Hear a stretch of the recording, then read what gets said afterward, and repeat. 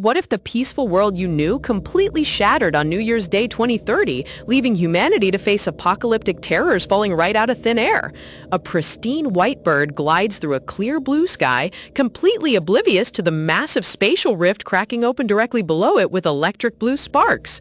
Picture minding your own business in downtown traffic, jamming out to music on headphones, completely clueless that giant dimensional portals are opening in the sky above your head. While pedestrians cross the street, a young girl quietly checks her phone, unaware of the impending doom hanging over the city. Out of nowhere, the peaceful atmosphere shatters as a monstrous red dragon bursts through the spatial portal with a blood-curdling roar. The terrified girl drops her phone, freezing in place as the giant beast's gaping maw looms directly over her head. Pure terror takes over as she lets out an ear-piercing scream. Talk about a worst-case scenario, getting cornered by a literal dragon on your morning walk? The world changed dramatically in an instant as reality reshaped itself around humanity. Brilliant arcs of mystical energy tear across the dark sky like lightning strikes, heralding a brand new era of magic and survival. Just when all hope seemed lost for the defenseless citizens, powerful human awakeners emerged on the battlefront. A brave hunter unleashes a devastating beam of pure light to vaporize the invading dragon right before it can devour the girl. Wait, is it just me, or does every manhwa protagonist save someone at the very last second? Mysterious cosmic entities known as constellations began selecting human vessels across the globe. Glowing stellar energy forms divine palms that cradle human souls, bestowing divine blessings upon chosen warriors. Those chosen by the heavens gain supernatural gifts known as skills. A warrior extends a glowing hand as divine power activates, summoning the legendary ability Pillar of Light. With these miraculous new powers, humanity rallied together and systematically wiped out the invading monster horde. But just as everyone thought the nightmare was over, a far darker threat began to stir beneath the ashes. To experienced hunters freeze in utter disbelief, their faces turning completely pale with fear. They stammer nervously as a suffocating aura suddenly fills the alleyway. Right in front of them lies the massive, blood-soaked skeleton of the dungeon boss, completely slaughtered and torn apart. Hold up. If the final boss of the gate is already dead, what in the world killed it? A colossal black foot stomps onto the pavement with an earth-shattering thud. A shadowy beast with glowing red eyes and razor-sharp teeth looms over the helpless hunters. Talk about jumping out of the frying pan and into the fire. Before the hunters can even react, the shadowy titan strikes with blinding speed. Blood splatters across the alley as one of the fighters is instantly crushed without warning. The terrifying beast begins devouring the fallen hunter, growling sinisterly with an insatiable hunger. The surviving warrior stares in utter horror, paralyzing fear keeping him from even running away. The monstrous abomination unleashes a sickening roar, demanding more flesh to satisfy its endless cravings. This thing isn't just a regular dungeon beast, it's an unprecedented catastrophe that eats everything in sight. Panic spreads like wildfire through the streets as squad leaders scream for an immediate evacuation. The military realizes they aren't dealing with normal monsters anymore, but a completely alien predator species. Amidst the chaotic stampede of fleeing civilians, a courageous mother kneels down to grab her young daughter Yujin by the shoulders. She looks into her child's eyes with desperate urgency, while footsteps echo all around them. The mother forcefully instructs Yujin to turn around and sprint straight toward the edge of the gate. As Yujin starts sobbing hysterically, crying, her mother firmly grabs her small hand as a blinding white aura erupts between them. A glowing holographic status window appears in Yujin's vision, displaying the legendary S-rank skill Gluttony. The sheer shock on the little girl's face is heartbreaking as she realizes what her mother is actually doing. The system window confirms the transfer of Gluttony, an S-rank ability capable of stealing the skills of targeted enemies. Seriously, passing down an ultimate cheat code during an apocalypse is the ultimate mom flex. Yujin stammers out tearfully trembling, asking her mother how she was secretly a high-ranking hunter this whole time. Her mother squeezes her arm gently, telling her there's no time to explain before a dark shadow suddenly falls over them both. A massive shadowy silhouette steps out from the purple haze, its red eyes locking onto the mother and child. The beast chuckles darkly, announcing that it has finally located its prey again. The monster exposes its terrifying maw filled with rows of needle-sharp teeth and a dripping purple tongue. The creature design here is top-tier horror artwork. Major props to the manhwa artist for making this beast look genuinely nightmare-inducing. Yujin trembles uncontrollably panicked, pointing toward the looming horror while clutching her mother tight. Her mother grips her back firmly, keeping her voice as steady as possible amidst the impending doom. Pushing her daughter backward, the mother urges Yujin to trust her and run for her life. When Yujin refuses to abandon her, forceful voice, the mother screams with all her heart for her to get out of there immediately. Tears stream down Yujin's face, crying as her mother offers a bittersweet, loving smile. She whispers desperately, begging Yujin to live because she is their only hope for the future. With a slow, painful slide of her hands, the mother releases Yujin's grip, choosing to stand alone against the nightmare. Overwhelmed by fear and her mother's final command, young Yujin turns around and sprints away as fast as her small legs can carry her. Standing amidst the ruined city buildings, the brave mother bids her final farewell to her daughter with tears glistening in her eyes. The heroic woman stands tiny and unwavering before the massive Shadow Titan, facing her grim fate with a gentle final whisper to be happy. Years pass, but those final words, be happy, remain permanently etched into Yujin's memory. Every single time she recalled that tragic day, a dark, heavy question tormented her soul. Young Yujin runs through a sea of ghostly crimson hands reaching up from the abyss. Did a weak, helpless coward like her who ran away even deserve to be happy? Fast forward to the present, a grown-up Yujin sits curled up in a pitch-black apartment, staring blankly at her floating status screen. Despite inheriting gluttony, she remained an F-rank hunter who could only view status windows, making her virtually useless in combat. But fueled by an unquenchable desire for vengeance, she refused to give up. Yujin throws herself into brutal battles inside dangerous dungeons, performing an acrobatic midair kick against a massive stone golem. Talk about absolute grit. She's out here fighting giant rock monsters with raw hand-to-hand combat and sheer willpower. Sliding underneath the golem swing, Yujin cocks her handgun and fires a point-blank blast straight into its rocky head.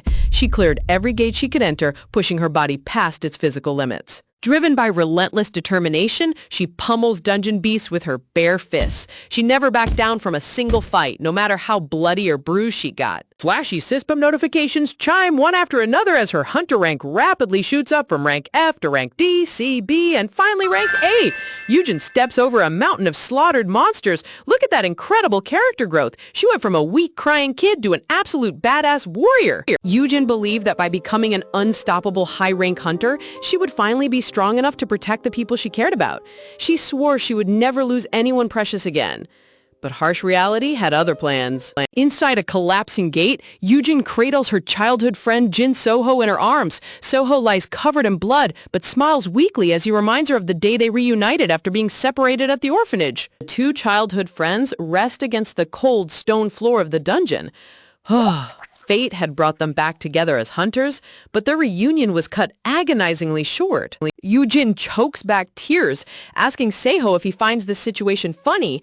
He sacrificed his right arm just to save her from a monster's attack, and now he is bleeding out right in front of her. She hangs her head in deep grief, her dark hair covering her face, and she softly asks him if he regrets risking his life for her. With the absolute last bit of his remaining strength, Seiho weakly lifts his blood-stained hand toward her. He gently cups her cheek with his bloodied hand, looking up into her tear-filled eyes with overwhelming tenderness. Seo whispers softly, gazing at the girl he risked everything to protect. Tears stream down Yujin's cheeks as Seiho's trembling fingers stroke her face, urging her to survive no matter what challenges lay ahead. Golden particles of light begin drifting away from Seiho's body as he offers one final heartwarming smile. His final dying wish echoes her mother's last words, asking Yujin to live a happy life. Left alone in the cold, dark alleyway, Yujin breaks into a bitter, hollow laugh. Her heart shatters completely as she realizes that just like her mother before him, the person she loved most sacrificed themselves for her survival, leaving her trapped in an endless cycle of grief. Story picks up directly as Yujin cradles her dying comrade, her mind spiraling into utter despair. She whispers through choked tears, asking why everyone keeps commanding her to do the one thing she's completely incapable of doing. Tears stream down her blood-stained cheeks as she bitterly repeats their dying wishes to live happily and rest in peace. She scoffs at the cruel irony, feeling like true happiness was nothing more than an impossible illusion.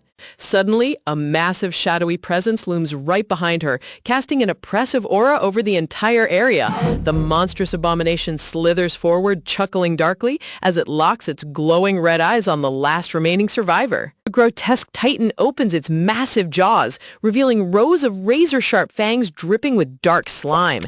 The creature snarls, complaining about how tedious this gait was, while boasting that it will devour her whole to satisfy its endless hunger. Instead of cowering in fear, Yujin slowly lifts her head with a dark, twisted smirk. She jabs at the beast, warning it that gorging on so many human souls is going to give it high cholesterol. Talk about badass dark humor. She's literally face-to-face with a nightmare monster and still dropping savage insults. Her glowing mana erupts around her as Yujin stares down the monster with fierce determination. She taunts the abomination, daring it to go ahead and try devouring her if it's really that hungry.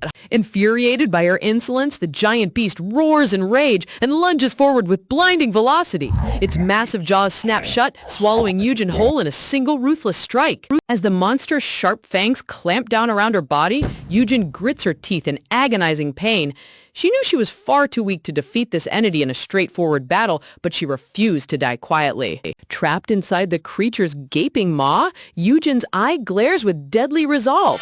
She vowed to struggle and kick with every last drop of blood left in her veins. Right as the beast begins to swallow her whole, Yujin triggers her legendary hidden power. The S-rank skill Gluttony erupts into life inside the creature's mouth, unleashing a violent wave of cosmic energy. A horrifying wall of razor-sharp fangs comes into chilling focus, coated in streaks of fresh crimson blood. Pride parts its jaws with sadistic glee, revealing the gruesome maw that has torn through countless hunters before her. Talk about pure nightmare fuel. The artist went all out, making this creature look genuinely terrifying. Whisper. A blinding white flare bursts right through the monster's sealed jaws.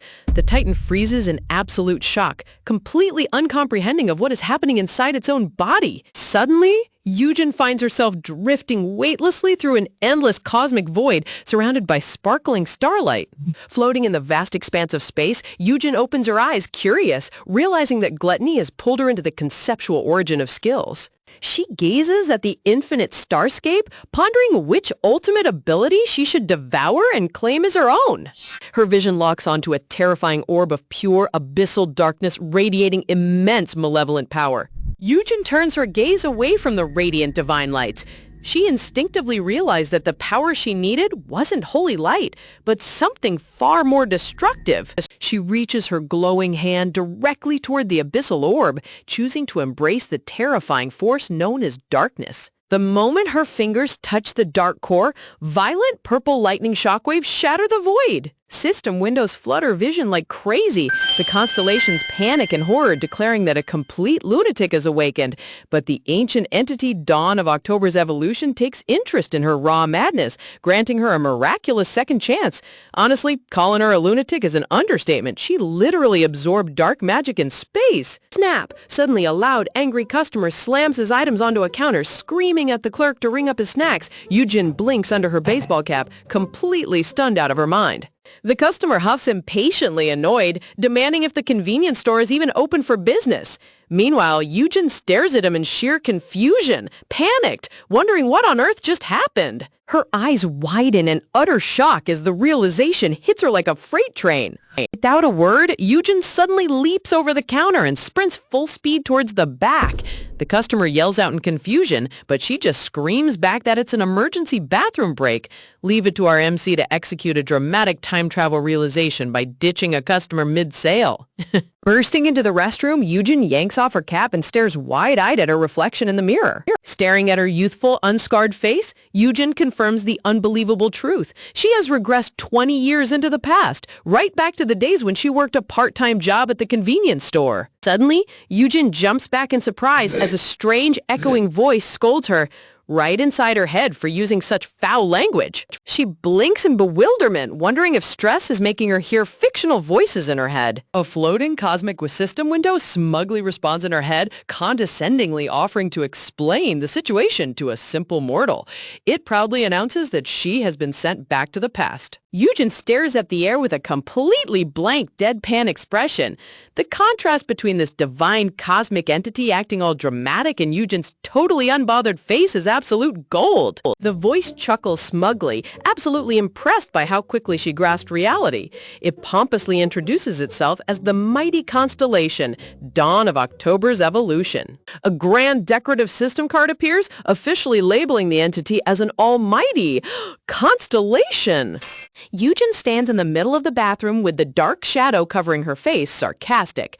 As the entity boasts about granting an audience to a mere human, Eugen bluntly cuts it off, telling it to stop making up lies. The divine voice stutters in total shock, completely caught off guard by her total lack of respect. Suddenly, the chaotic battle momentarily cuts away as a bewildered voice echoes in utter shock, stammering in complete disbelief, asking what was just said.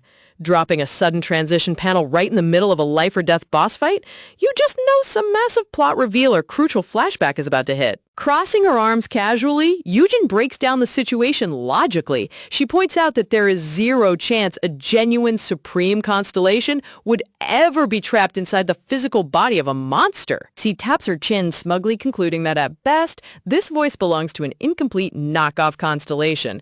The entity stammers nervously, utterly flabbergasted by her sharp deduction. Eugen waves her hand dismissively, asking what its ridiculously long name was again. She casually decides to nickname the entity Donnie for short, causing cute angry cat doodles to pop up as the entity throws a massive temper tantrum. Eugen looks up into the mirror, her sharp green eyes glowing with razor-sharp focus. She tells Donnie that she's ready to hear its true explanation. Resting her chin on her hand with a sharp, confident smirk, Eugen shows that she is no longer the helpless victim from her past life. She is in complete control now. A dramatic lore card manifests in the background, displaying the sacred title, Constellations. Text overlays explain the true nature of these beings. They are revered across the galaxy as omnipotent godlike entities. Illustrative artwork depicts a divine golden hand pinching the moon itself, showing how these cosmic beings can reshape the heavens and earth at will. Another panel reveals small mortal silhouettes bowing down before a massive celestial finger, emphasizing how constellations treat mortals as simple playthings. A colossal divine palm looms over a tiny human shadow, proving the overwhelming gap in power between mortals and gods. Text narration explains that whenever mortals encounter divine beings, they usually react in one of two ways: worshipping them like godlike creators or cowering in absolute terror. But as the cosmic entity observes this specific human female, it quickly realizes that her reaction isn't going to follow any normal rules. Resting her cheek on her hand, Eugen flashes a sweet, sarcastic smile mischievously as she calls the almighty entity a ridiculous profanity nickname right to its face. The ancient god completely loses its mind as violent cracks tear through the bathroom walls. Glowing blue lightning erupts around Eugen's body as the divine voice screams in absolute fury. In tens of thousands of years, no mortal has ever dared to insult a constellation like this. Honestly, watching a cosmic entity have a mental breakdown over a rude nickname is peak comedic gold. The bathroom stalls rumble violently, but Eugen just casually looks down at her white Crocs while the god berates her for her insolence. A swirling vortex of cosmic energy suddenly erupts beneath her feet, pulling Eugen weightlessly into space as the entity vows to teach her a lesson. Cosmic voice boasts dramatically, asking her if she sees the infinite expanse of space around her, warning that it could lock her in this void for eternity. Instead of panicking, Eugen locks her hands behind her head and lounges floating in zero gravity like she's on a luxury vacation. Leave it to our MC to treat an eternal cosmic prison like a 5-star spa resort. The entity stammers in total frustration, threatening again to seal her forever, but Eugen deadpans that if that was its whole reason for saving her, it can go right ahead. Crossing her legs in midair, Eugen casually points out that her name is Tai Eugen, mocking the god for constantly calling her human while whining about nicknames. The cosmic entity's tone suddenly shifts as mysterious glowing energy wraps around her body, demanding to know if she really thought it didn't know her identity. An immense celestial orb expands in the void, radiating a deep voice that claims to know every single detail about her existence. Glowing silhouettes of Eugen's past life flash before her eyes, showing her weeping alone, losing her comrades, and facing brutal defeat. The entity whispers softly, pointing out that her heart is completely consumed by regrets over how weak and helpless she was in her past life. Painful memories of bloody corpses laying on the cold floor flash in her mind. Eugen admits to herself that with a constellation's power, she could finally break the tragic cycle. But then Eugene's expression turns razor sharp as she cuts through the entity's grand speech, calling it out by its insulting nickname once again. She stares straight ahead with cool confidence, pointing out that its offer sounds great, except for the fact that this god is currently shattered and incomplete after being sealed away. Her ability to dissect a cosmic god's ego mid-speech is top-tier savage. The divine orb flickers slightly, chuckles as it admits she's far smarter than she looks, and confirming her deduction. A massive radiant sphere of cosmic light flares up in the infinite void, as the entity explains that it was once a supreme unified force. Suddenly, the brilliant light shatters into countless glowing fragments, showering crystal shards all around Eugen. Radiant crystal shard hovers right above Eugen's palm as the voice orders her to gather all its scattered fragments across the world to make it whole again. Eugen tilts her head thoughtfully, asking if constellations aren't supposed to be immortal gods who rule over the universe. A sudden blinding supernova ignites in the stellar sky, as the entity solemnly answers that even gods meet their eventual demise. Eugen narrows her eyes, realizing he's totally dodging her question. Striding forward through the starscape, Eugen asks how on earth she's supposed to locate these missing pieces when she has zero clue where or how many there are. The entity cryptically responds with a smirk, asking her if she hasn't already encountered one of its fragments herself. Eugen's eyes widen in dramatic realization. Broken mirror shards float into view, reflecting the monstrous shadow titan from her past life, revealing that 6 remaining fragments reside inside terrifying host creatures.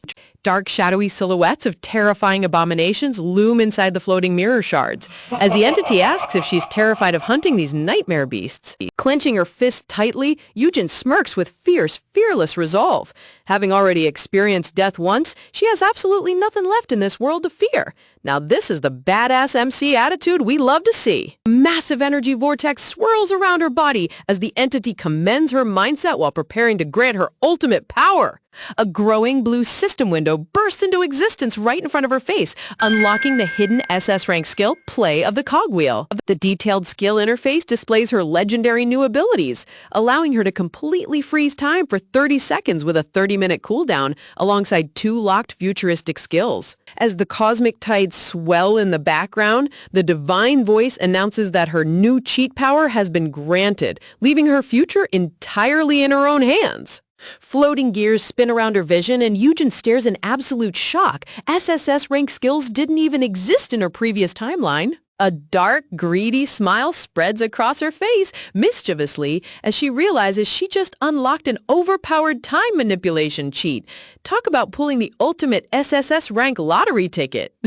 The cosmic energy sphere gathers immense magic power, concluding its explanation and telling her to begin her quest. A blinding flash of white light violently engulfs Eugen, forcing her to shield her eyes as she grunts in pain.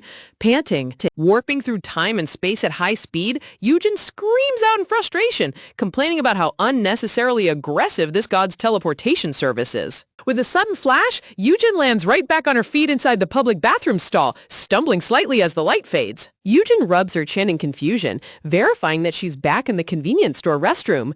Suddenly, Donnie's voice pops back into her head, asking if she's heading straight for a gate, making her jump in annoyance. Adjusting her watch, Eugen explains that while she intends to enter a gate, she technically needs to officially register as a hunter first.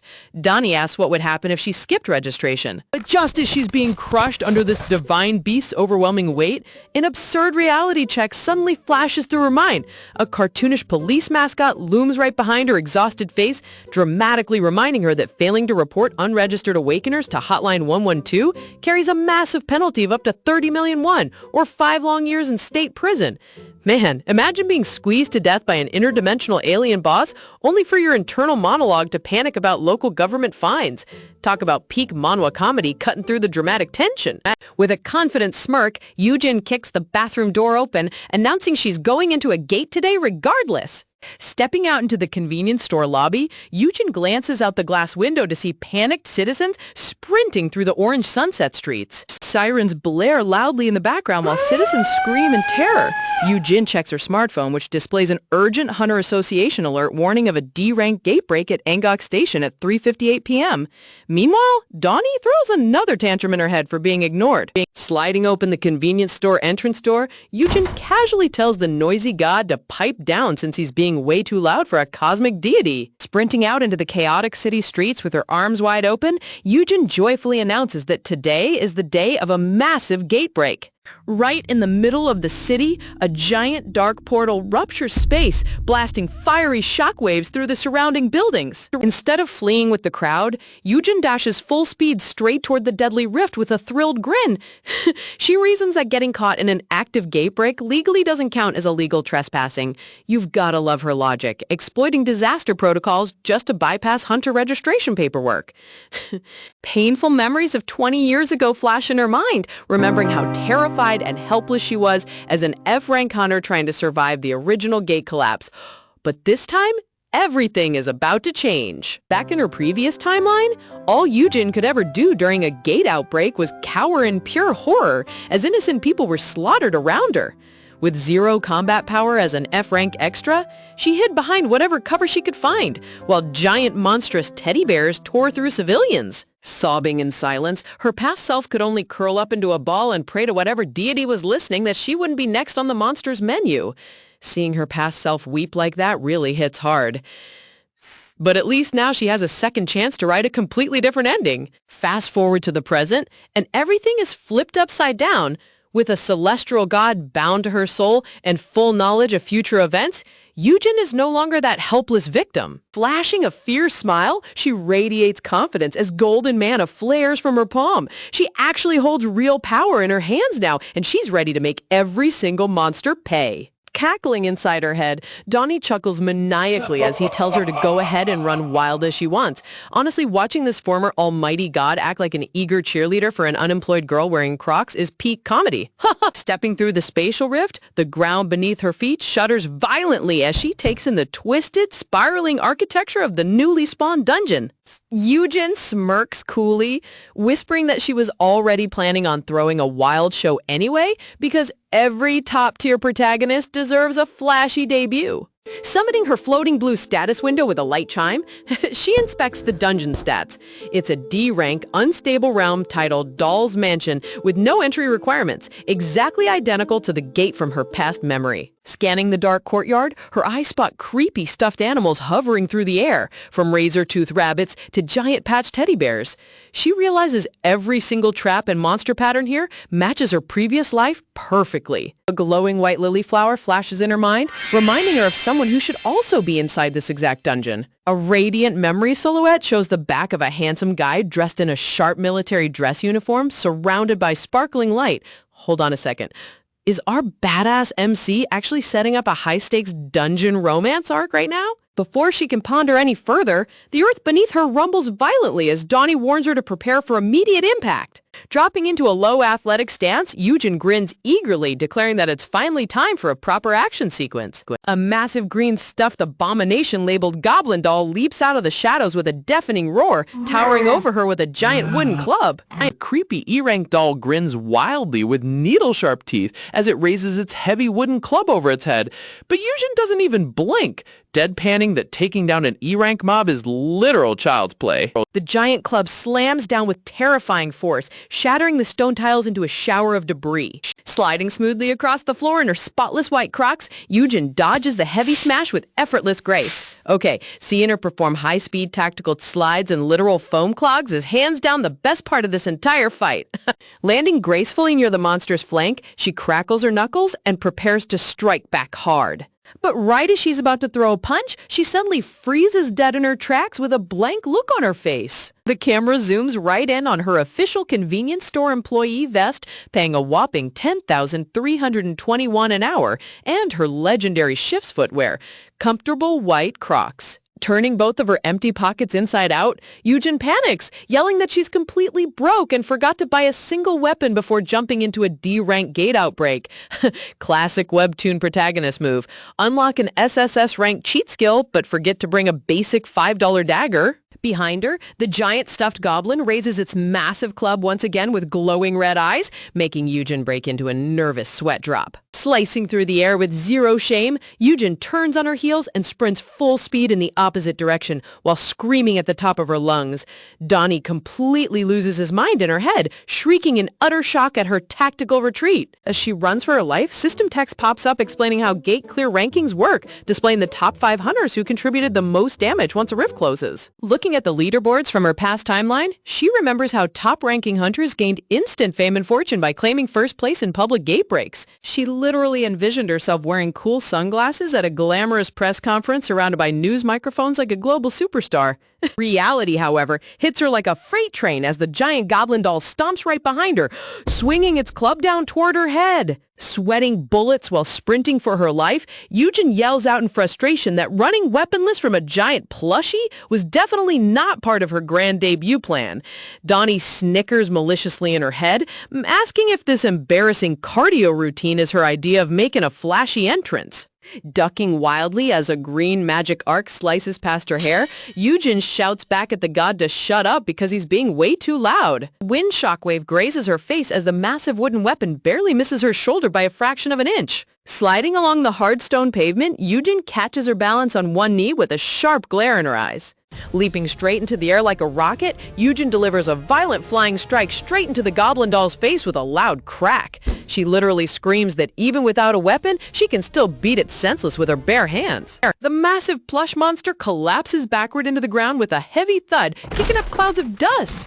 Shaking off her red knuckles tired, Eugen chuckles to herself, relieved that her past life combat reflexes haven't rusted one bit. But before she can even celebrate her small victory, red eyes ignite all across the dark alleyway as a whole squad of giant stuffed goblin dolls step out from the shadows wielding wooden bats. Her face instantly turns grayscale with total exhaustion, deadpanning that there is absolutely no way her bare hands can take on a full monster army without turning into ground meat. Time to execute tactical retreat plan number 2. As she backpedals carefully through the courtyard, Donnie points out that picking them off one by one without a weapon will take an eternity and asks what her actual backup plan is. Suddenly, Eugen's eyes widen as she spots a glowing blue statue nestled deep inside the mansion courtyard, tucked right behind the horde of monsters. Dropping into a sprinter starting stance in her trusty Crocs, her eyes lock straight onto the glowing artifact. Gritting her teeth, Eugen launches herself forward like an arrow, yelling that it's all or nothing now. Dodging left and right, she weaves through swinging wooden clubs as green energy slashes crash all around her. Sprinting through the tiny gaps between the giant plush legs, she stretches her right hand out toward the glowing blue statue, hyper-focused on reaching the trigger mechanism. The stone floor beneath her feet suddenly splits open, creating a trapdoor pitfall that drops Eugen straight into the subterranean shadows below, right out of the giant monster's reach. Falling weightlessly through the dark underground shaft in her iconic white Crocs, Eugen smirks with absolute satisfaction as she plunges deeper into the hidden depth of the mansion dungeon. What an insane escape maneuver. Falling flat on her butt after the long drop, Eugen groans in pain, sighs, clutching her sore waist. Donnie floats right inside her mind, scolding her for willingly jumping straight into an obvious pitfall trap. Dragging her feet across the dimly lit stone corridor, she smirks, sarcastic, telling the god that dropping into this pit was actually part of her original plan, just slightly more dramatic than expected. A dark flashback flashes in her mind, showing a horrifying scene of blood-soaked bodies lying cold across the floor. In her past timeline, she was just an unranked victim desperately struggling to survive in this exact room. Reaching out with trembling, bloody hands, past Eugen gasped for breath as her life slowly drained away in the darkness, completely convinced that death was unavoidable. Manhwa trauma backstories never fail to hit right in the feels. Right as her vision began to fade into black, an echoed voice shouted down from the pit opening above, asking if anyone down there was still alive. The trapdoor above suddenly creaked wide open, allowing a brilliant ray of light to pierce through the shadows as a heroic savior forced open the heavy stone doors. A handsome young officer surrounded by floating lily blossoms looked down at her with genuine worry, a scene so unrealistically cinematic it literally felt like a romance webtoon moment. Back in the present, the top trapdoor bursts open with a loud thud, revealing that exact same handsome officer standing above the pit opening, looking down in complete shock as he recognizes her face. Flashing a wide, mischievous grin, Eugen greets him with total disrespect, laughing that he's late as always. Honestly, greeting your legendary savior by calling him a bastard is peak MC energy. Dropping a heavy climbing rope into the pit with a soft rustle, the officer mutters in disbelief, amazed that he would run into her in a place like this. Climbing up to the surface with effortless ease, Eugen dusts off her clothes while the officer stares at her with a sweat drop, asking why on earth she was stuck down in a basement pit. She just deadpans that she fell in by accident. Resting his chin in deep thought, the refined officer senses something unusual about her composure. A glowing status window identifies him as Jin Seoho, an A-class hunter from the prestigious Yusong Guild. Watching him analyze the situation, Eugen remembers her past life, whispering, thinking about how he rushed in to rescue her without a second thought back then too. Glancing past his shoulder toward his guild squad, her gaze sharpens as she notices something crucial. In this timeline, his right arm is still completely whole and uninjured. Turning back to his team, CO firmly announces that they need to escort Eugen back to the safe zone first, asserting that they can't bring an unarmed civilian into a dangerous dungeon raid. Stepping forward with a serious frown, a tall blonde hunter named Lee Kangyun, Yusong Guild's B-class vanguard, reminds their leader that their main mission is closing the gate. The red-haired ponytail hunter, C-class combatant Chae Kyung, aggressively chimes in, arguing that abandoning the raid to escort one civilian could cause the entire gate to go berserk. Yawning lazily with tears in his eyes, a hoodie-wearing hunter named Yusul suggests settling the argument with a simple game of rock, paper, scissors. Look at this guy acting like a high-stakes raid is just a casual arcade trip. As Chae Kyung yells at Yusul for gaming all night before a live dungeon break, Eugen watches the chaotic squabble. Donnie asks if these idiots are her friends, but she cold-bloodedly replies that she doesn't know them at all. A terrifying glitch visual covers all three guild members, their eyes blacked out in blood-red scribbles, as Eugen remembers the dark truth. Every single one of these three hunters is destined to die right here today. Interrupting their fierce argument with total calm, Eugen steps forward and reveals that there's no need for an escort because she has already awakened her mana. Vibrant blue magic sparkles around her hands. Seo recoils in surprise, demanding to know her rank and when it happened. Eugen lies smoothly that she awakened right when she got swept into the gate, making Donnie mock her inside her head for lying with a straight face. Crossing her arms with a skeptical scowl, Chae Kyung scoffs, warning that a fresh awakened without a weapon is basically no different from a helpless civilian. Narrowing her eyes with a dangerous smirk, Eugen softly repeats the girl's words back to her mischievously, asking if she really thinks she doesn't know how to handle a weapon. In a blinding blur of movement, Eugen lunges forward in her Crocs and snatches Chae Kyung's sidearm right out of her hip holster. Without even looking upward, Eugen raises the handgun and fires a precise bolt straight into a giant stealth spider lurking on the ceiling, blowing it to pieces with a heavy crash. Blowing thin wisps of smoke from the gun barrel with a cool smirk, Eugen turns to the stunned crowd and asks if she still looks like a clueless beginner to them. Okay, snatching a weapon and pulling a blind headshot in foam clogs is unmatched aura. The entire Yusong Guild squad stands completely frozen in place, their jaws drop to the floor in total silence. Looking at Eugen's back as she leads the way, Seo's eyes soften as a sweet memory flashes in his mind, remembering the first time he saw that exact same protective back 10 years ago at the orphanage. The flashback to their childhood days, where two cruel bullies had young Seo pinned against a wall, mercilessly beating him up. Out of nowhere, young Eugene swooped in like a fierce shadow, charging at the bullies with terrifying rage in her eyes. Delivering a ruthless punch right to the bully's face, little Eugen sent the kid scrambling away in terror, standing tall over a battered young Seo. Blushing furiously with tears welling up in his eyes, young Seo looked up at her back framed by sparkling light, falling in love right then and there. Present timeline, rushing forward, Seo reaches out and grabs Eugen's wrist gently, calling her name softly. Looking into her eyes with intense resolution, the handsome officer vows that he will protect her no matter what happens inside this dungeon. Staring deeply into her eyes, he whispers for her to stay right by his side throughout the raid. Gently sliding her fingers out of his warm grip, Eugen calmly replies with a simple, unequivocal no. Reaching up with a sweet, affectionate smile, Eugen gently pats Seo's head, declaring that this time around, she will be the one protecting him. Her gorgeous face lights up with absolute confidence as golden magic flares around her dark hair. Talk about the ultimate role reversal. Seo turns bright red, awkwardly scratching his head with a flustered expression, completely baffled by what she meant by this time. Gathering before the massive inner sanctum entrance, the squad gazes up at the colossal boss gate, dripping with thick spider webs and glowing sinister runes. Stepping up to the entrance, the hunters mutter nervously, wondering on Earth how they're supposed to break open such a gargantuan sealed door. As Seiho steps forward to inspect the barrier,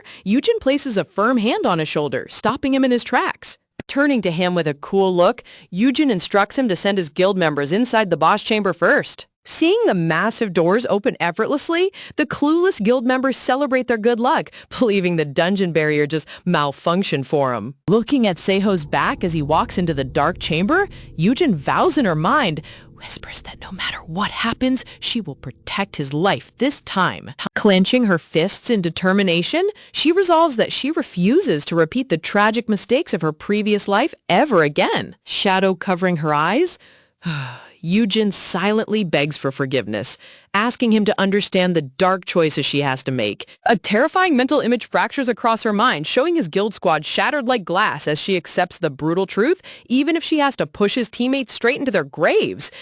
Man, talk about a ruthlessly cold main character moment. She really isn't playing around. Tightening her grip around the handle of her stolen sidearm, she mentally prepares to do whatever dirty work is necessary, as long as Seo survives. Her eyes flash with a cold, predatory golden gleam, declaring that she will happily shoulder any dark sin to guarantee his survival. Looking down at the stone floor with her face hidden in deep shadow, Yujin repeats her silent plea for Seiho to understand her dark resolve. Her piercing yellow eyes glow dangerously through the dim light, accepting that taking on the burden of evil is her ultimate destiny. Flashback to our past timeline on the blood-soaked city streets, two ruthless, high-ranked hunters stand over a giant slaughtered monster, heavy breathing as they celebrate barely surviving the encounter. Slanting his spear across his shoulder, the arrogant squad leader grumbles about how long they've been stuck inside the gate. Beside him, his shield bearer nervously points toward a group of severely wounded low-rankers lying motionless in the rubble, panicked, asking if they should heal their team members first. Turning around with a disgusted sneer,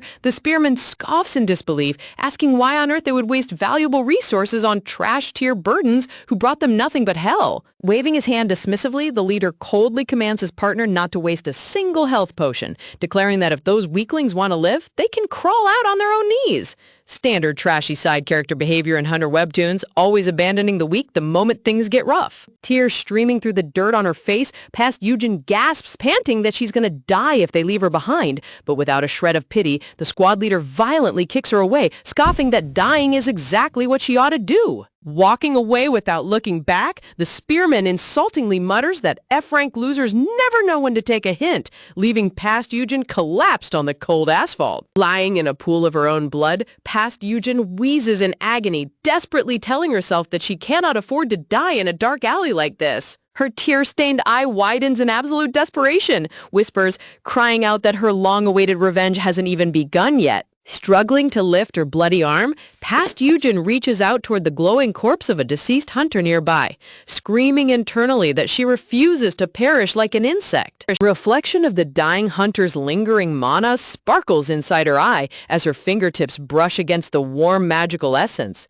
Dragging her broken body across the concrete toward the fallen hunter, Yujin recalls that exact moment as the fateful turning point of her life. Sparks of bright blue mana explode around her hand as she frantically triggers her latent ability for the very first time. A blinding blast of ethereal light erupts from her palm as her unique ability, Gluttony, officially awakens, allowing her to steal the skills directly from deceased hunters. Staggering through the ruined streets with a gun in hand, past Yujin forced herself to keep moving, realizing that stealing from the dead was her only path to survival. Her eyes burning with terrifying madness, Yujin remembers the burning, single-minded obsession that drove her forward back then. In a sudden surge of terrifying speed, past Yujin charged after the two fleeing hunters, catching them completely off guard. Explosive crimson aura flared around her figure as she let out a blood-curdling howl, unleashing total murderous rage upon the men who abandoned her.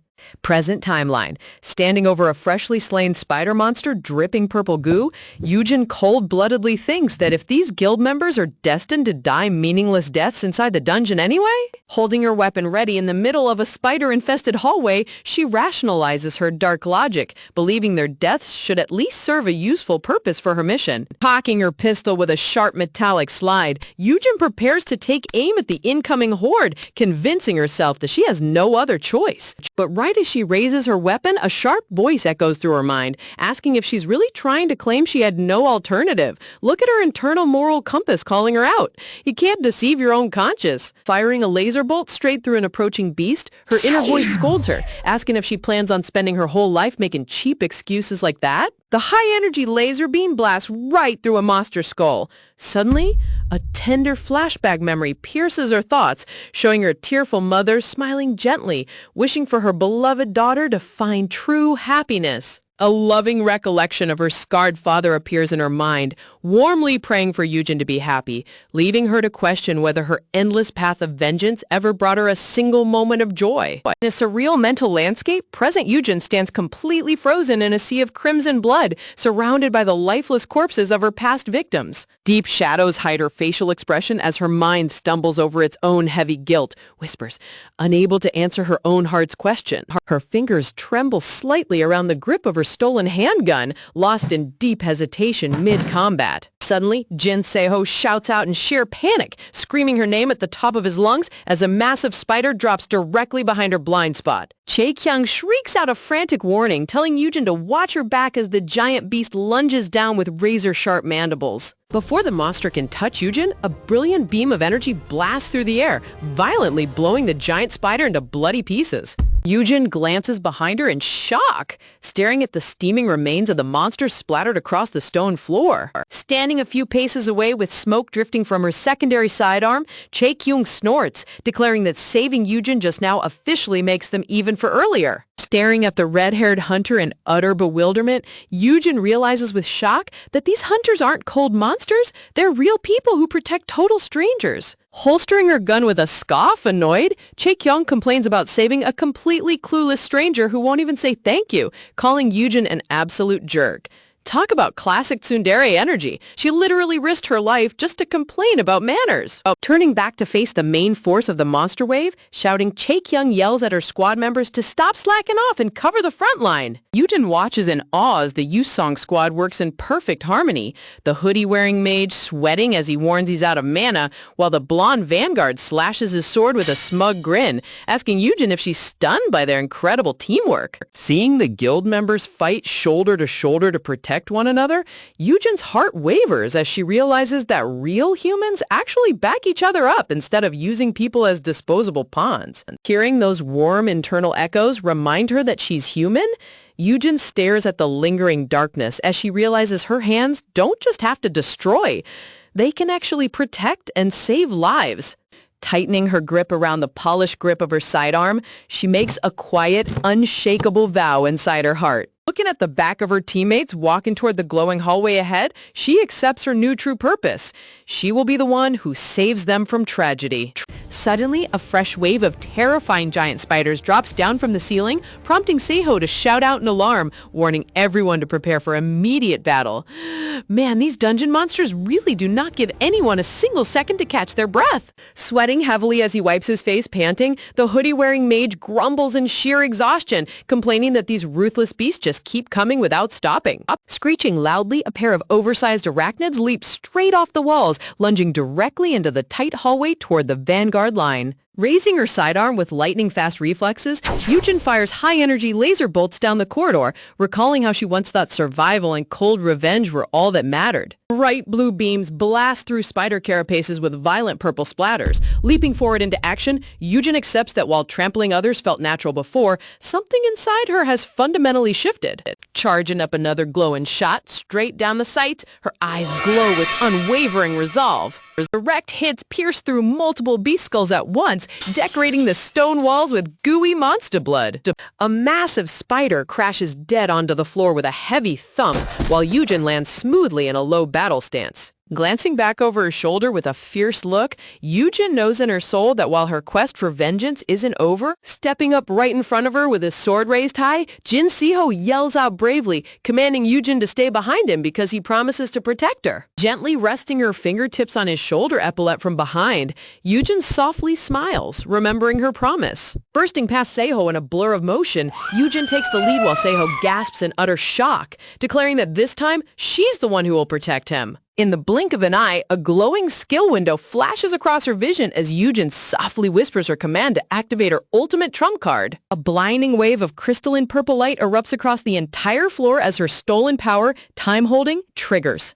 Time instantly freezes dead in its tracks. The swarming spiders, floating dust particles, and even Seiho's shocked expression are completely locked in midair. Glaring ahead with extreme focus, Eugene readies herself to unleash total devastation on the frozen battlefield. Leaping forward with an energetic shout, Eugene charges across the room, completely ignoring the fact that she's sprinting into god-tier temporal combat wearing casual Crocs. Bro, running through stop time in Crocs is top-tier main character energy. You gotta love the drip. In a hilarious chibi moment, Yujin zooms right past Seo's frozen body while a giant question mark hovers above his head. The snarky system voice, dryly chiming in inside her mind, scolds her, explaining that when time freezes, gravity disappears too. So after applying just a tiny bit of artificial weight, he didn't expect her to be such a weakling. A digital countdown timer materializes in front of her face, showing 29 seconds left as Yujin sweats profusely. Realizing she only has half a minute before time snaps back, turning her eyes toward her frozen team members holding off lethal strikes. Whisper, she knows she cannot afford a single mistake. Teeth gritting in absolute fury, shouting, Yujin curses out the system spirit for making things unnecessarily difficult right when everything is on the line. Holding her head in sheer desperation, gasp, Yujin screams at the top of her lungs while the timer drops to 25 seconds. You really can't have a manhwa protagonist without a troll system making their life a living nightmare. Scanning the entire battle arena from above, Yujin calculates her targets with ruthless efficiency. Crouching low into a shooting stance and cocking her slide, Yujin determines that if gravity won't let her run normally, she'll just have to rely on perfect marksmanship. Aiming her pistol directly ahead with lethal precision, serious, she prepares to unleash a storm of targeted shots. Her vision zooms across the frozen room, locking onto a beast looming directly over the sword-wielding vanguard. Shifting her aim, she targets another giant spider hovering right behind Chae-kyung and the hoodie mage. Squeezing the trigger rapidly, brilliant blue beam lines crisscross through the frozen air like a glowing laser grid. Winking one eye shut to adjust her final trajectory, Yujin realizes she has one major problem remaining. The massive spider right behind Chae-kyung is too close. Firing from this distance means the shot might not hit in time before temporal control expires. Opening her system stat panel, Yujin doesn't hesitate to dump every single drop of accumulated EXP into her agility stat, shouting internally that she's going all in on speed. Her eyes blazing with golden light, Yujin prepares to push her body beyond its absolute limits. In an explosive surge of high-speed movement, Yujin blurs across the hall, closing the gap in a fraction of a second. The digital clock aggressively ticks down from 10 seconds to 6 as her Crocs slam against the stone floor. Hitting 5 seconds remaining, Yujin slides right under the frozen spider's massive shadow behind Chae-kyung. With the glowing red timer screaming at 3 seconds, 2 seconds, Yujin presses her sidearm directly against the monster's head. Right as the clock hits one final second, Yujin pulls the trigger, obliterating the giant beast's brain in a shower of purple gore. Time unfreezes with a violent kinetic snap as every single pre-fired laser shot hits simultaneously across the entire hall. Decapitated spider carcasses collapse everywhere with massive thumps, heavy breathing filling the corridor with heavy dust and smoke. Wiping purple splatter off her cheek in utter shock, Chae-kyung stammers out in disbelief, asking what on earth just happened as the giant monster behind her crashes dead to the ground. Talk about an absolute boss move. Yujin just wiped out an entire army in stop time and didn't even drop her Crocs. Coolly turning around with her gun in hand, Yujin gives a sarcastic shrug, nonchalantly asking Chae-kyung what she means by asking what just happened. Flipping her dark hair back with a smug little grin, mischievously, Yujin reminds her squadmate that she seriously owes her life to her this time. Panting lightly from the insane workout, Yujin grumbles about going through total hell because of that troll system spirit, when suddenly a brilliant blue system notification panel flashes into existence. It announces that for her first SSS rank skill usage, she's been awarded the hilarious title Shameless Raider, granting all stats a level up and activating a passive luck bonus. Staring right at the floating glowing window, Eugen blinks in utter confusion, wondering what kind of absurd title the system just threw at her face. Flying into a hilarious fury, Eugen starts aggressively slapping and punching at the floating holographic window, screaming, asking who on earth is shameless and calling the system totally nuts.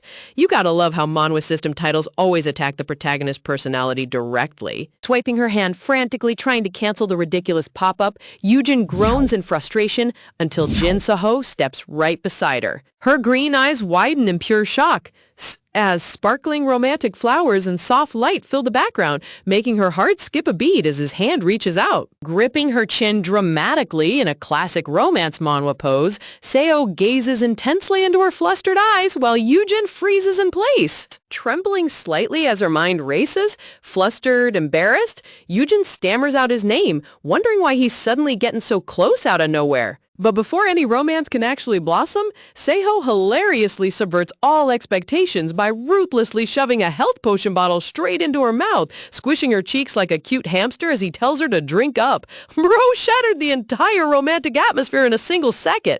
Talk about the ultimate anti-romance move. Telling her to sip it slowly and rest while the rest of the squad handles the dungeon boss, Seoho assures her that the main boss shouldn't be higher than D rank anyway. But Eugen just looks at him like he's totally delusional. Staring back through the translucent glass of the potion flask, Seo blinks in confusion, asking what on earth she's talking about. Looking through the glass at the pile of dead spiders behind them, Eugen dryly points out to Chae-kyung that if the regular floor minions were already this terrifyingly strong, there's no way the boss will be a walk in the park. Her expression turning dead serious, Eugen warns everyone that the dungeon gates rank has mutated upward, meaning the boss they are about to face is easily at least a B rank monster. Right on cue, the dark purple aura in the Grand Cathedral Hall swells violently as a colossal, nightmare-inducing arachnid boss descends from the vaulted ceiling, towering high above the entire squad. Staring up in sheer awe, the team panics over the monstrous size, but Eugen quickly points out that beating it is the same as any other dungeon boss. They just need to destroy the glowing purple mana core embedded on its chest. Looking up at the massive creature dangling near the high ceiling, the hoodie-wearing mage Yu-sul steps forward with confidence, channeling bright golden magic into his hands while telling Eugen to leave the movement to him. A glowing golden magic circle materializes right under Eugen's crocs, Gasp, lifting her feet smoothly off the stone floor. Taking charge of the battle line, Siho commands Yu-sul to cover Eugen for the boss strike while the rest of the vanguard holds back the swarming mob monsters on the ground.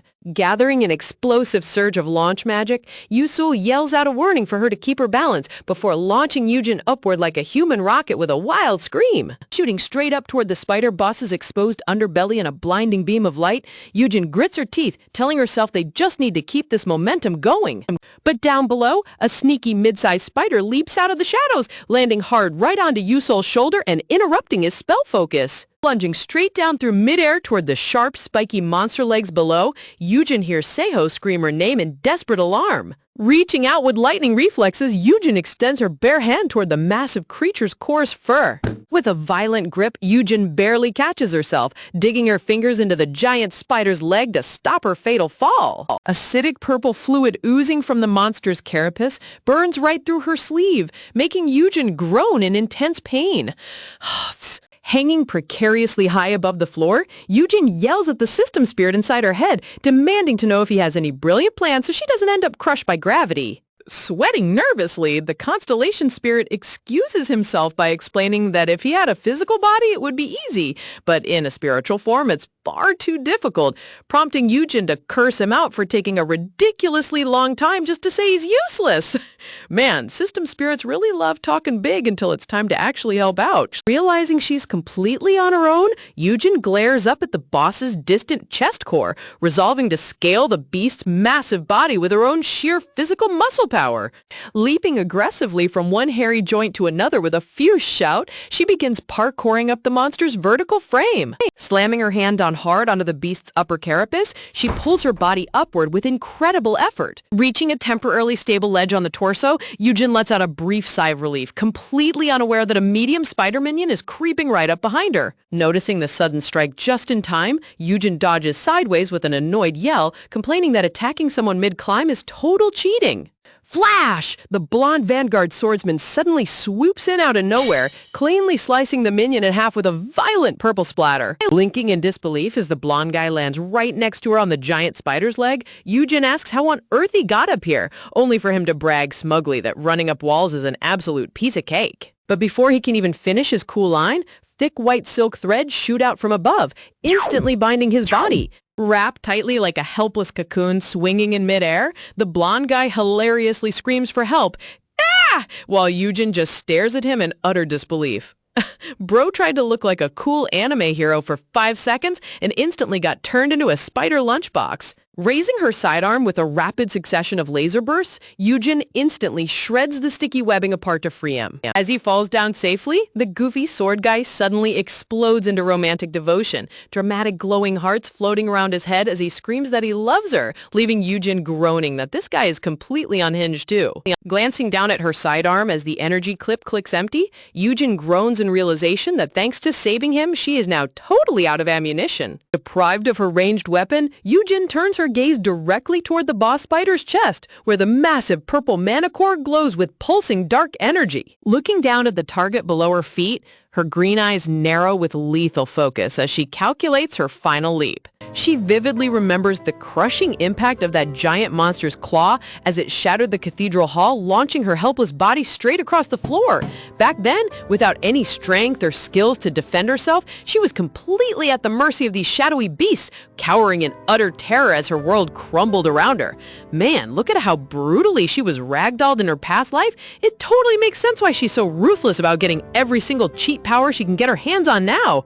Diving headfirst off the upper carapace, straight toward the glowing core, a dense wave of swirling blue mana begins swirling wildly around her right hand. Locking her eyes onto the glowing target, Eugen whispers her skill command as raw blue magical pressure violently expands across the air. With an explosive, earth-shattering impact, Eugen slams her bare glowing palm directly into the boss's chest core, screaming out her ultimate power. Gluttony. With an explosive impact, Eugen thrusts her bare hand straight into the spider's massive torso. Acidic purple blood bursts everywhere as she groans through the burning agony. Huffs. Panicking inside her mind, the Constellation spirit screams that her hands are going to burn off from the corrosive slime, but Eugen angrily yells back for him to shut up so she can focus. Talk about peak main character focus. She's literally getting melted alive and still telling her system to zip it.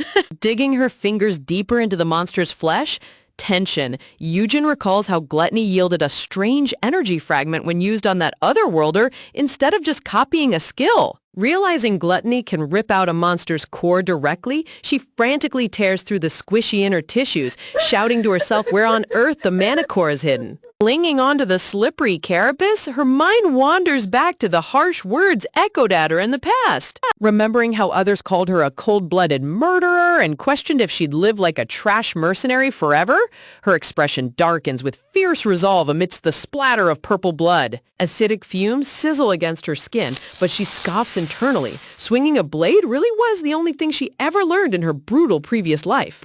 Suddenly, a blinding flare of white-hot light erupts from the deepest depths of the boss's chest. Smirking through the blinding glare, Eugen mutters to herself, asking if they think the power she's wielding right now isn't the ultimate blade. Honestly, watching her channel raw mana like a sword strike is absurdly hype. The artist went all out on these lighting effects. Raising her glowing palm high in the air with the pulsing core firmly captured, Eugen laughs wildly, shouting how insanely awesome this feeling is. The nightmare spider boss lets out a blood-curdling screech as dark purple mana violently ruptures out from its collapsing body. Dissolving into glowing particles of light, the giant beast crumbles into nothingness, sending Eugen plunging straight down from the cathedral ceiling. Free-falling through midair, Eugen exhales heavily in total exhaustion, relieved that this insane life-or-death gamble actually paid off. Looking back on the chaos, she realizes it's only been a few hours since she fought that terrifying otherworlder, died, and regressed back in time. You gotta love how manhwa protagonists brush off dying and time traveling like it's just another Tuesday afternoon.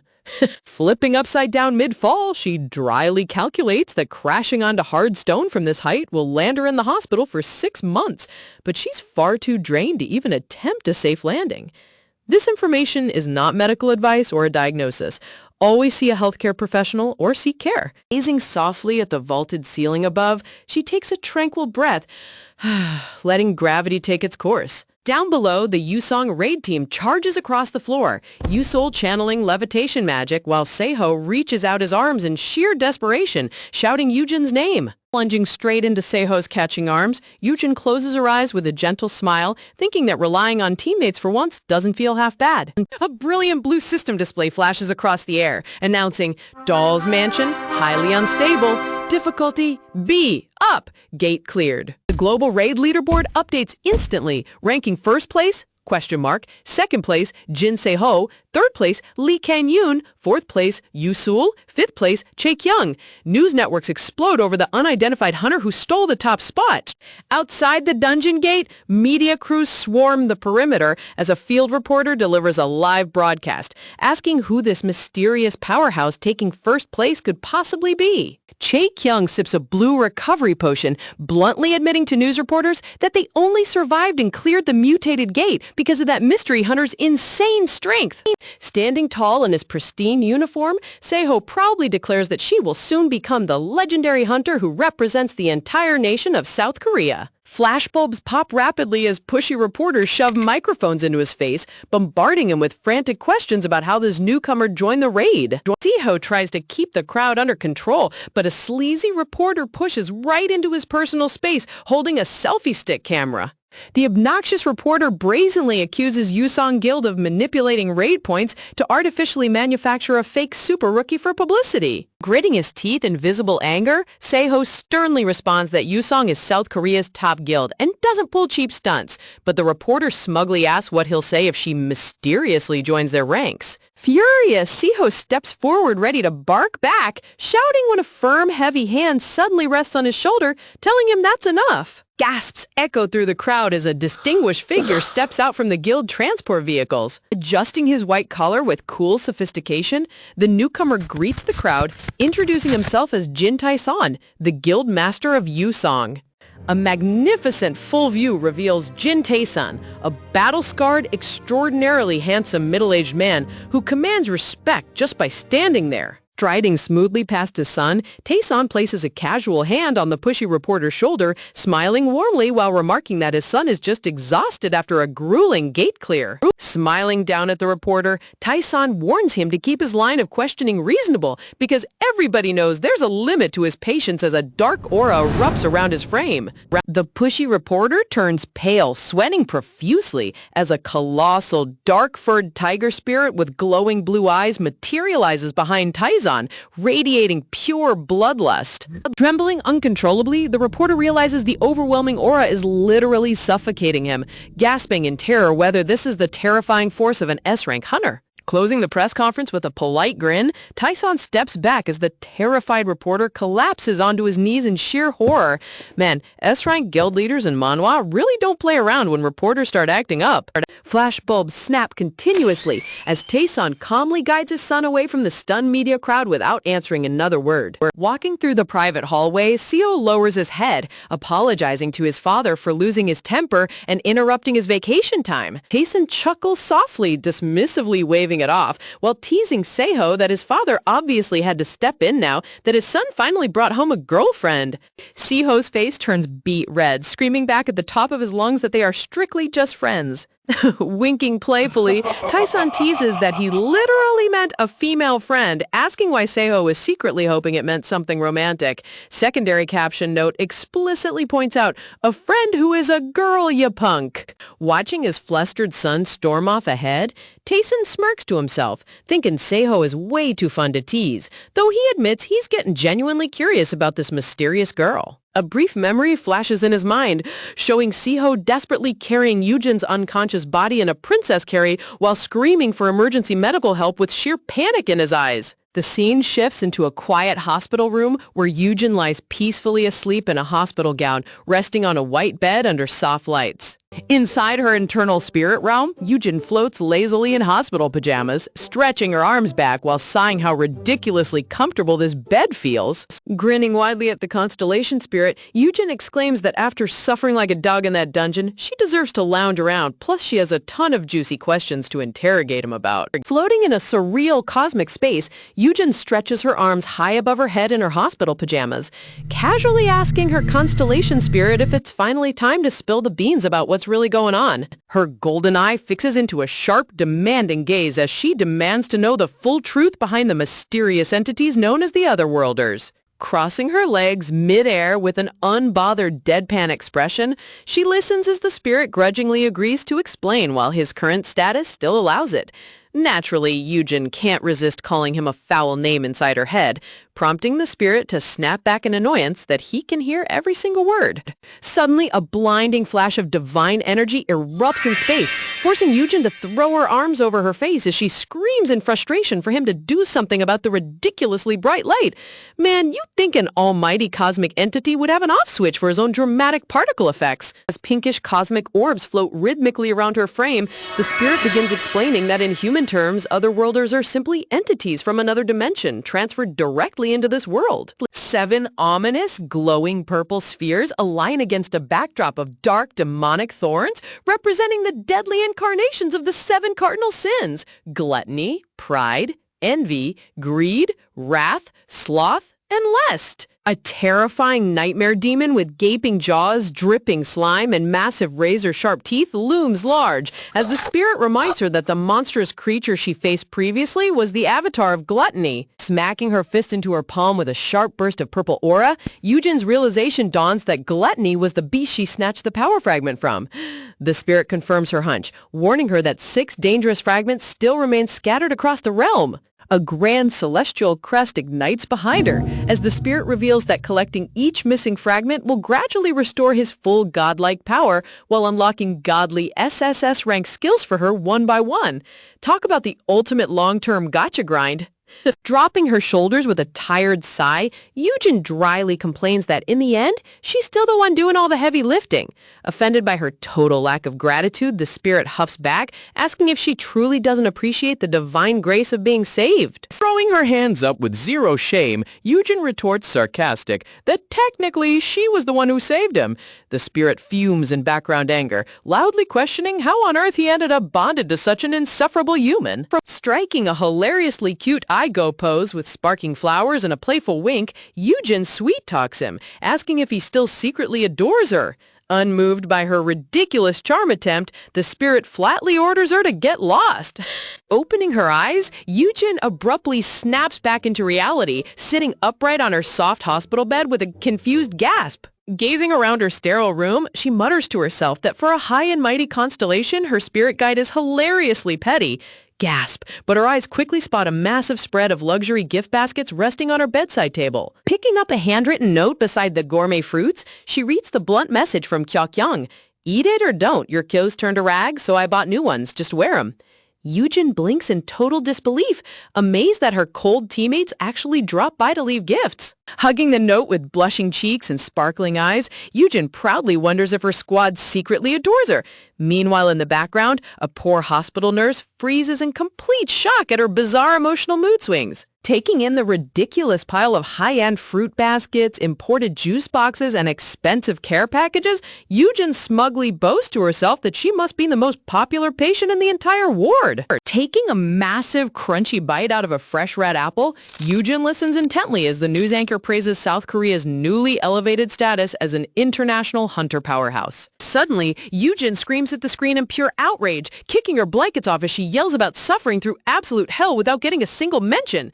But the broadcast continues, grandly introducing Hunter Choi Yang-yin as the main hero behind the nation's success. The television displays an old, distinguished man with sleek white hair, a manicured beard, and a chest full of medals, chuckling pompously alongside foreign dignitaries as he accepts fake praise. Staring at his fake smiling face on screen, Eugen's expression instantly turns ice cold as her past memories rush back, quietly whispering that she could never forget that hypocritical face. Standing tall in front of the massive glass headquarters, Choi Yang-hyun is officially presented as the revered founder and chairman of the Hunter Association. For a transcendent entity, obliterating a mortal's entire existence is as effortless as squeezing a fragile shell to pieces in their bare fist. Fragments in golden fluid blast outward with brutal finality, driving home the reality that to these almighty rulers of the cosmos, human lives are completely disposable playthings. Talk about a chilling visual metaphor. The artist really knows how to capture the terrifying power gap separating mortals from constellations. Whispers. A terrifying golden glare ignites beneath her bangs as Eugen crushes the apple core into complete mush in her bare palm, venomously declaring that he is the main target of her sworn revenge. An ornate emblem featuring crossed swords and shining stars represents the Hunter Management Association, the official governing body tasked with overseeing all gates and hunters nationwide. Silhouetted against dark shadows, hunters stand with weapons drawn. While presented to the public as a righteous order protecting innocent civilians, their heroic front was nothing more than a corrupt facade. Graphic visuals reveal horrific piles of human skeletons drowning in rivers of blood inside a monster's maw. The corrupt association used gates purely for resource harvesting, willingly sacrificing innocent civilians and low-rank hunters as monster bait for profit. Holding a glowing blue mana crystal with a sinister, greedy smirk, Choi Yang-hyun sat directly at the absolute center of this evil, blood-soaked system. A framed photograph of young Eugen happily smiling with her loving mother suddenly cracks and shatters into pieces under a falling mana crystal, symbolizing her tragic past. Man, this backstory hits like a freight train. The emotional contrast here is incredible. Sweat dripping down her face in sheer horror, Eugen panics inside her head, panicked, picturing herself trapped behind prison bars in a Navy convict uniform.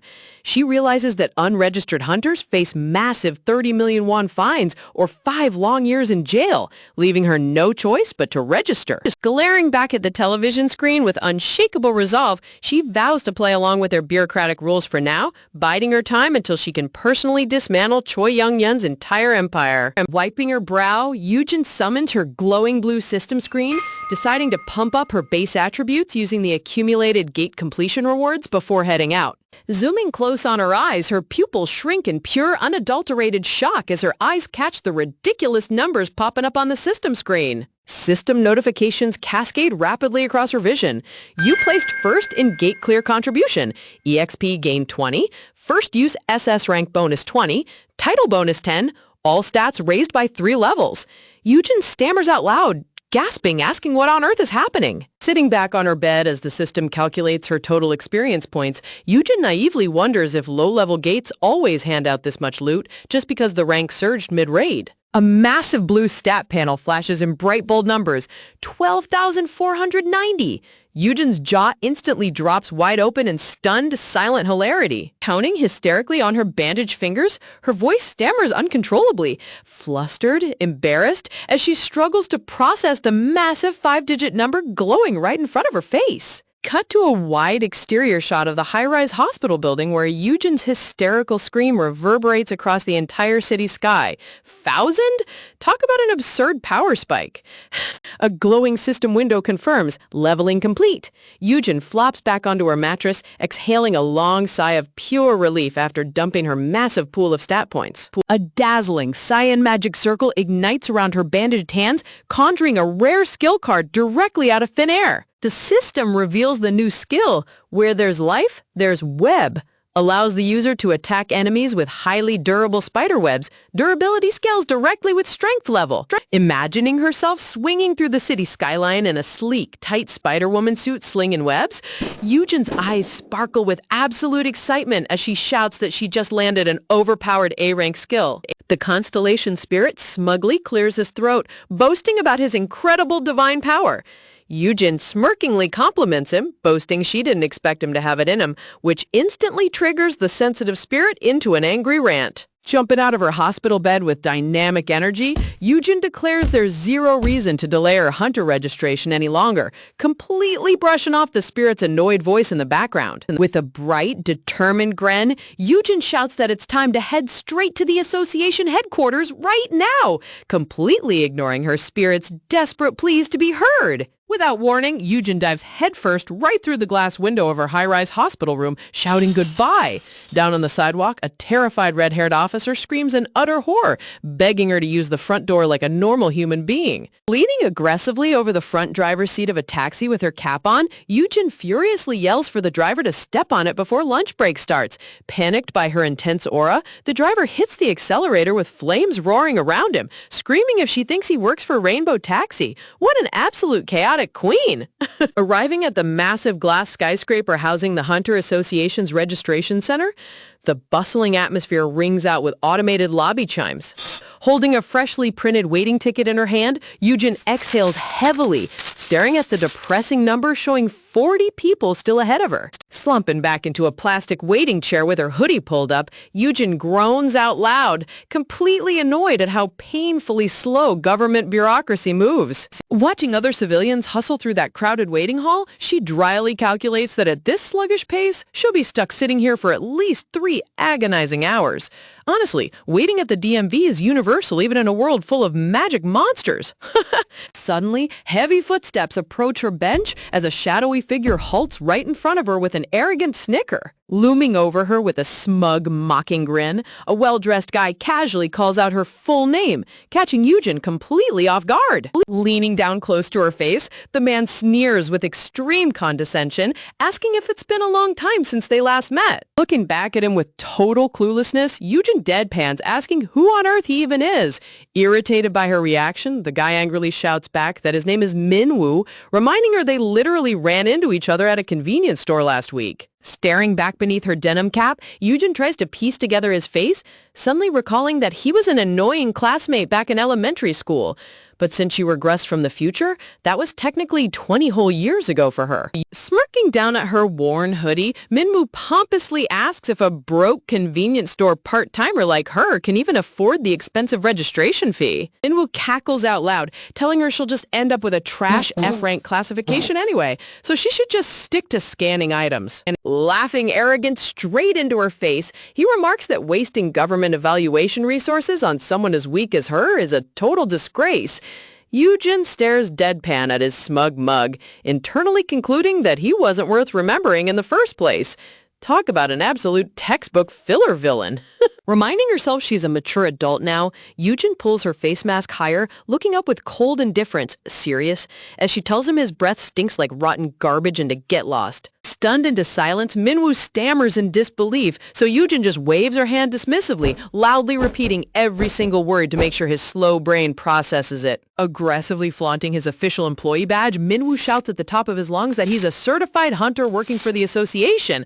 Unbothered, Yujin scoffingly asks if he smoked 3 packs and drank stale instant coffee before talking to her. Trembling with violent rage, Minwoo clenches his fists while Yujin adjusts her cap, quietly hoping that insulting his personal hygiene will finally make this annoying bug walk away. Crossing the line entirely, Minwoo's expression turns ugly as he spitefully spits out that trash raised in an orphanage really never learned their place. Spitefully grinning, Minwoo tauntingly reminds her about how a monster gate erupted and completely slaughtered every single orphan child at her old home. Leaning down into her personal space, he viciously mocks her dead mother, asking why a mother who abandoned her child would ever come looking anyway.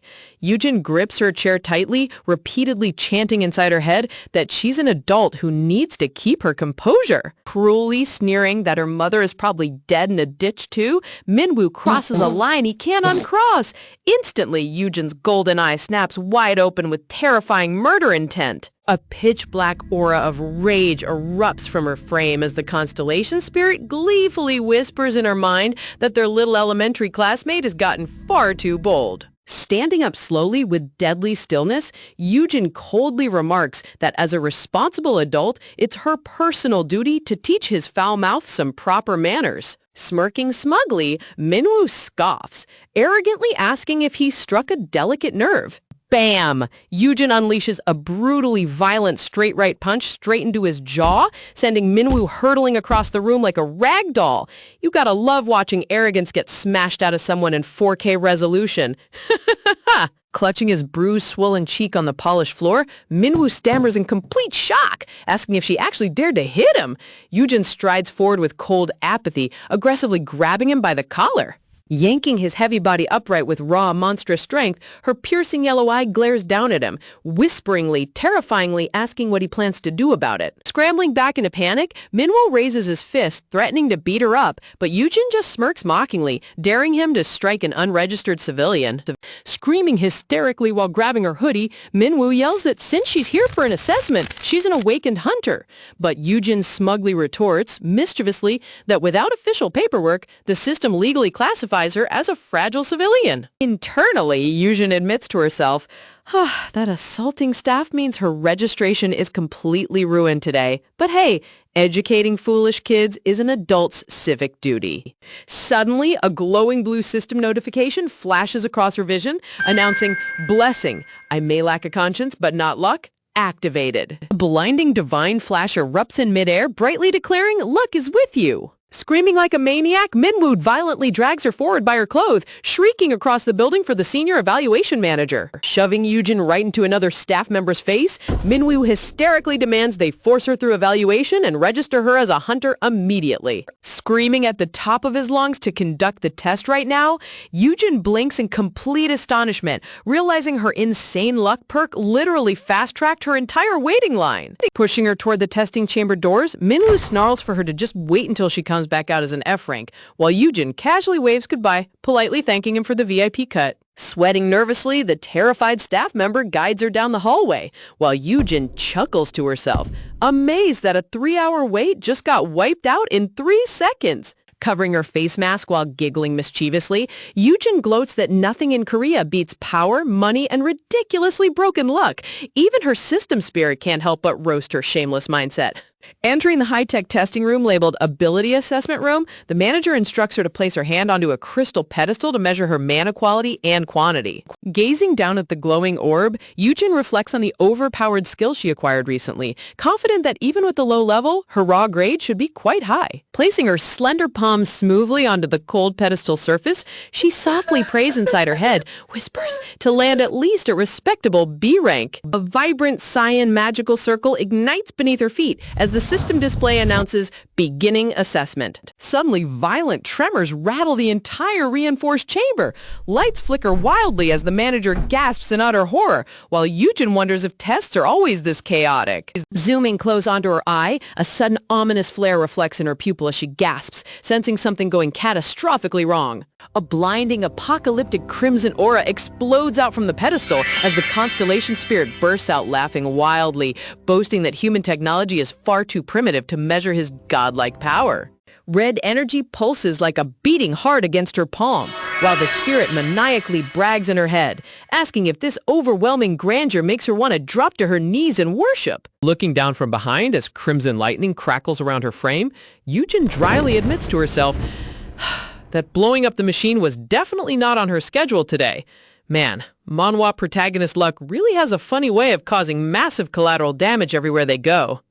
The scene transitions into an elegant private office, where a nervous staff member politely serves Yujin a warm cup of tea, bowing repeatedly in deep apology for the technical anomaly. Bowing with extreme reverence and a wide, welcoming smile, a distinguished man in a suit apologizes profusely, introduced by the system as Kim Jin-soo, director of the Awakening Ability Research Headquarters. Sitting across the desk with her cap and face mask on, Yujin dryly asks what the holdup is with issuing her hunter license. The nervous clerk fumbles with his clipboard, stammering that they just need to double-check a few quick details first. Leaning forward with a calculating glint behind his glasses, the middle-aged bureaucrat sets up his subtle interrogation tactics. Sweat dripping down his temple, the clerk drops the big question, asking point-blank if she happens to be the legendary #1 raider who cleared the Anguk station gate. Waving her hand dismissively sarcastically, Yujin retorts that her identity has zero relevance to a standard license, ordering him to just issue it already. But the clerk insists that an unprecedented case like hers requires special verification. information. The official chuckles awkwardly, playing the meek, pitiful civil servant card to lower her guard, but internally, he's seething over her total lack of respect. Man, gotta love corrupt bureaucrats acting all innocent on the outside while scheming behind your back. Calling the official raid rankings, the clerk remembers how this mysterious, unregistered hunter completely outperformed top guild leaders like Jin Seho, gasping without breaking a sweat. Staring at her masked silhouette, he connects all the dots, realizing that this woman with an unmeasurable mana output is definitely the viral question mark hunter everyone has been talking about. A terrifyingly wide grin spreads across the clerk's face as he vows to trap this prodigy inside the Hunter Association at all costs. Sensing his hidden motives, Yujin surprisingly agrees to cooperate. Gesturing across the table, Yujin lays down her own strict terms, declaring it's a two-way street, and she reserves full rights to remain silent on any question she doesn't like. Eager to lock her into a contract, the official quickly gets up to fetch the Stone of Truth, confident that his magical trick will force her secrets into the open. The official explains that it functions as an absolute magical lie detector, measuring an individual's honesty whenever they place a hand on top of it. Explaining that a blue light signifies truth while red reveals a lie, the clerk internally curses Yujin as a sly snake for setting boundaries beforehand. Look at this guy calling her sly when he's literally bringing out a magical polygraph. A staff member carefully sets the glowing green crystal orb onto a plush velvet cushion directly in front of her. Without a single hint of hesitation, Yujin rests her palm directly on the mystical sphere. Steepled fingers, smug grin, the official prepares to unleash his trap-filled interrogation. Leaning in with an insufferable, greedy smile, he prepares to spit out his core question. He asks point blank if she is indeed the #1 raider who carried the entire Onguk station raid effort on her back. Yujin maintains an unshakable, stone-cold composure, keeping her palm firmly pressed against the orb. Locking her sharp gaze onto his nervous face, her pupils narrow with cold intelligence. Suddenly, the orb erupts with a blinding cyan flash. The clerk and his assistant gasp in total horror as the divine light washes over the entire room. Adjusting her mask with complete nonchalance, Yujin flippantly confirms it's true, leaving the clerk screaming in pure manic triumph inside his head. Her completely unbothered yep while dropping a massive reality bomb is peak main character behavior. Overjoyed that he just cornered the viral rookie hunter, the official frantically stammers, begging her to reveal her real name. Yujin flatly denies him with a blunt single word. The clerk's brain instantly short-circuits in total confusion. Desperate for any scrap of data, the official begs for just her family name, but Yujin ruthlessly shuts him down, ordering him to stop asking ridiculous questions. Flashbacks rush through her mind, showing old news headlines from before her regression, panting, recalling how revealing her identity turned her life into a media circus full of smear campaigns and controversies. Looking down beneath her cap, she bitterly remembers how fame brought zero privacy, endless backstabbing, and total destruction to her former existence. Pulling her cap low over her eyes, Yujin vows with unshakable resolve that this time she will operate completely from the shadows. Flipping the dynamic, Yujin places her hand on the orb and demands that since his interrogation is over, it's her turn to ask the questions. The clerk complies, resting his hand on the sphere while smugly assuming her questions will only reveal a guilty conscience. Dropping the room's atmosphere to absolute sub-zero, Yujin slams him with a heavy question. In the Onguk station gate, how many people actually died? Sweating profusely in pure panic, the clerk stammers as Yujin points out the official news reported only one casualty, despite the gate breaking out in a dense shantytown. Calling him out cold-heartedly, Yujin notes his extreme discomfort, pointing out that answering a question with a question proves how dirty his secrets really are. Terrifying dark blue aura surges from Yujin's body, completely suffocating the room. Glaring through the dark shadow of her cap, whispers, her eyes glow with pure, unadulterated malice. Her suffocating aura crushes the clerk from above as she venomously asks if the association used innocent civilians as monster feed again. Wow, the sheer intensity in her eyes right now is giving me absolute chills. She is not playing around. Terrified out of his mind, the clerk panics internally, wondering how on earth an outsider could possibly know about the association's top-secret human bait operations. Trying to cover up the truth, the official violently slams his hands down and screams in outrage, claiming it's ridiculous nonsense. Eugen, resting her chin on her hand, dryly asks if he's claiming it's false. Glancing sideways beneath the brim of a dark cap, sharp golden eyes narrow with intense intrigue as they watch Eugen's insane display of raw power. Whoever's keeping tabs from the shadows isn't missing a single move, silently tracking the explosive burst of magic radiating off her hands. Hold on, check out that cold, calculating gaze. Whispers, you just know someone on this team is starting to realize Eugen is hiding cheats that go far beyond any normal hunter's skill book. The instant he denies it, the stone of truth flashes a horrifying, blood-red glare, exposing his disgusting lie for the entire room to see. The clerk jerks his hand back in utter panic, while Eugen inwardly sighs, that even after rewinding time, the Hunter Association remains rotten to its core. Flaming ruins and piles of human skeletons depict the horrifying reality, a blood-stained empire built purely on human sacrifice and corporate greed. Unwasting her precious time, Eugene pushes her chair back and coldly demands her license so she can leave. Waving his hands frantically, the clerk stammers out excuses to keep her trapped before he loses his chance to recruit her. He claims they lack sufficient documentation, but Eugen instantly dismantles his administrative lies, reminding him that a license only requires an alias and mana signature. The official inwardly curses while faking a sleazy smile to stall her, pushing Eugen's explosive temper to its absolute limit. Realizing that playing nice with corrupt scum is a complete waste of effort, Eugen slams her palm onto the heavy wooden desk. In one fluid, terrifying motion, she flips the massive wooden desk straight into the official, crushing him under the flying weight. Yes, table flip of absolute justice. You love to see corrupt bureaucrats getting put in their place. The clerk screams in utter horror as he tumbles backward over his chair, showering the room in flying papers and tea. Trembling on the floor like a pathetic beaten worm, the official stares up in sheer terror as Eugen looms over his helpless body. Looking down with ice-cold, murderous eyes, Eugen sneers, asking if he truly mistook her for an easy catch flopping helplessly in his pathetic trap. Eugen firmly grasps the glowing evaluation orb with her hand. Eugen looks down at the terrified director, warning him that she could easily end him right here and take her hunter license by force. The director stammers in complete terror, sweating bullet after bullet. Eugen conjures a bright, swirling ball of mana inches away from his face. The director's jaw drops as his life flashes before his eyes. Looming over him with cold authority, Eugen softly asks if her threat still sounds like complete nonsense to him. Close up on Eugen's lethal golden eye glowing beneath her cap, the director inner monologues in absolute horror, realizing this terrifying woman is out of her mind. Talk about the fastest way to pass an SSS rank exam. Completely broken by her terrifying pressure, the trembling director surrenders, stammering out that he'll hand over the official license right away. Cut to the glowing golden sunset illuminating the city skyline. Walking casually across a pedestrian crosswalk, her Constellation spirit asks why on earth she picked Yanggong as her official alias, pointing out it literally stands for Shameless Raider.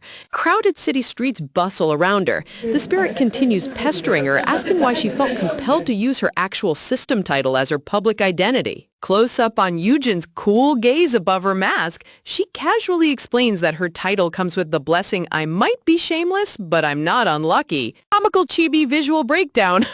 Eugen cheerfully boasts how meeting Minwoo got her tested early, forcing the director to issue her card on the spot. She truly believes her lucky title is doing all the heavy lifting. Stretching her arms high above her head with a satisfied sigh, Eugen hopes her luck keeps rolling smoothly, while her spirit dryly mutters that it highly doubts things will stay peaceful. Right on cue, an emergency alert notification flashes on screen. A D-rank gate break just erupted near Anguk Station. Eugen glances over her shoulder, curious, spotting a massive purple swirl forming in the sky above the city buildings. Looking up at the menacing dimensional storm, Eugen admits her spirit was right. Things definitely aren't going smoothly today. The violent purple hurricane expands across the sky, throwing the city streets into total chaos. Her spirit urges her to hurry toward the outbreak location before monsters flood the city, but Yujin suddenly stops in her tracks. Turning her head slightly, Yujin gives a cold glance as her spirit asks in confusion where she thinks she's going. Yujin nonchalantly turns her back on the chaos, strolling right past screaming civilians while her spirit freaks out. Stopping her sneakers cold on the pavement, Yujin dryly responds with a blunt, "So what?" Close up on her indifferent expression. She doesn't feel a shred of obligation to play the hero just because a gate broke. Look at her total lack of hero syndrome. She's so real for this. Flashback! A catastrophic A-rank gate break on the Gangbyon Expressway. A massive dark sea serpent monster violently ruptures through the pavement. The monstrous Leviathan crushes cars and wrecks the highway. Yujin inner monologues that this terrible catastrophe happened long before her regression. Screen turns dark with glowing memory text. She recalls seeing terrifying news broadcasts of high-tier beasts slaughtering hundreds when gates burst open. Back in the present crowd, Yujin counters her spirit's lecture. She points out that saving people only makes sense when the monster matches your actual level. Memory of her grueling fight against a giant B-rank spider boss, she reminds her spirit that she nearly lost her life back then, so charging an A-rank gate now is suicide. Panicked citizens sprint around her, screaming for their lives. Yujin maintains her steady stride, explaining her combat balance is still unstable despite her high rank. Her Constellation spirit preaches classic superhero morality, quoting that with great power comes great responsibility and the strong must protect the weak. Screaming people scramble through the streets in sheer panic. The spirit scolds her for ignoring the natural order of human society. Yujin's eyes darken beneath her cap. She inner monologues bitterly that if a true natural order actually existed in this world, her mother wouldn't have died. Dramatic black panels splashed with crimson text. Her mother wouldn't have died so completely meaninglessly. Deep trauma flashback. Yujin's eye flares with dark purple aura and the pitch black ruins of her past. As the oppressive memory takes hold, the scene plunges into a haunting, purple-lit ruined city from Yujin's past life. Shattered skyscrapers loom over desolate, ruined streets, echoing with the faint, frantic rhythm of someone desperately running for survival. A battered young Yujin sprints through the blood-stained wreckage, panting, desperately dodging past fallen bodies scattered across the icy pavement. This painful flashback reveals the raw, unyielding survival instinct she built back when she possessed no grand magic skills or cheat items. Man, talk about an intense peek into her past. The artist really nailed the gloomy atmospheric lighting here. Young Yujin runs frantically through dark, crumbling corridors, crying, sobbing, and screaming at the top of her lungs for someone to help her. Her tiny foot catches on something in the dark, sending her stumbling forward out of control. Young Yujin slams hard onto the cold stone floor, crying out in pain as her hands get scraped raw. Catching her breath on her knees, she turns around and freezes in utter shock as her eyes widen in horror. A lifeless corpse lies pooled in fresh blood, featuring a horrific bullet hole blasted clean through the forehead. Trembling in terror, young Yujin jumps as heavy combat boots suddenly march right up next to her. Looking up with tear-filled eyes, she sees fully armed human hunters standing over her. Wait, aren't hunters supposed to be the good guys? The hunters look down at her with stone-cold indifference, gasp, ignoring the glowing gate portal shining just a few yards away. Desperate for rescue, young Yujin grabs onto the hunter's leg, crying, begging him to save her mother who is still trapped inside the gate. Crying her heart out, she pleads that many other innocent people are still trapped, begging the armed men to go back inside and rescue them. As she looks closer at the ground, horror paralyzes her mind. Multiple dead civilians litter the area outside the gate, all bearing identical gunshot wounds. Realization hits like a freight train. The hole in the corpse's head matches the exact weapon the hunter is holding. Gasp. Suddenly, a rifle barrel aims straight at her forehead. Extreme close-up on young Yujin staring directly into the black barrel of the rifle, panicked. The hunter cold-bloodedly mutters that there's still one live witness left. The corrupt hunters casually chat about their sloppy patrol work, debating how annoying the paperwork will be while deciding to murder a child. Yujin's soul shatters as she realizes human hunters are worse than monsters. Silhouetted against blood-red light, the hunter callously suggests executing her right now and throwing her body into the gate to cover their tracks. Present day, Panicked crowds shove each other down without mercy. A little girl kneels crying for her mommy as adults stampede past her, proving humans only care about themselves. Close up on Eugen's icy, unbothered gaze, she concludes that she has zero interest in saving complete strangers unless there's a massive stack of cash in it for her. Talk about a cold-hearted reality check. Walking briskly through the bustling city street, Eugen barely registers her spirit's solemn warning about only seeing half the bigger picture before dryly cutting off the floating entity. Annoyed by the sudden cliffhanger, a vein pops on Eugen's forehead as she demands to know why the spirit went dead silent, only for it to reveal a familiar presence close by. Stopping right in the middle of a busy pedestrian crosswalk,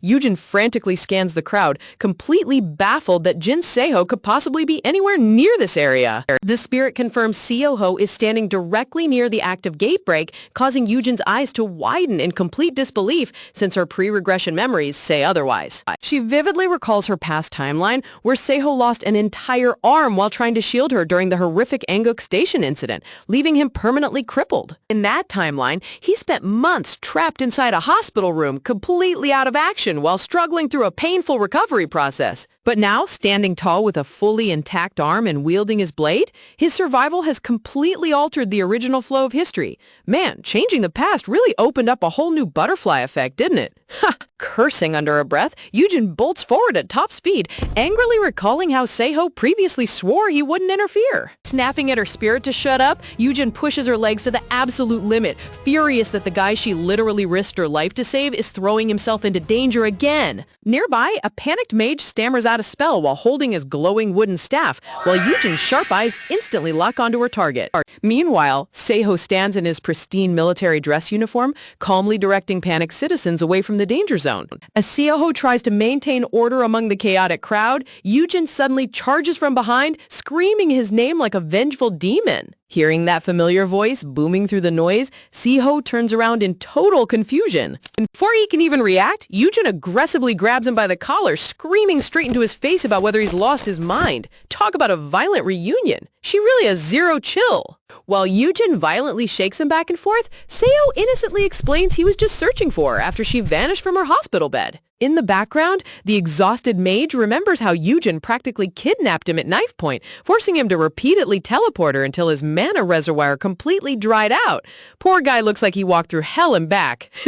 Shaking off her rage, Seo gently takes hold of her hands, his cheeks flushing red as he urges her to escape to safety immediately. Looking at her with deeply concerned eyes, he insists that staying near the active gate break will only result in meaningless death. Gently releasing her grasp, Seo steps back with a resolute expression on his face. He proudly declares that as a licensed hunter, it is his sworn duty to shield innocent civilians and contain the impending monster outbreak. A soft, genuine smile breaks across his face as he admits how happy he is to know she actually cares about his safety. Sparkles literally radiate around him as he promises to be careful, looking like the ultimate pure-hearted webtoon male lead. Totally immune to his shoujo manga charm, Eugen clenches her fist in sheer fury, internally screaming over how he's waltzing straight into danger after everything she suffered. Letting out a long, heavy exhale, Eugen's demeanor shifts as she accepts his stubborn hero complex. Without a word, she lightly shoves past his chest, coldly ordering him to get out of her path.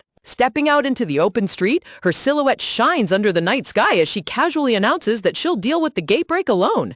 Now that is how an overpowered protagonist makes an entrance. Seo screams out in utter shock, demanding to know how a single person could stop a gate break, while her floating spirit snickers in the background about their adorable romantic spat. Narrowing her eyes beneath her cap, whispers Eugen admits to herself that her upcoming plan is a massive gamble. She recalls a legendary historical event prior to her regression where a black hole skill user successfully absorbed an entire gate's mana to suppress an outbreak. While absorbing the mana cannot stop the gate from existing permanently, it buys critical time by forcing the mana collapse to stall. Staring down at her open palm, Eugen wonders if her own signature ability, Gluttony, can produce the exact same phenomenon.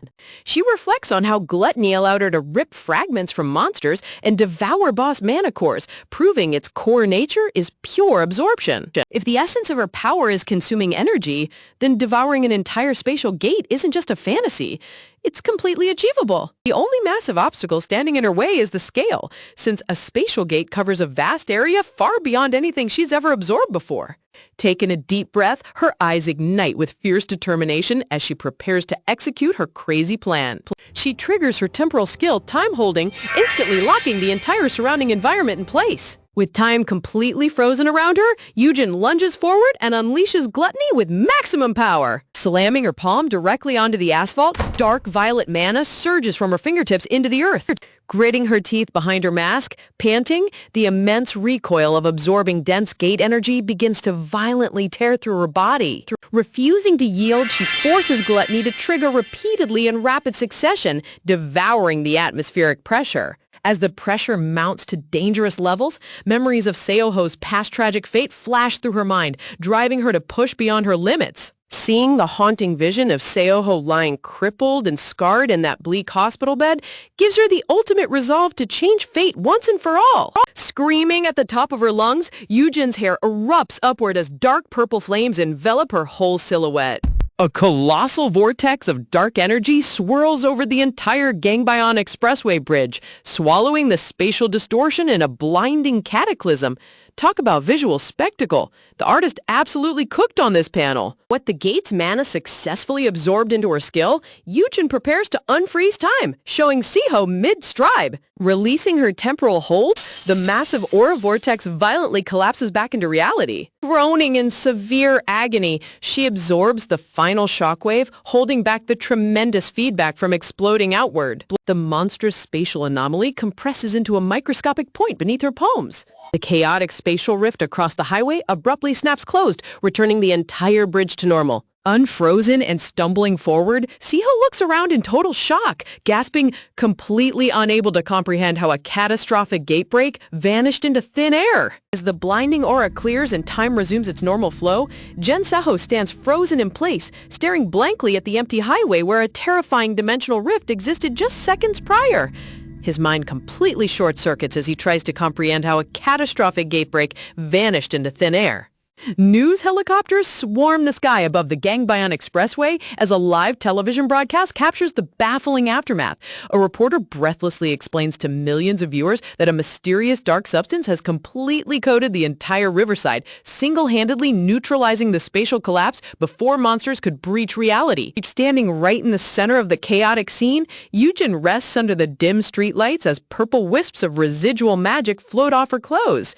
Surrounding onlookers and emergency officers stare at her in absolute awe, realizing this masked girl single-handedly stopped a national disaster. Her bare hand begins to twitch and tremble uncontrollably, fingers vibrating with raw, suppressed power as she struggles to rein in her lethal impulses.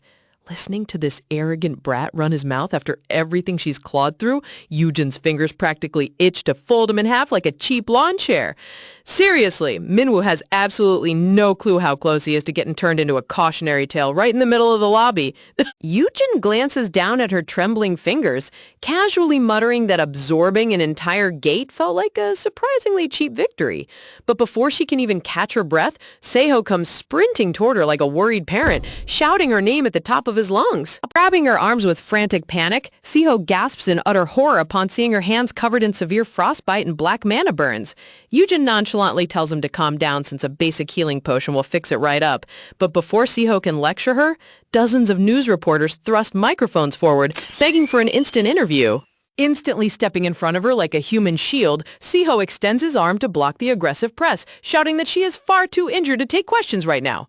But Yujin gently pats his shoulder, calmly reassuring him that she's more than ready to speak. Adjusting her baseball cap with a dangerous glint in her eyes, Yujin chuckles to herself, deciding that after suffering through such intense agony, she definitely deserves to collect her fair share of public recognition and fame. The entire news crowd erupts into a frenzy of flashing cameras as reporters bombard her with rapid-fire questions. They desperately demand to know how a single unranked hunter possessed enough raw power to contain an entire dimensional gate by herself. Addressing the media with cold composure, Yujin clarifies that her ability is merely a temporary containment measure rather than a permanent cure. She warns the public that since gate formations are inevitable, proper management and random response will be critical going forward. A reporter eagerly leans in, asking if she intends to dedicate her life to suppressing future gate outbreaks for the safety of humanity. Eugen's brain instantly imagines giving the classic, heroic Webb to an answer, only for her actual mouth to blurt out that she won't lift a finger unless she gets paid top dollar.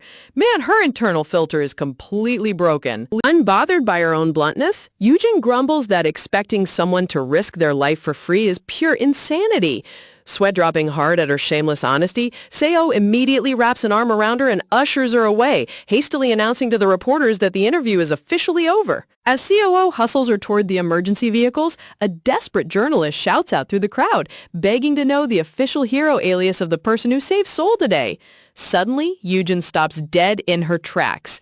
Turning her head back slightly, her sharp golden eyes narrow under the brim of her cap, radiating pure confidence and calculated ambition. With a sly smile hiding behind her face mask, Eugen announces her alias as Yanggong. She sparkles with undeniable charisma, casually reminding every major organization watching that she's currently a free agent looking for lucrative offers. Talk about the ultimate marketing move right after saving the city. You gotta respect the hustle. Within minutes, the internet completely explodes. Social media platforms are flooded with viral short-form clips of her suppressing the gate, amassing millions of views as netizen comment sections go completely wild over her badass power and hilarious money-driven interview. Online forums instantly start trending with debate threads analyzing her identity. While some outraged users criticize her for putting a literal price tag on human lives, others praise her raw strength, openly mocking the Hunter Association for always arriving late to real emergencies. Swiping through her smartphone in a quiet corner cafe, Eugen smirks as she watches the online viral chaos unfold. Scrolling past thousands of notifications, she checks the massive follower count blowing up across every major network. Taking a satisfying sip of her iced boba tea, Eugen proudly pats her own back, bragging to her floating spirit about how brilliantly her grand public cloud strategy played out. Floating right beside her window table, the spirit sighs loudly, calling her out for being an irredeemable, money-obsessed opportunist. It dryly asks if she really risked her life suppressing a dangerous spatial collapse just to farm social media clout. Adjusting her cap, Eugen confidently tells the spirit to just sit back and watch. She reveals that she deliberately posted her real-time location online, calculating that the real target of her plan, the major guild scout teams, will arrive any second. Right on cue, the cafe door slams violently open. A horde of out-of-breath corporate scouts burst into the cafe, frantically yelling out her alias. Eugen leans back in her chair with that devious grin, announcing to her spirit that the true monetary benefits of her public stunt have officially arrived. Sweating bullets, the scout from the Shanghai Guild frantically wipes his forehead and shoves his official business card across the wooden table. But before he can even state his offer, another scout aggressively slides her card directly on top of his. Glowing with desperate enthusiasm, the female representative from the Unibird Guild promises Eugen top-tier VIP treatment and insane corporate benefits if she signs with them immediately. The first scout screams in pure rage, berating her for stepping in line when he clearly arrived first. Within seconds, recruiters from the Seomyo Guild and Owoldo Guild burst forward, shoving their way through the crowd. They frantically wave contract offers in her face, practically begging her to join their ranks for upcoming high-tier gate raids. The entire quiet cafe erupts into utter corporate anarchy as dozens of guild agents yell over each other, creating a chaotic dogpile right in front of Eugen's table. Man, watching elite corporate recruiters act like frantic fanboys over an unranked hunter is peak comedy. Sitting completely unbothered amidst the madness, Eugen folds her arms and looks down at her table, which is now completely covered in a colorful mosaic of high-value guild business cards. Her floating spirit chuckles mischievously, pointing out how her ego must be soaring straight through the clouds right now. Eugen smugly boasts that this is the absolute minimum treatment a legendary regressor deserves, her nose practically growing like Pinocchio's under her mask. Looking down from her chair like an imperial empress addressing her subjects, Eugen coldly orders the crowded room to quiet down so they can officially begin business negotiations. Raising 5 fingers into the air with an icy glare, Eugen delivers her first mandatory rule to the eager recruiters crammed inside the cafe. She calmly announces that out of the dozens of desperate guilds standing here, only the top 5 highest bidders will be allowed to stay at the table for real negotiations. Leaning forward slightly, her eyes narrow with ruthless corporate greed as she prepares to state her outrageous opening price. Eugen drops the bomb, declaring that the absolute starting bid just to begin talking starts at a whopping 5 billion won. The entire room instantly freezes as every single scout gasps in utter horror. Panicked whispers ripple across the cafe as representatives sweat profusely, clutching their heads in sheer disbelief. They frantically murmur to each other that 5 billion won is completely insane and way beyond their assigned recruitment budgets. Pick in her ear with absolute indifference, Eugen scoffingly tells them that if anyone thinks her price is too steep, they are more than welcome to walk out the front door. She smugly adds that she won't hold back anyone who lacks the cash. Enraged by her condescending attitude, an arrogant male scout slams his heavy fist onto the wooden table with a loud crash, screaming at her for being an insanely arrogant brat. Veins bulge across the scout's forehead as he furiously points his finger at her, shouting that getting hyped up by media headlines has clearly gone straight to her head. Turning around to address the entire room, the angry scout aggressively urges every recruiter to boycott her immediately, loudly claiming that talentless, greedy hunters like her are a dime a dozen. Floating nearby, the spirit whispers into Eugen's ear, slyly analyzing that the aggressive guy is deliberately trying to drive her market value down so he can swoop in and sign her cheap later. Eugen internally chuckles, thoroughly impressed that her spirit understands human corporate sleaziness so well. Narrowing her eyes at the shouting recruiter, Eugen sees right through his pathetic tactic. She knows he plans to scare off the competition so he can make a private deal behind closed doors, a scheme she has zero intention of allowing. Suddenly putting on a dramatic, tearful act, Eugen gasps, sighs, clutching her chest while whimpering in mock sadness about how arrogant she was to think anyone would ever hire her. Believing his manipulative speech actually broke her confidence, the smug scout smirks, thinking he successfully gained the upper hand, only for Eugen to casually stand up, announcing that she'll just pack her bags and leave. The scout's confident smirk instantly shatters into pure horror, his eyes wide with utter shock as he realizes her sudden departure completely ruins his plan. Panicking hard, the guy stammers out frantically, begging her to sit back down. He remembers his guild headquarters explicitly warned him that returning without recruiting her would cost him his job. Realizing his stupid, loud mouth just blew their only chance, the rest of the scouts turn on him with burning rage. The guy screams back in a defensive panic, desperately asking why everyone is suddenly blaming him for the disaster. Resting her chin on her hands with a devious smirk, Eugen watches the recruiters tear each other apart. She innerly laughs, knowing that playing hard to get is the fastest way to make desperate corporate suits turn on each other. Trembling on the floor under the hateful glares of every other scout, the troublemaker clenches his fist in bitter humiliation. Meanwhile, the surrounding representatives panic over losing their shot at making a deal with Korea's newest top-tier anomaly suppressor. Outraged by his sabotage, the other scouts physically kick the screaming troublemaker straight out of the cafe. Crying tears of humiliation, the guy flees into the street while shouting empty threats that they'll all regret ignoring his advice. Good riddance. Nobody likes a toxic manipulator at the bidding table. With the annoying trash officially filtered out, Eugen crosses her arms, calmly addressing the remaining scouts. She clarifies that the winning bid amount won't actually go into her personal pocket as a recruitment signing bonus. The remaining guild scouts freeze in total confusion, gasping as Eugen reveals that the winning bid is actually the contract fee their guilds will have to pay directly to her guild for auxiliary combat support. Reaching out her hand with supreme confidence, Eugen flashes an incredible, fearless smirk under her mask. She boldly declares to the stunned crowd that she has zero intention of ever working for anyone else because she's officially founding her very own guild. Now that is how a boss protagonist takes complete control of her destiny. Sitting inside the dimly lit cafe, a group of prospective guild recruiters grumble among themselves. They can barely wrap their heads around Eugen demanding a staggering 5 billion won payment without even committing to join their guild roster. Throwing their hands up in utter disbelief, the recruiters stand up from the table. Shaking their heads, they announce that they are passing on her ridiculous offer and head straight for the exit, leaving Eugen sitting completely alone with her iced coffee. Watching the recruiters abandon the table, Eugen's Constellation spirit scolds her for blowing a prime opportunity due to her massive ego. But Eugen just casually tilts her head back with a subtle smirk, pointing out that the real big fish are about to arrive. Right on cue, sharp leather shoes click firmly against the polished floor tiles. Looking past her table, Eugen notices a brand new group of refined individuals stepping inside, proving her calculated bait worked like a charm. Stepping forward with impeccable posture, an an elegant woman in a tailored business suit greets Yujin warmly.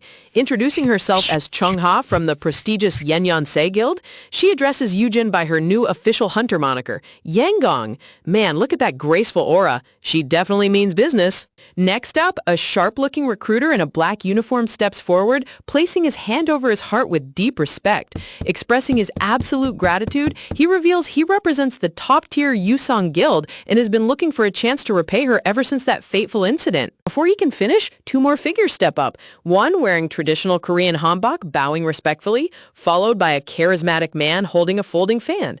Introducing themselves as representatives from Pajikbal and the Moran Guild, they declare that everyone can finally sit down for a real conversation. Staring up at the four powerful figures surrounding her small coffee table, Yujin takes in the impressive scene, curious. Talk about an elite gathering. Representatives from every single powerhouse in the entire nation are standing in one room just for her. Aligning themselves side by side like a lineup of main characters, the recruiters prepare to pitch their offers. Yujin smiles beneath her mask, satisfied that the nation's top four guilds are finally assembled in one place where they can actually talk business. Twirling a strand of her dark hair around her finger mischievously, Yujin lazily looks up at the representatives. Rather than listening to middleman speeches, she casually asks if they would mind calling their actual guild masters on the phone right now. Receiving love calls from the four great guilds, a fantasy scenario that every unranked hunter dreams about, but Yujin is about to handle this like an absolute boss. Flashback delusion visual. A comical Otomi game fantasy plays out in her mind. Masked suitors dramatically dip her backward, gazing into her eyes and promising eternal loyalty, while she pretends to ponder who holds the key to her heart. The hilarious daydream continues as three masked suitors kneel before her in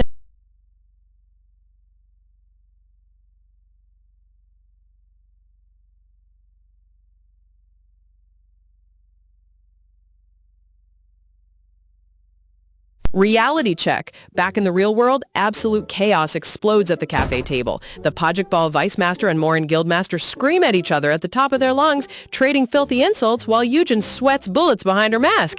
Flapping his paper fan open with a loud snap, Moran's master glares with icy disdain. He politely suggests that his fiery rival keep his trap shut before things get ugly. Igniting in a burst of fiery aura, the hot-headed Pajikbal Vice Master flexes his muscular fists. Daring. He dares Moran to step up and make him shut up if he actually thinks he has the guts to try. Sitting right across from the violent brawl, blonde Guildmaster Lee Ruri calmly licks her matcha parfait spoon while Jin Seiho quietly sips his hot coffee. Ruri giggles at the two full-grown men acting like absolute toddlers. Sweating heavily under her cap, tired, Yujin stares at the chaotic table in utter disbelief. She genuinely wonders if she accidentally walked into a circus audition instead of an elite guild summit. The fight escalates as Moran's master reaches over and violently grabs Yongho by his lapels. Yongho tries to tear his hands off, while Ruri happily continues eating her dessert in the middle of the war zone. Character card reveal, Moran Guildmaster Moran. Smirking arrogantly through his decorative mesh hat, he chuckles softly and asks if Yujin really thinks a guild of his status actually needs outside help. Character card reveal. Pajikbal Vice Guildmaster Yongho, Yeonyeon-se Guildmaster Lee Ruri. Yongho boasts that he clears gates single-handedly with ease, while Ruri acts cute beside him. Look at these designs. The contrast between a fiery martial artist and a cute twin-tailed master is peak webtoon comedy. Character card reveal. Yusong Guild representative Jin Seiho. Dressed in a pristine military-style dress uniform, he sparkles in dramatic lighting while politely explaining that Yusong won't easily accept ridiculous demands either. Unbothered by their pushback, Yujin gazes down at her plastic cup on the wooden tabletop. She calmly replies that while they might feel confident now, the upcoming high-tier gates will be completely impossible to clear without her aid. Dramatic silhouettes of the nation's big four guilds flash across the screen. Yusong, Pajikbal, Moran, and Yenyeon-se, four distinct factions holding absolute dominance over the hunter industry. Yujin inner monologues her true genius plan. Leaving public comments and provoking the top guilds wasn't just mindless trolling, it was a deliberate, calculated tactic to draw their massive aggro and force all four leaders into one room. Clearing her throat quietly behind her face mask, giggles, Yujin feels a rush of excitement. Seeing all 4 guild representatives seated around her small table proves her wild scheme was a resounding success. Leaning back in her chair with complete composure, Yujin clasps her hands together and coolly announces that it's time to officially begin negotiations. Placing a palm against her chest, Yujin directly lays out her terms. She announces that she has zero intention of joining any existing guild, as she plans to establish her own independent squad from scratch. Extending her open palm across the table, Yujin delivers the kicker. Instead of submitting to their authority, she offers her mercenary services to assist their guilds in exchange for massive direct cash payouts. Close up on Yujin's lethal golden eye glowing beneath her cap. Her tone drops to sub-zero as she asks the 4 powerful leaders a chilling question. Looming dark demon silhouettes erupt behind Yujin's shoulder. Breathless, she asks if any of them are truly prepared for the impending nightmare of fighting against otherworlders. Flashback lore explanation. A terrifying crimson portal tears open the night sky with violent energy. The infamous Red Gates, the deadliest anomaly in Hunter history. Within the purple thunder-torn wasteland, demonic entity silhouettes tower over fallen human hunters. Red Gates are specialized dimensional breaches where monstrous otherworlders reside. Relentless hunter strike teams charge into the purple chaos with swords and spears held high. But no matter how many elite hunters throw themselves into the meat grinder, the result is always tragic. Deep inside high-tech control rooms, red emergency alarms blare violently as monitors flash crimson. Panicked scientists watch in horror as every single expedition signal gets completely wiped out. Dramatic text panel. There's never been a single successful clear of a red gate in human history. Every team that entered became permanent casualties. Talk about terrifying stakes. This lore drops the mood instantly. Back in the present, Jin Seo rests his hands on the table with a heavy sigh. He acknowledges that hunting otherworlders is a suicidal burden that even top-tier guilds actively avoid at all costs. Resting her chin on her hands, Yujin gives a confidence-filled stare. She directly offers to take on the terrifying burden of clearing those impossible red gates on their behalf. Shockwaves ripple through the entire table as all 4 guild representatives gasp in total shock. They stare at this masked girl like she just claimed she could jump to the moon. Yang Ho slams his palms onto the table, standing up in outrage. He shouts that a newly awakened hunter talking about solo clearing red gates is absolute nonsense, while Moran nods in agreement behind his fan. Without uttering another word, Yujin opens her palm and channels raw mana. A dazzling swirl of cyan and purple energy instantly erupts in her hand, illuminating her icy eyes. Extending her arm forward, Yujin blasts a harmless shockwave of pure magical energy across the table. She declares that her specialized skills have the unique ability to suppress gate breaks and obliterate otherworlders. Moran taps his folded fan against his jawline, peering down at Yujin with razor-sharp blue eyes. Suspicion thick in his voice, mocking tone, he asks how she can possibly speak with such absolute certainty. Leaning closer over the table, Moran narrows his eyes. He pointedly asks if Yujin has personally fought and survived against otherworlders in her past. Tugged down by her fingers, Yujin pulls her baseball cap low over her face. Deadpan, maintaining absolute secrecy, coldly responds that she has zero obligation to answer that question. Breaking the tense silence, Li Ruri cheerfully munches on a cookie. She blurts out with a giant smile that she completely believes in Yang Gong's claims. Slamming her tiny cute fist with psychotic enthusiasm, Ruri beams that if Yujin is lying, they can easily murder her later. Yujin sweats profusely behind her mask, panicked, realizing this cute girl talks about casual murder like squashing a bug.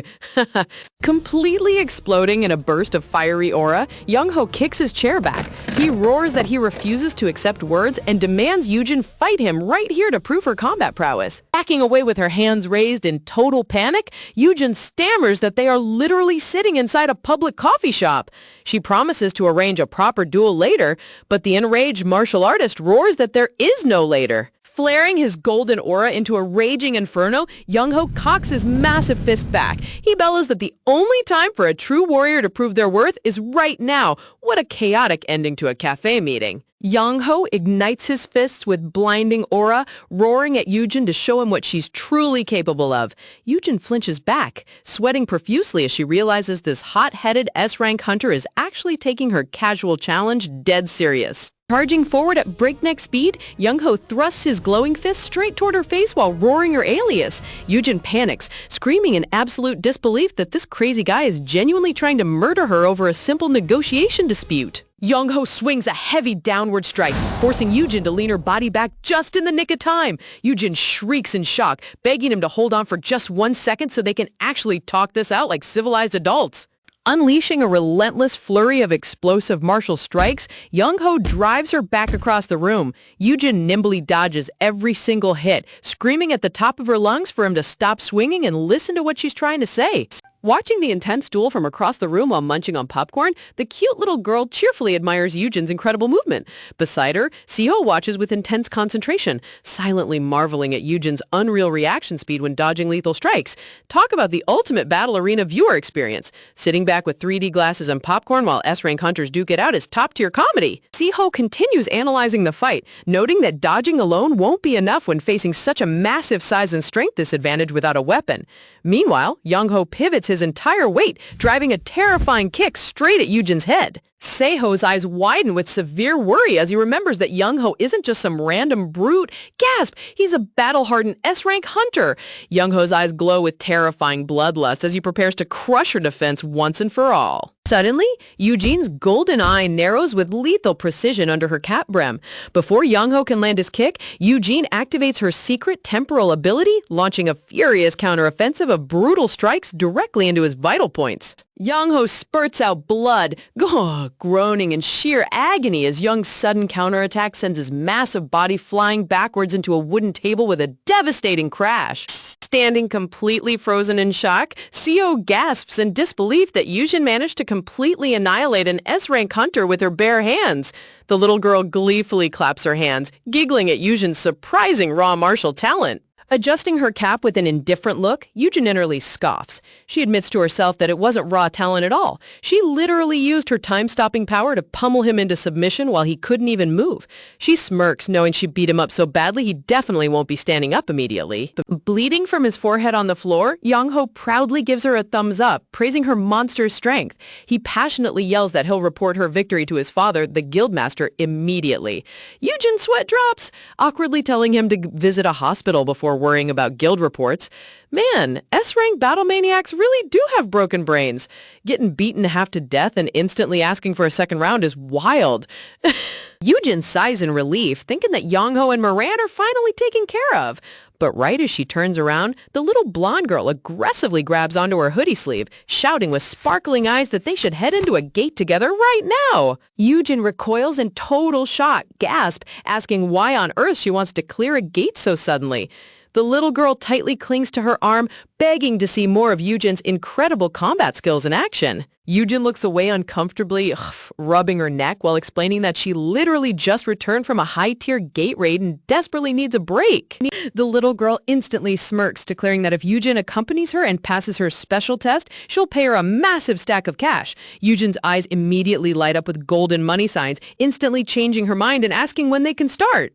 Delighted by her instant reversal, the little girl cheers, agreeing to meet up early tomorrow morning. Meanwhile, Moran quietly fans herself in the background, silently noting that the chaotic recruiter situation has finally settled down. Moran politely bows, announcing that she must consult her vice guild master before making an official offer, promising to contact Yujin once discussions conclude.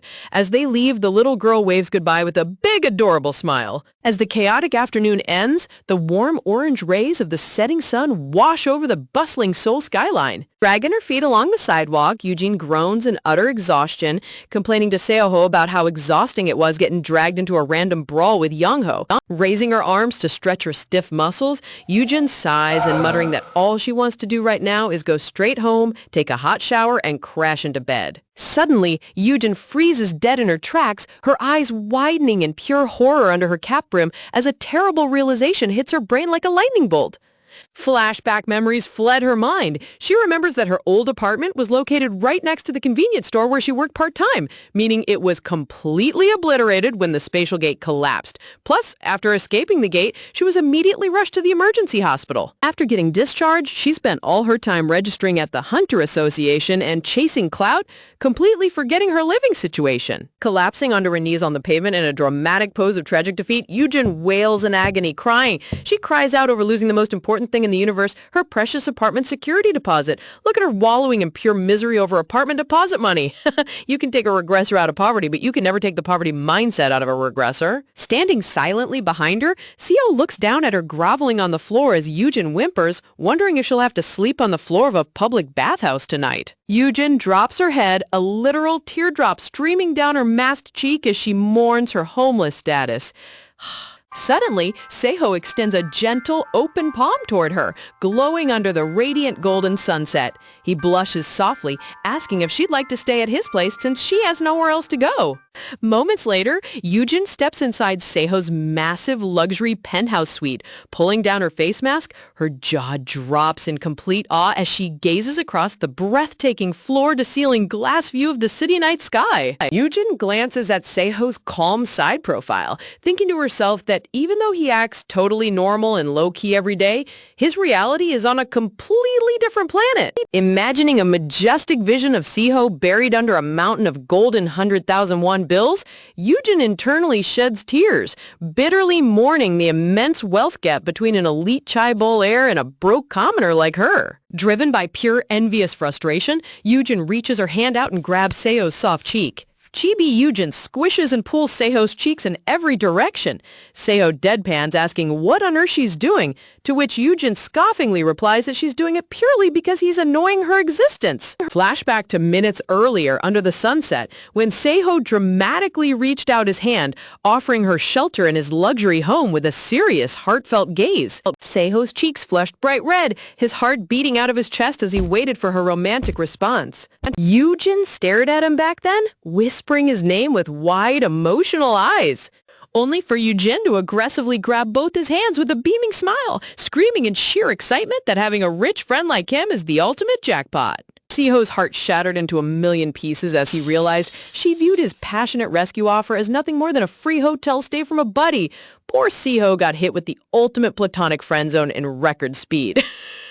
You almost feel bad for the guy. Back in the present, Seoho narrows his eyes, slowly raising his hand toward her face. Chibi Seoho violently pinches Eugen's cheek right back. Eugen winces, flustered, embarrassed, asking why he's pinching her face, to which Seoho deadpans that she's annoying him just as much. Turning around to walk down the hallway, Seo tells her to stop whining and go take a shower first. He adds that he'll head out to buy groceries and grab a fresh change of clothes for her while she washes up. Before Eugen can even protest, the heavy front door slams shut, leaving her alone in the massive penthouse. Eugen stands frozen in the hallway, completely dumbfounded, as she realizes she never even told him her clothing size. Sinking into a deep, steaming hot marble bathtub, Eugen groans in absolute bliss, marveling at how long it's been since she enjoyed a proper hot bath. Leaning her arms along the edge of the tub, she sighs happily, thinking that if she didn't have a giant mountain of complex plans piled up, she could get used to living the ultra-wealthy lifestyle. Counting on her wet fingers,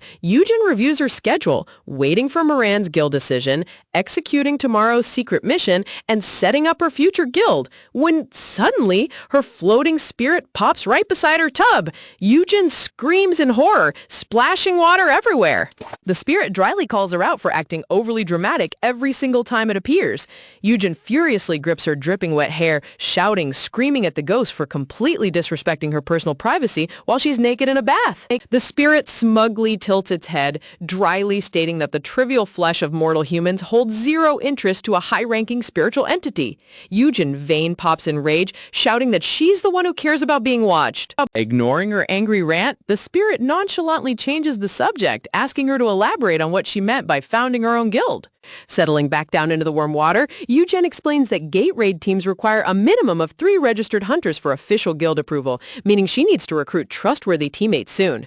The spirit chuckles, strokes its chin, asking if she already has potential candidates in mind for her new roster. Confirming her next move, Eugen softly nods under the warm bathwater, explaining that for now, her target is a specific individual. She remembers a decent kid from her past life who ended up wrongfully exploited before dying a miserable, tragic death. She recalls the profile of Hyun Do-jin, a 19-year-old orphan who lost his parents inside a spatial gate. Left with no one to rely on, he struggled endlessly until awakening his abilities at 19 following a sudden, traumatic incident. His public appearance was brief and fleeting. He was secretly transferred to a shadowy syndicate responsible for drug distribution across South America, where he was forcibly injected with experimental drugs, worked to absolute exhaustion, and eventually thrown away like garbage. Leaning back against the edge of the marble tub, Eugen listens as her floating spirit floating beside her asks if she genuinely plans on saving the young boy's life. Eugen brushes off the noble sentiment, casually replying that it isn't anything grand. He's simply someone whose power she happens to need for her future guild.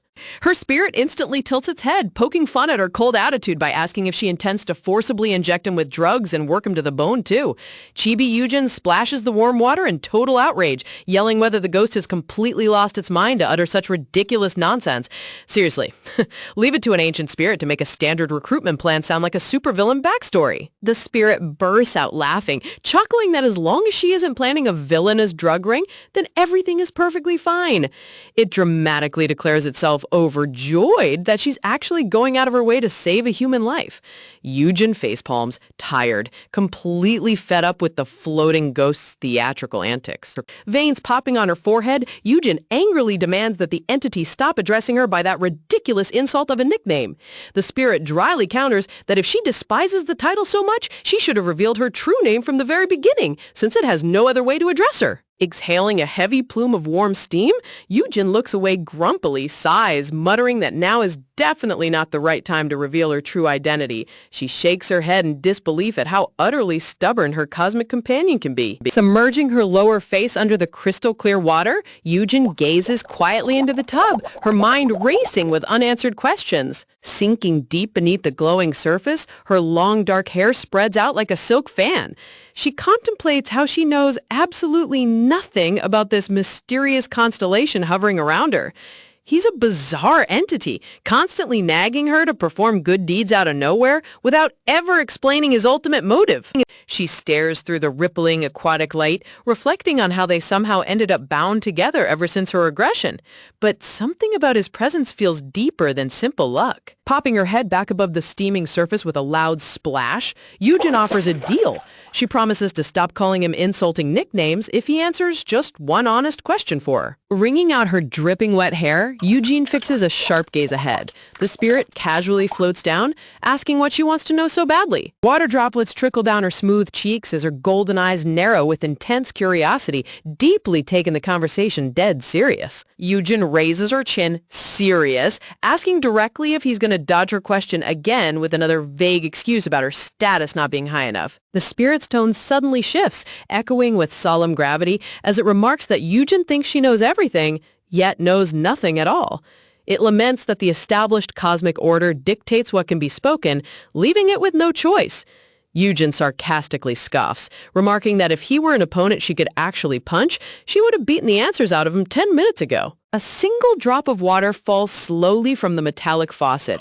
The spirit whispers reminiscently that a long time ago, there was an entity who harbored the exact same defiant thoughts as her, a foolish rebel who defied the order's absolute decree and recklessly charged into battle. Gazing upward through the misty air, Eugen listens intently as the spirit murmurs that she will discover the identity of that legendary rebel when the right time finally arrives. Reaching her hand toward the heated towel rack, Eugen lets out an exasperated groan, realizing that once again, the ghost is dodging a straight answer. Drying her wet hair with a soft towel, Eugen pouts annoyed, asking if the entity actually knows the truth at all, or if it's just making up dramatic cosmic nonsense on the fly. Floating back into the foggy background, the spirit softly chuckles, murmuring how wonderful it would be if it were truly that simple. After barely surviving the terrifying physical toll of swallowing a spatial disaster whole, Eugen sinks deep into a soothing, steaming bath, letting the warm water wash over her exhausted body.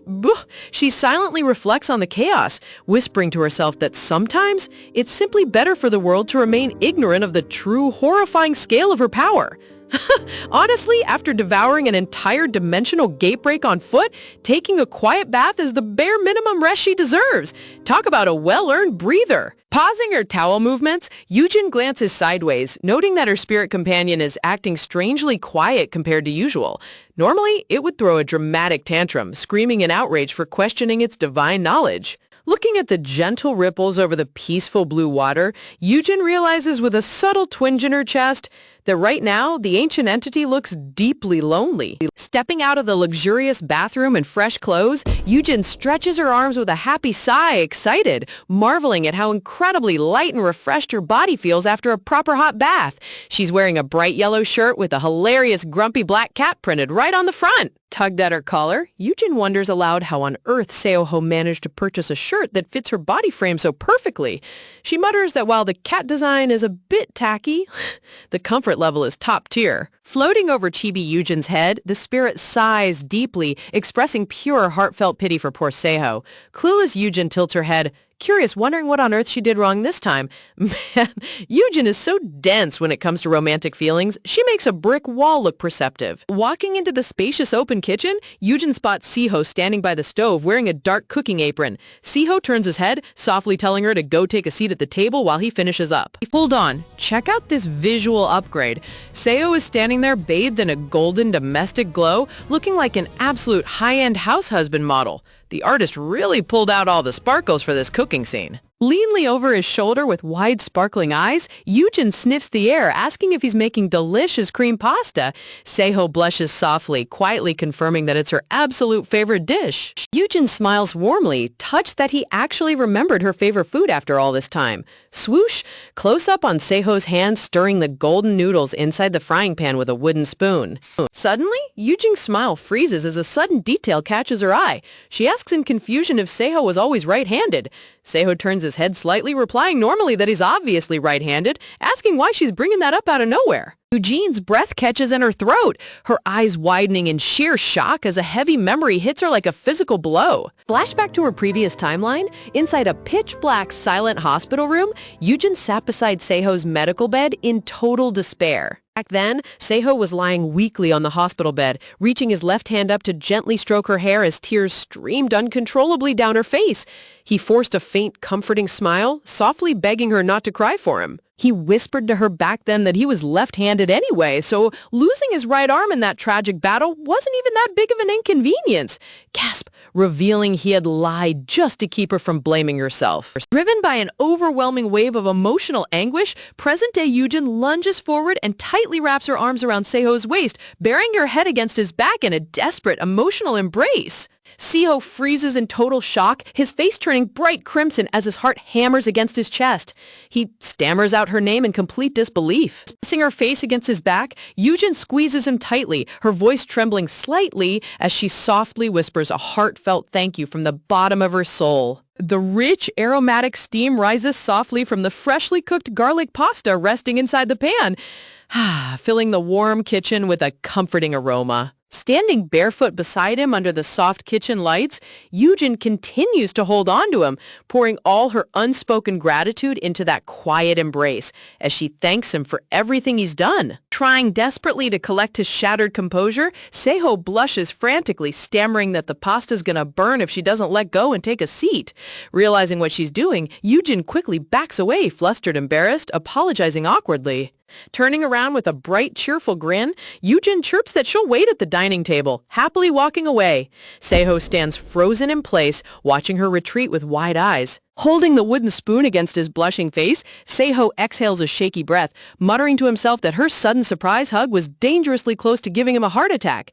Talk about a massive win for Seho. The guy went from getting friend-zoned to getting a full back hug in under 10 minutes. Back at the table, Chibi Yujin smugly wags her finger, teasing her floating spirit that since it refused to answer her questions earlier, she's going to keep calling it Mr. Shibblesay forever. The spirit twitches in silent, trembling rage. Twirling the hot pasta around her fork, Yujin takes a massive bite, her eyes lighting up in pure bliss, amazed as she moans how ridiculously delicious it tastes. Chibi Yujin raises her hands in victory, enthusiastically shouting that he deserves a full 5-star Michelin rating. Sitting across from her, Siho deadpans while eating his salad, thanking her for the extremely detailed review. Noticing his full plate untouched, Yujin tilts her head, curious asking why he isn't eating any of the pasta. Resting his chin on his palm, Siho smiles softly, explaining that he sampled plenty while cooking, so he's already satisfied. Looking at her with an extraordinarily gentle, affectionate gaze, Siho admits that just watching her eat with such genuine happiness makes him feel completely full. Yujin blushes in surprise, and even the grumpy cap printed on her shirt turns bright red. The scene seamlessly shifts to a steaming pot of traditional stew bubbling on a round wooden dining table, surrounded by warm, homemade side dishes. Flashback to Yujin's childhood memory. Sitting at a small dining table, young Yujin happily munched on her food, asking her mother why she wasn't eating. Her mother laughed with radiant warmth, gently replying that just watching her beloved Yujin eat delicious food made her heart completely full. Looking down at her fork, Yujin softly murmurs that Seiho's words sound exactly like something her mother used to say to her. Seiho pauses mid-motion, turning his head in total surprise to ask if she actually managed to find her long-lost mother. Yujin blinks, curious, caught off guard by his abrupt question. Tapping the tip of her wooden fork against the plate, Yujin realizes she hasn't filled in the current timeline Seiho about her past yet. She quietly admits that while she did find her mom, lowering her gaze with a heavy heart, Yujin reveals that her mother passed away a long time ago. Flashback to her early childhood memory, bathed in golden sunshine, young Yujin ran with open arms straight into her mother's warm, loving embrace. Looking out the small window of her childhood room, Yujin reflects that for as long as she can remember, genuine happiness was something extremely rare in her life. Man, this story really knows how to pull at our heartstrings. Inside a crowded orphanage room, two kids violently pull on opposite ends of a stuffed rabbit while shouting in anger. Yujin recalls how her time at the orphanage was far from joyful, wondering how a group of abandoned children could ever truly be happy together. A bright memory flashes. Young Yujin laughs happily while dragging young Sioho by the hand down a glowing hallway. She admits that being with Sioho was the only brief period she ever felt genuine joy. Though even that didn't last long. A tall, imposing man in a sharp black suit takes young Seiho away by the hand, leading him toward a luxury sedan while Seiho looks back in heartbreak. Yujin explains that his wealthy family eventually came to claim him, leaving her alone once more. Standing alone in the shadow of the doorway, young Yujin watched them drive away, coming to the bitter realization that happiness simply wasn't meant for someone like her. Suddenly, total catastrophe struck. The catastrophic gate incident erupted, causing massive concrete debris to rain down while terrifying screams echoed through the crumbling building. Flames engulfed the entire structure, reducing the orphanage to ash. Yujin remembers how the cowardly director fled by himself, leaving all the helpless children behind to perish in the inferno. Trapped under the pitch-black rubble, bruised and battered, young Yujin stared blankly into the shadows, wondering why she was even still alive when she had never experienced a single happy moment. Close up on her dull, hopeless golden eye flickering in the dark cellar. Seriously, artist? Depicting a young child losing all will to live in a dark hole is absolutely brutal visual storytelling.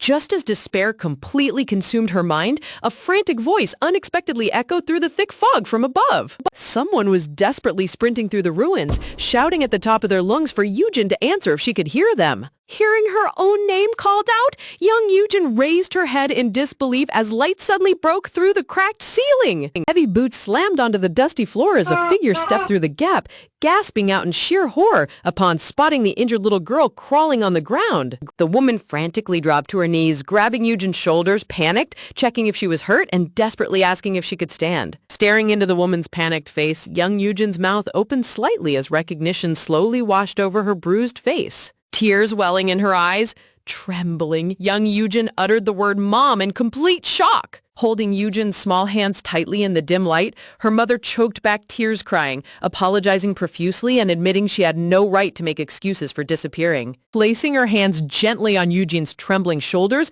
her mother urged that the falling debris made it too dangerous to stay, pleading for them to escape together immediately. But as her mother tried to stand, young Eugen pulled her hand away, coldly stating that she wasn't going anywhere with her. Shouting through her tears, young Eugen lashed out, asking how she could ever trust a mother who abandoned her, trembling voice, terrified of getting thrown away a second time. Pushing her mother's hands back, Eugen yelled that she'd rather die right here alone than suffer that heartbreak again. Clenching her fist tightly, her voice cracked, crying as she screamed for her mother to just stop caring, just like she had done her entire life. Talk about an absolute emotional gut punch. You can feel every drop of trauma overflowing from this poor kid. Turning her back, young Eugen tried to convince herself that staying alone in the dark ruins was far better than risking getting abandoned all over again. Clenching her small fist until her knuckles turned white, she questioned why the agonizing thought of being left behind made her feel like sobbing so badly. Suddenly, her mother lunged forward and pulled her into a tight, desperate embrace, wrapping her entire body around the trembling child. Burying her face against Eugen's hair, her mother whispered through stifled sobs that no apology could undo the pain she caused, but she truly had no choice when she left. Cupping Eugen's tear-stained face with extreme tenderness, her mother promised that she wouldn't ask for her understanding or demand her forgiveness. Gently running her fingers through Eugen's messy hair, her mother made a solemn, unshakable vow. Tears streaming down both of their faces, crying, her mother declared with absolute devotion that she would protect Eugen and never, ever abandon her again. Golden morning light finally pierced through the collapsed concrete beams overhead, illuminating the scene in a brilliant, warm radiance. Amidst the tragic ruins of the destroyed orphanage, mother and daughter held each other tight, finally reuniting after years of agonizing separation. Eugen narrates that before her mother met her ultimate demise fighting terrifying otherworldly beasts inside a gate, she passed down every single one of her powerful hunter skills into Eugen's body. Glowing ethereal mana surged behind them as her mother smiled softly through her final moments. Transitioning back to the present day in Seiho's luxurious apartment, Eugen sits comfortably on the couch wearing her cat shirt, casually revealing to Seiho that her mother was actually a high-tier hunter. With a calm smile, Eugen explains that her mom had actually awakened even earlier than Choi Yang-hin, the man celebrated worldwide as humanity's very first awakened, though her existence was kept strictly hidden from the public. Seo tilts his head in total shock, asking if her mom was really that powerful. Eugen chuckles softly, noting that the only living people who know the truth are her and Choi Yang-hyun himself. Resting her hands on her knees, Eugen reveals that she looks almost like a carbon copy of her mother. She explains that the main reason she hides her face is to prevent Choi Yang-in from immediately recognizing her lineage. Seo gazes at her with deep, solemn eyes, whispers softly saying her name as the heavy weight of her tragic childhood resonates within him. Massaging the back of her neck with an awkward laugh, Eugen shrugs off the dark mood, casually stating that that's pretty much how her backstory went down. Close up on Eugen bursting into a wide, bright grin, playfully boasting that at least she inherited her mother's stunningly pretty looks. Suddenly, without warning, Seiho leans forward and wraps his arms tightly around her, pulling her into a deep, gentle embrace on the couch. Sparkles and white flowers bloom across the panel frame. Whispering softly right beside her ear, Seiho tells her that she doesn't have to force a smile for his sake, knowing how much unbearable pain she's endured all on her own. Resting her chin over his shoulder, gasp, Eugen's eyes widen in surprise. She quietly asks if he's really sure he doesn't want to pry further about her mother or where she's been hiding all these years. Wide, top-down view of the sunlit living room as Seo holds her close, softly reassuring her that as long as she's safe and okay, nothing else matters to him. Close up on Eugen's eye as her guarded expression softens completely, whispering thanking him from the bottom of her heart for being so incredibly considerate. Wrapping her arms around his neck, Eugen smiles with genuine warmth on his shoulder, happily telling him that he's truly a wonderful friend. Ouch! Did you guys hear that sound effect? That was the brutal, deafening sound of poor Seiho getting smashed right back into the friend zone after pulling off a flawless romantic hug. After the intense cafe meeting, Seiho gently pulls Yujin into a warm, comforting hug. Yujin closes her eyes tightly, leaning against his chest as the silent relief washes over her. Pulling back with a soft sigh, Seiho looks down at her with gentle concern. He quietly suggests that she head inside to rest up, promising to handle all the dishes and clean up himself. As Seiho stands up, Yujin lightly touches his sleeve and gently assures her that he knows where everything goes, with conviction, urging her to just relax after such an exhausting ordeal. Watching his back as he walks toward the kitchen, Yujin smiles softly to herself. She thinks about how thoughtful and considerate Seiho has always been ever since they were young kids. She reflects on how he clearly holds endless questions about her newfound powers, yet he deliberately refrains from prying or pushing her for uncomfortable answers. Talk about the ultimate supportive childhood friend. Later that night, under the cold glow of the full moon, Seiho stands out on his high-rise balcony. He dials a secret call while leaning over the illuminated railing. Speaking quietly into his phone, Seiho apologizes to Secretary Joe for the late-night call. He brings up Yujin's earlier slip-up where she admitted she was terrified of Choi Yang-hin recognizing her face. Seiho stares into the city lights, analyzing every piece of the puzzle. He realizes that something deeply tragic must have occurred between Yujin, Yangyan, and her late mother in the past. Gripping his phone tightly, Seiho firmly orders his secretary to investigate every detail about Yujin's mother, Tae-hee-jin, without missing a single clue. Close up on Seiho's sharp gaze, serious, he vows to uncover every dark secret and eliminate every hidden obstacle standing in Yujin's path, swearing to protect her no matter what. Look at him stepping up like a true male lead. We're flashing back. Years ago, young Yujin holds up this dark green hardcover book to her mom, Tae-hee-jin. She innocently asks what kind of book she just pulled off the shelf. Smiling brightly, Hee-jin recognizes the Elan Elementary School 8th graduation commemoration book. She gasps in surprise, chuckling softly that her old school yearbook was still sitting around in the house. Flipping through the crisp yellowed pages together, Hee-jin points her finger at a small student portrait. Young Yujin leans in closely, gasping at the discovered photo. The yearbook photo reveals a younger Hee-jin with short, wavy, dark hair and bright green eyes.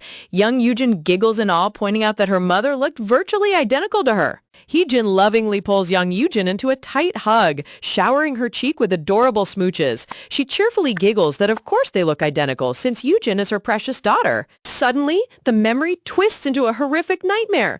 Crimson blood splatters across the darkness as a grotesque slime tentacle snakes around her mother's head. A gigantic alien maw lined with razor-sharp fangs opens wide above them. Hee-jin's distorted voice echoes eerily, whispering that she desperately wanted to see what Yujin would look like when she grew up. In the gargantuan creature's glowing eye, young Yujin's trembling reflection watches in utter terror. The nightmare logic in webtoons never fails to give me absolute chills. Dark black hands burst from the shadows, dragging young Yujin backward. She desperately stretches her hands forward, screaming at the top of her lungs for her mother. Licking its grotesque purple lips with a thick, slimy tongue, the monstrous entity murmurs that while the meal was delicious, its ravenous hunger is far from satisfied. At close-up on young Yujin's tear-streaked face as her eyes flash with terrifying crimson panic, the nightmare entity's distorted voice echoes inside her head, screaming for more flesh. The horrific beast drops upside down directly over Yujin's head. Its twisted voice suddenly targets Seiho, menacingly asking what it should do to Seiho's right arm. Giant bone-chilling jaws snap around Seiho's body.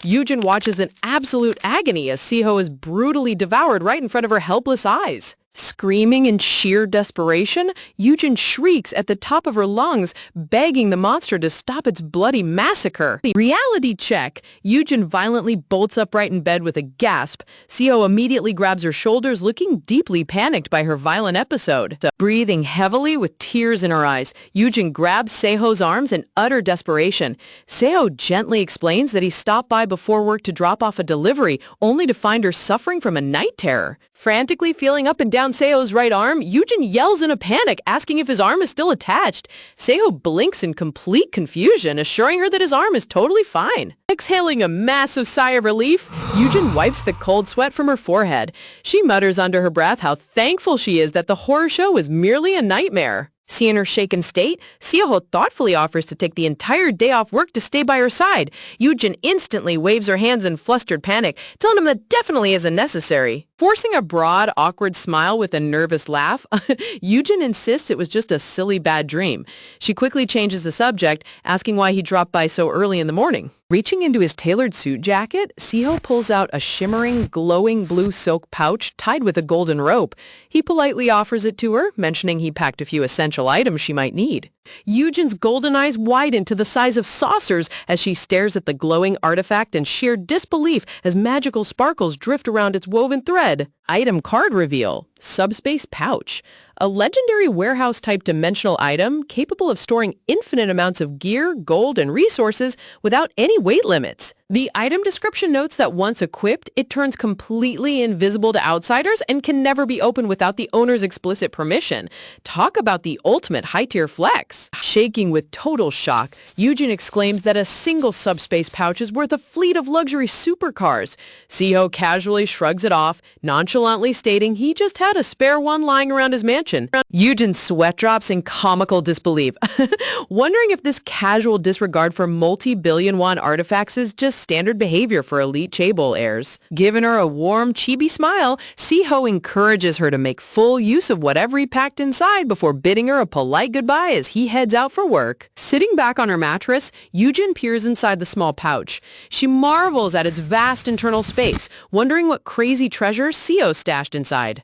Tipping the pouch upside down, a massive pile of high-tier mana potions, rare daggers, and sleek gear tumbles onto the bed.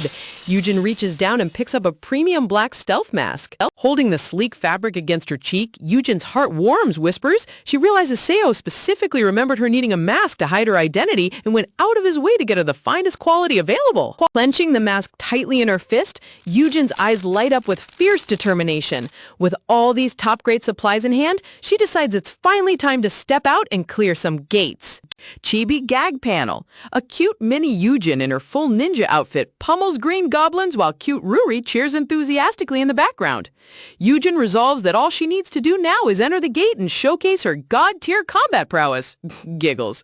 Outside the building, a pristine white luxury sedan pulls up. A stylish woman named Chung Ha from the Yunyunsei Guild politely opens the passenger door, inviting Yujin inside. The sleek sedan glides effortlessly down the city highway, speeding toward the high-risk gate site under the bright afternoon sun. Sitting in the plush backseat with her arms crossed, Yujin observes Chung-ha driving. She inwardly notes that Chung-ha is a highly competent hunter possessing exceptionally dangerous skills. Skill lore card reveal. Chung-ha possesses Intuition's Guidance A, boosting her reaction senses, and Price of Knowledge A, which grants absolute information on any target at the steep cost of erasing her own precious memories. Looking out the tinted window, Yujin inner monologues how she knows every intimate detail about Chung-ha's hidden abilities. Flashback, past timeline. In a glowing teal sea of destruction, Yujin cradles a dying, bloodied Chung-ha in her arms.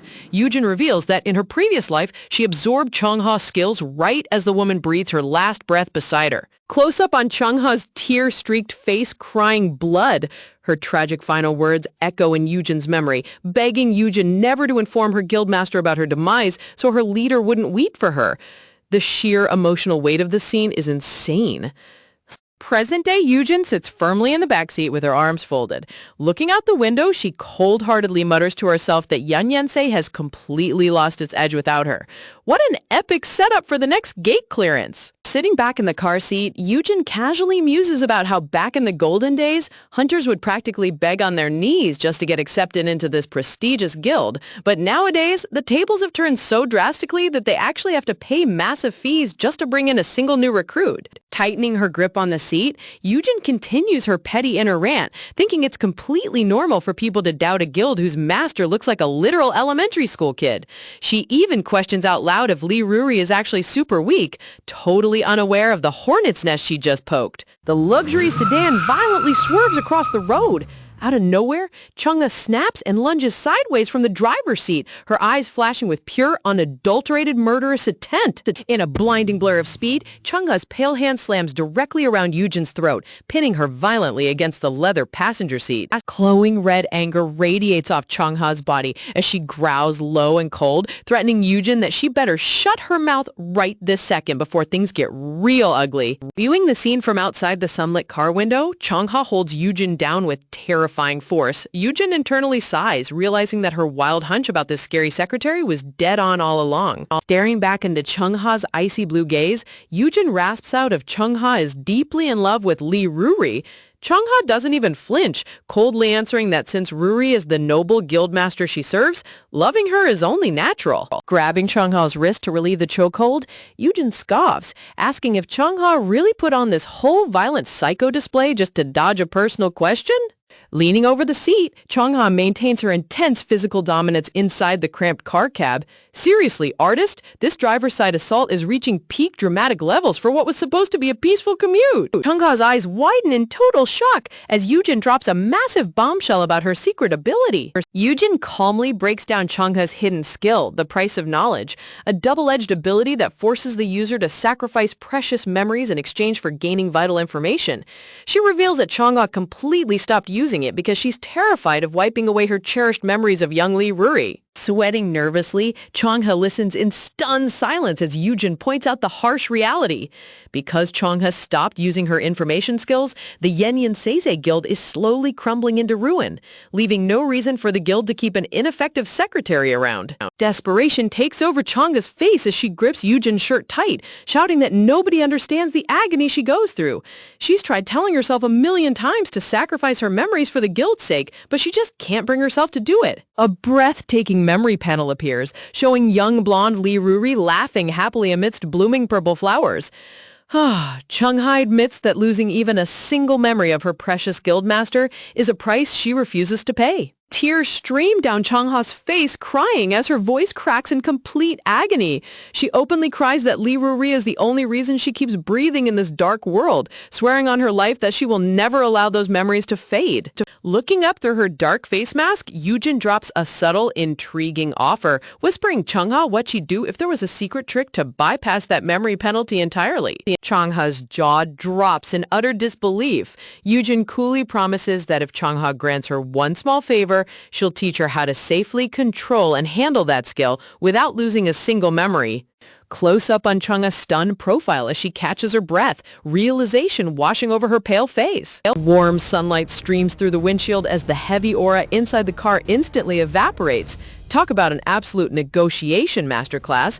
Yujin really turned a life-threatening chokehold into a bargaining chip in under 2 minutes. Raising a single finger, Yujin smirks under her mask, assuring her that the favor isn't difficult at all. She just needs Chung-ha to track down one specific guy. Visual pop-up shows an 18-year-old high school student named Hyun-do Jin hanging out with his classmates. Yujin requests Chung-ha to use her vast intelligence network to locate him immediately. Chung-ha blinks in utter confusion, asking if that sparse detail is seriously all she has to go on. When she asks for his school name, Yujin casually shrugs, admitting she has no clue. Switching to a hilarious chibi style, Chung-ha frantically asks for his home address, local rumors, or literally any useful lead. Yujin bluntly responds that if she possessed any of that info, she would have found the kid herself already. Chung-ha throws her hands up in utter disbelief, asking if she's really expected to hunt down one teenager out of millions with just a name? Yujin playfully teases her, telling her not to act like a whiny baby when a top-tier secretary like her can easily pull it off. Yujin casually rests her arms behind her head, telling her to hurry up and get to work when she finds him.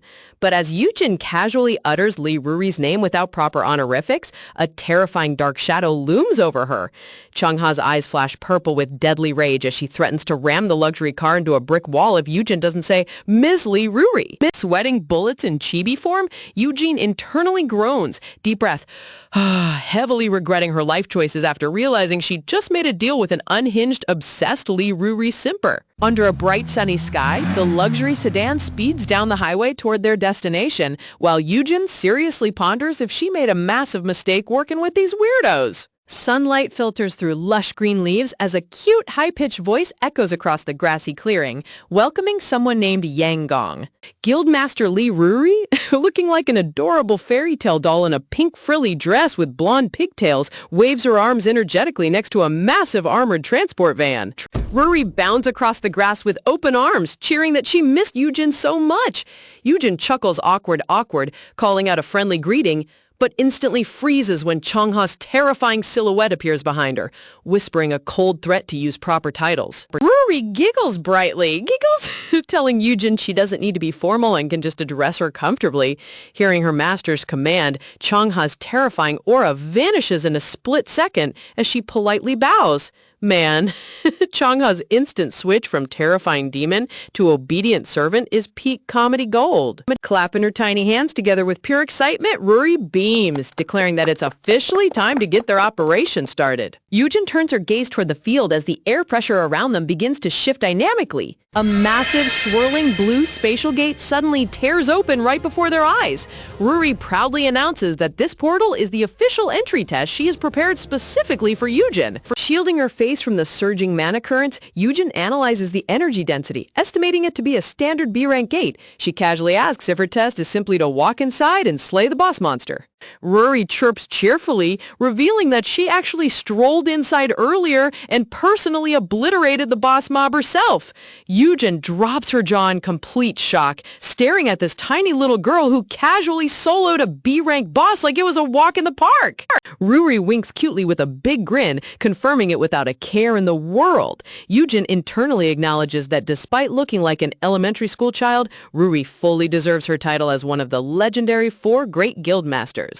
Pointing her finger as glowing gears and magic stones float around her, Ruri explains that she intentionally left the gate open instead of closing it. She reveals that managed gates are absolute gold mines, serving as premium training grounds for new recruits, farming spots for rare items, and live monster research labs. Floating ancient spell books and golden coins shimmer in the air as Ruri explains that today's gate has been custom-tailored into a high-yield training simulation. Swirling currents of magical mana stream around them as Ruri outlines the core objective of Yujin's test, harvesting high-grade monster mana cores. A terrifying crimson silhouette of a monster appears with a blinding light radiating from its chest. Ruri reminds her that mana cores reside deep inside a beast's heart, meaning they can only be extracted if the monster is thoroughly and completely slain. Yujin recalls the glowing purple core she ripped out from that giant spider monster earlier, thinking this test will be a total breeze since she has her gluttony skill. But before she can finish her thought, Ruri cheerfully demands that she collect a staggering 100 cores within a strict time limit. Yujin's soul instantly leaves her body in gray shock. Eugene immediately turns on her heel and starts walking away from the gate. Ruri frantically lunges forward, grabbing Eugene's jacket, panicked, apologizing profusely while begging her to wait because she brought a special gift Eugene will absolutely love. Ruri pulls out a stunning, high-tech, dual-barrel handgun, glittering with pure magical energy. She proudly introduces the AM-382, crafted from pure A-rank magic stones with a 30-round magazine, custom recoil assist formulas, and full skill mana compatibility. Unimpressed, Eugene gives a quick thumbs up while continuing to walk away, giving an immediate answer that she's out of here. Holding the sleek new gun up to the sunlight, Eugene actually decides to keep the awesome weapon as Ruri waves a cute bye-bye from the grass while Changha stands guard nearby. Snapping her fingers, Ruri asks Changha if all the monitoring equipment is prepped and ready to go. Changha bows respectfully, leading her guildmaster toward the back of the armored van. Hopping onto a comfortable office chair inside the mobile base, Ruri kicks her cute little legs back and forth, eagerly declaring that it's time to watch how amazing their new recruit really is. The entire interior of the van lights up with dozens of high-tech blue CCTV screens. Ruri watches attentively as the monitor displays Eugene stepping straight through the swirling blue portal into the gate. Stepping out onto lush green terrain inside the gate, Eugene immediately wipes the sweat off her forehead, complaining that the tropical climate in here is boiling hot. Unzipping her heavy jacket to reveal a sleek black top, Eugene taps her wrist to summon a floating blue holographic UI window, analyzing the dense jungle terrain to prepare for the massive horde coming our way. Eugene inspects the floating status window, showing that they've entered the Trolls Jungle, a B-rank dungeon where the boss monster has already been defeated. Yujin lets out a weary exhale, realizing her targets are trolls. Suddenly, Shibalse's annoying voice rings in her head, asking why she's hesitating instead of just beating them senseless. Annoyed, Yujin mockingly calls out Shibalse for acting like a know-it-all. She points out that trolls stand over 3 meters high and regenerate instantly, meaning every single attack must be an immediate lethal strike. Re-examining the sleek gun in her hands, she realizes 30 bullets won't be enough to harvest 100 cores, and extracting them individually with gluttony will blow past her strict time limit. Honestly, giving someone a 30-round magazine for a 100-kill quest is peak manager logic. Browsing her holographic skill list, Yujin decides to hold her overpowered time-holding ability in reserve as an absolute emergency backup. Her sudden realization hits her as she recalls the spiderweb skill she stole earlier, capable of launching ultra-durable web strands tied directly to her current strength level. Sweat drips down her cheek as she wonders if an untested skill will work, but before she can even test it, a massive green troll leaps out from the canopy behind her. With zero time to overthink, Yujin snaps her arm around Panicked and triggers her skill, determined not to end up as Troll Chow. A brilliant thread of pure mana shoots out from her fingertips, piercing straight into the creature's gaping maw. The compressed mana thread detonates instantly, blowing the troll's massive head completely clean off its shoulders. As the decapitated head flies through the air, the massive green body collapses onto the dirt with a loud crash. Yujin stares up at her glowing hand in complete shock, barely able to process what just happened. Her eyes sparkle with pure delight, excited behind her black mask as she realizes she accidentally stumbled onto an absolutely broken, overpowered technique. That moment when you try a random side quest skill and realize it's basically a one-shot cheat code. Giddy with excitement, Yujin boasts to Shibalse about one-shotting a giant troll, but the spirit coldly shuts her down, asking what's so impressive about that. So Yujin drops into a confused pose, wondering why he's throwing so much shade over a high-tier spider ability. She blinks awkwardly, sighing, staring off into the sky as Shibalse's bad attitude ruins her victorious mood. Poking fun at him, Yujin asks if the ancient spirit is just throwing a petty temper tantrum out of pure jealousy. Shibalse explodes in a furious rant, shouting that if he had all his soul fragments, 100 trolls wouldn't even serve as an appetizer. Yujin frantically raises her hands, begging him to chill out. Yujin reassures him that her time-holding ability is her ultimate trump card, explaining she can't recklessly waste it just to compensate for her low agility stat. Laughing nervously giggle, she insists it's her absolute grand final move that must be preserved for true life-or-death situations, making Shibalse pause to consider her words. Shibalse completely falls for her flattery, agreeing that time magic shouldn't be spammed.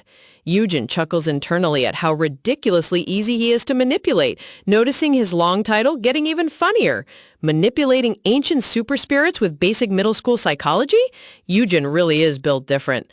Shibalse advises her to master applying her current skills better, but Yujin tilts her head, shooting a random thread, while questioning if there's anything more to it than simple string shooting. Shibalse drops another dramatic insult before delivering actual wisdom, explaining that skills are just raw mana applications.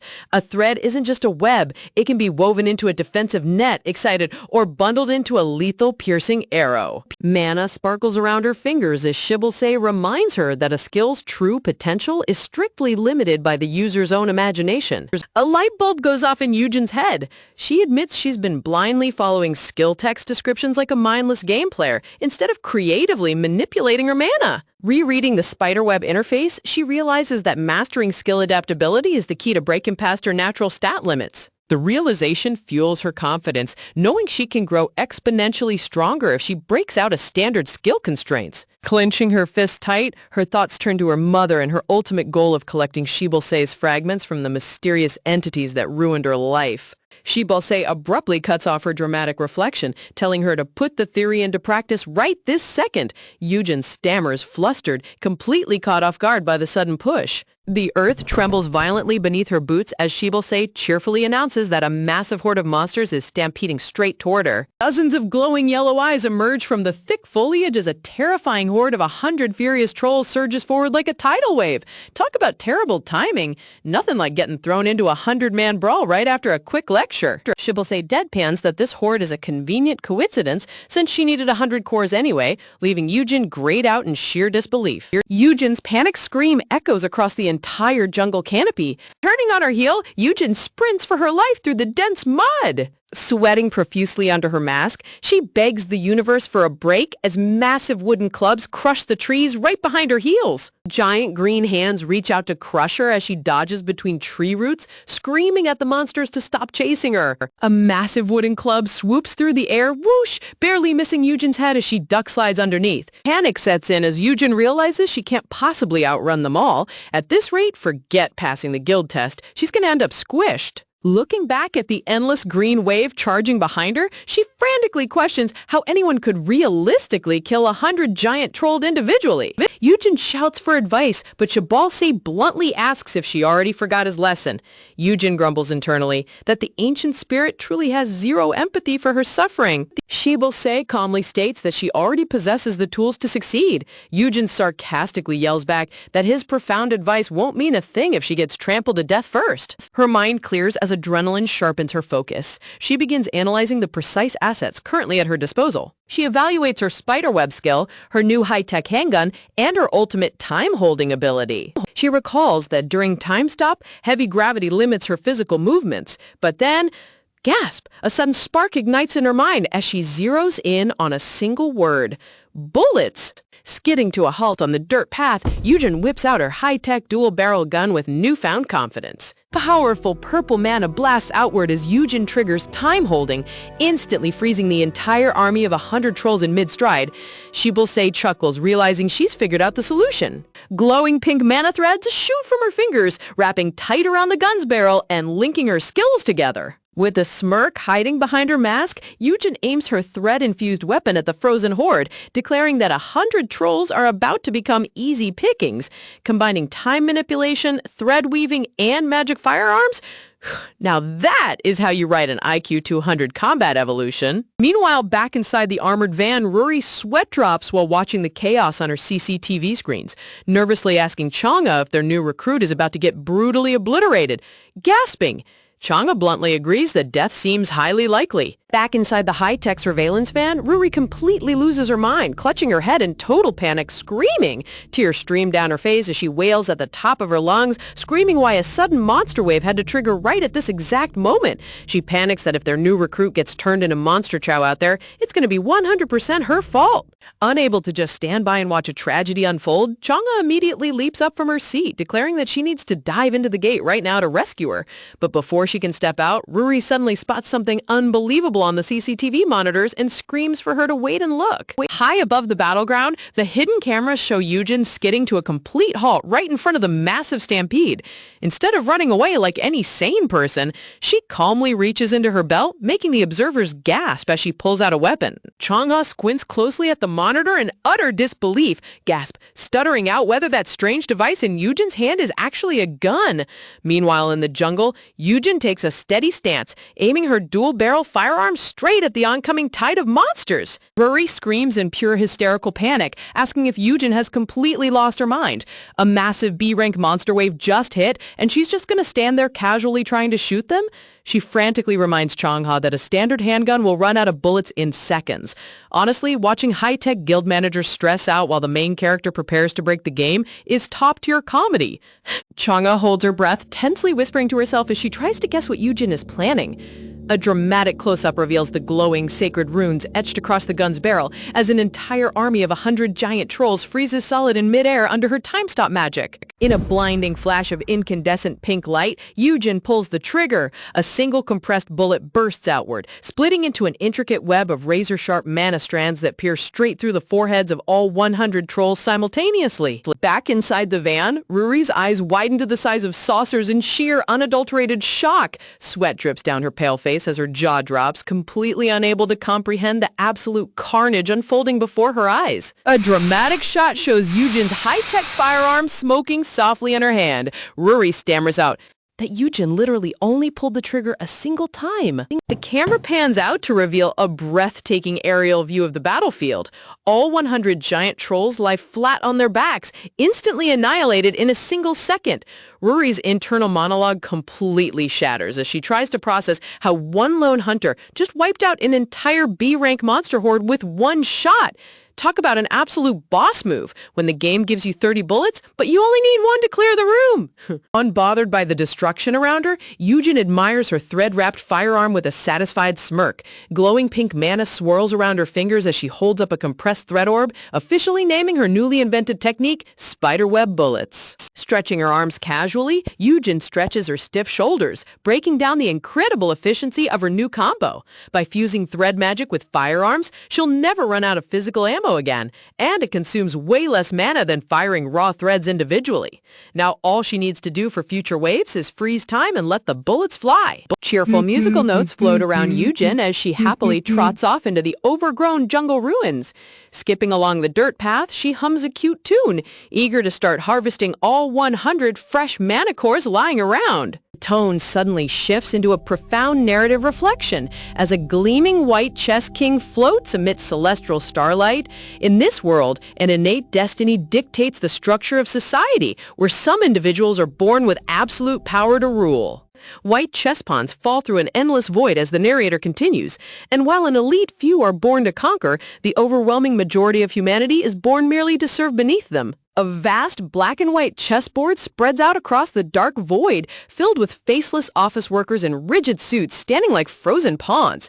Most people simply surrender to their cruel fate, living out predetermined mediocre lives until they reach their predetermined ends. But suddenly, glowing blue footprints break off from the grid, walking away from the rigid lines. Yujin walks forward through the darkness, leaving a trail of glowing footprints behind her. She refuses to stay trapped inside the box society built for her. Striding boldly into a brilliant burst of light, Yujin's face shines with unwavering determination. This girl is fundamentally different from the rest. She never yields, even when staring straight into the face of death. Instead of blindly following rigid rules, she thinks for herself and carves out her own destiny. Pulling her mask down slightly, Yujin lets out a refreshing breath under the warm sunlight. Cradled safely in her arms is a massive burlap sack stuffed to the brim with glowing green brank troll cores. The moment she steps out, Ruri comes sprinting across the grass, screaming Yujin's alias, Yanggong, at the top of her lungs, with Changha hurrying close behind. Ruri grabs Yujin by the shoulders with teary eyes, dramatically crying about how worried she was that something terrible had happened to her in there. Yujin just blinks awkwardly under her mask, calling out Miss Ruri's name softly. Yujin's expression deadpans into total annoyance. Mocking tone, she bluntly tells Ruri to stop fake crying, pointing out that she knows for a fact Ruri was sitting back comfortably watching every single second on her surveillance cameras.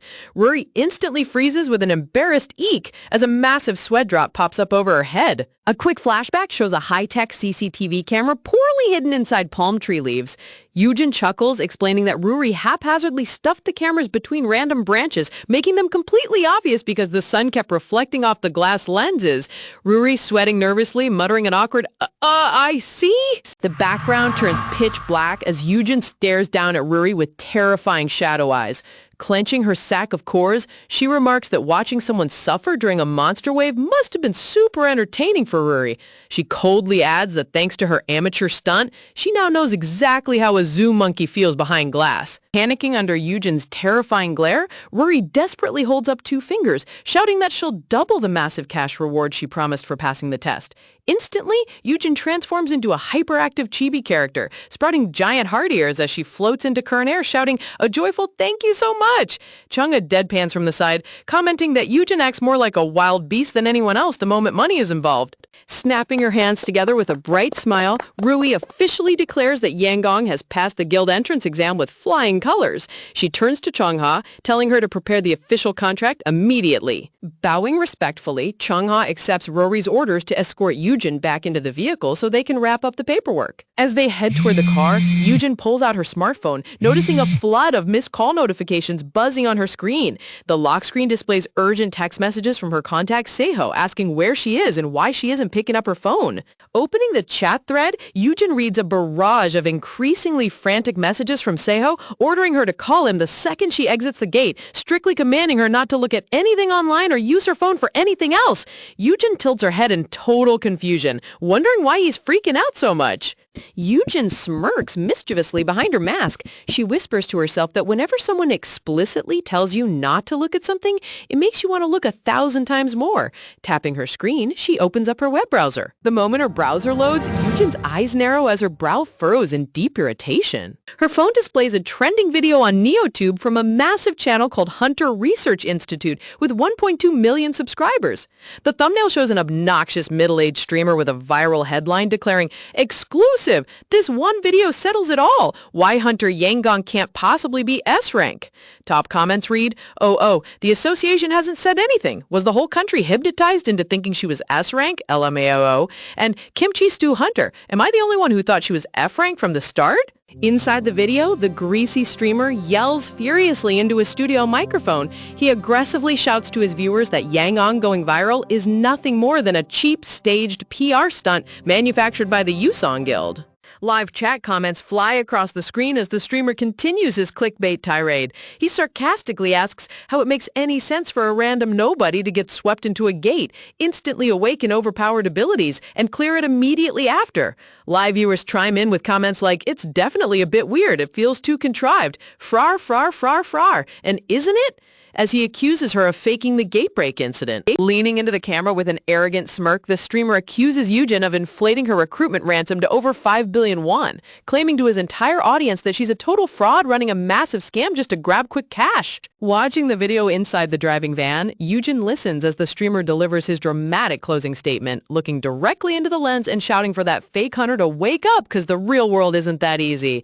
Honestly, internet clickbait commentary channels making up wild conspiracy theories without knowing the main character is an absolute cheat code is peak realism. Ha! Glancing worriedly into her rearview mirror, Chang'e asks Yujin if she's really okay with letting this slide. She warns her that if they leave this video unchecked, the media will go completely wild, urging her to take official legal action. Leaning back comfortably on the leather car seat, Yujin waves her hand dismissively, sighs.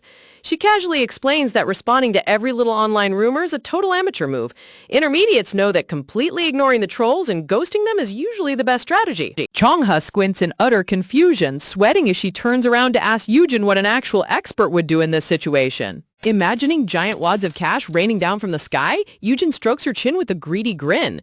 She declares that a real expert sues every single clout chaser for defamation, collecting millions in settlement money.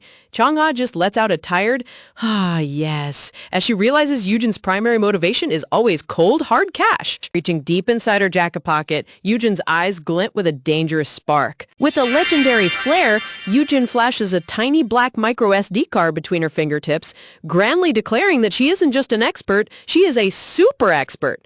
Chang'e gasps out in pure shock, amazed, recognizing the card immediately. A quick flashback reveals film strip frames of the jungle fight. Yujin smugly reveals that while she was busy annihilating the 100 trolls, she stealthily swiped the master SD card straight out of Uri's hidden surveillance camera. Sliding the SD card directly into her smartphone tray, a system pop-up window instantly appears on her screen asking, "Would you like to upload the video? Yes? No!" Hovering her thumb right over the upload button, Yujin smirks devilishly behind her mask. She chuckles to herself, explaining that a super expert doesn't just sue. A super expert intentionally pulls a shit ton of aggro to make the payoff even bigger. The warm, nostalgic atmosphere shatters in an instant as rapid, frantic footsteps echo against the pitch-black night outside. Whatever peace they were enjoying in that cozy kitchen is officially over. Sprinting through the building's dimly lit hallway at breakneck speed, someone dashes forward with absolute desperation. Hold on. Talk about a dramatic tone shift. We went straight from a tender, tear-jerking memory into a full-blown emergency sprint. What kind of chaotic crisis just broke out of nowhere? Cut to a high-profile news broadcast office. The heavy wooden door slams open with a loud bang, startling the team leader so badly he nearly jumps out of his chair shouting, "Wah! You startled me!" Bursting into the office out of breath, panting, a young woman with messy brown hair and glasses frantically holds up her open laptop. A text box introduces her as Hunter Daily Moon Bora, screaming for her boss to look at her screen right now. Moon Bora spins her laptop screen around, showing a freshly uploaded, edited high-definition video of Yujin single-handedly obliterating 100 trolls with one bullet. She screams in pure excitement that a mysterious raw video just got uploaded online, about to break the entire internet. Talk about setting up the ultimate media trap. Yujin really is playing 4D chess with the entire news industry. Leaning forward over his office desk, the team leader adjusts his glasses in complete disbelief, staring at the laptop screen Moon Bora just pushed in front of him. He asks her what on earth she's making such a dramatic fuss about. Close up on his eye widening in absolute shock, beads of cold sweat instantly break out across his brow as he processes the insane combat footage playing right before his eyes. The screen shows high-definition video of Yang Gong single-handedly disintegrating a horde of B-rank trolls with a single pistol bullet. The team leader gasps out in pure horror, unable to comprehend what he's watching. Grabbing his head in total chaos, panicked, the team leader slams his hands onto the desk and shouts if Yang Gong actually uploaded this insane raw clip directly onto her personal channel. Bora holds up her phone, confirming that not only did she post the video, but she also attached a pinned community message right alongside it. Honestly, watching media executives completely lose their minds over main character flexing is peak entertainment. Bora brings up her smartphone, reading the pinned text post out loud word for word. "Look here, you scrubs." The post displays a picture of Yujin giving a sarcastic thumbs up under a starry night sky, accompanied by a brutal caption telling everyone to go outside, get fresh air, and look at the single star in the night sky, because that is the difference in eye level between them and her, so don't mess around. The team leader and Bora deadpan in silence, wondering if she's literally the ultimate online keyboard warrior. Adjusting his suit jacket, the team leader leans back and asks how the public is reacting to such an aggressive flex. Bora glances down at her phone, explaining that public opinion is split right down the middle into two extreme battlegrounds. Glancing through the trending comments on NeoTube, one side is furiously bashing Yang Gong, calling it fake AI editing that took 3 hours to make, while the other side is fanboying hard, claiming anyone who still thinks she's F-rank has an intelligence problem. Man, internet comment sections turning into full-scale civil wars over a single video post is so ridiculously accurate. The room drops into a heavy silence as the team leader slowly swivels around in his office chair. Suddenly lunging forward with a maniacal grin, he grabs Bora by the shoulders and loudly commands her to go secure an exclusive interview with Yang Gong immediately. Bora jumps back in total shock, screaming a flustered, "What?" Sparkles practically burst behind the team leader as he hypes her up, reminding her that ever since she joined the company, she kept babbling about wanting to write articles that move people's hearts. He grins, declaring this is her golden opportunity. Bora's cheeks flush red as her heart thumps fast, mesmerized by his motivational speech. Clenching her fists with burning enthusiasm, Bora shouts that she trusts his judgment completely and will give it her all. But behind his encouraging smile, the team leader secretly chuckles to himself, thinking that if the story hits big, it's a massive win, and if it flops, they can just blame it on a rookie cub reporter to dodge backlash. Talk about peak corporate office politics at its finest. Turning around with a bright smile, Bora yells that she'll prepare her gear immediately. But just as she reaches for the door handle, the team leader calls out for her to hold on a second. Leaning over his desk with a serious expression, he strictly warns her to be extremely cautious when interviewing high-ranking hunters. Bora tilts her head in confusion, asking why she needs to be so careful. Cut to outside a luxury high-rise apartment complex late at night. A black executive sedan pulls up to the entrance under the dim streetlights as the team leader's voiceover continues. Changha steps out of the luxury car alongside Yujin. The team leader warns that top-tier hunters naturally despise people following them around in the dark, while a dark, shadowy silhouette lurks ominously behind the alley pillars nearby. Zooming into the shadowy figure, a handsome face conceals a sinister smirk in the darkness. The suspense in this manhwa when a creepy new player enters the chat is top-tier framing. Standing under the tall apartment towers, Changha bids Yujin goodnight, thanking her for her hard work. Yujin nods back casually but strictly, telling Miss Changha she'll be waiting for the background check information she requested earlier. Bowing politely, Changha hesitates before turning back, curious asking Yujin if she's truly okay after everything that happened today. Yujin blinks under her black face mask, asking what she means. Changha points out that the viral post and raw combat video Yujin uploaded online has already passed over 1 million views in record time. Yujin's eyes sparkle with cool confidence, mischievously, as she casually replies that hitting 1 million views already is great news. Confused by Yoojin's relaxed reaction, Changha tilts her head. Yoojin raises her hand, serious, asking Changha if she knows what the general public desires most from popular figures. Standing tall outside the apartment entrance, Yoojin begins to break down the dark reality of public psychology. Changha scratches her cheek awkwardly, guessing that people probably want to see a successful hero saving the world. Taking a firm step forward with her heavy combat boot, Yoojin bluntly refutes her idea, stating that unfortunately it's the exact opposite. What people truly want to see is the catastrophic downfall of a successful hero. Bending forward dynamically, Yoojin explains that the public loves watching powerful figures crash and burn. Seriously, Yoojin dropping deep psychological truth bombs about human toxicity right in the middle of a street corner is such a main character moment. Flashback scenes show TV interviews of child genius hunters and viral social media posts about infant awakeners.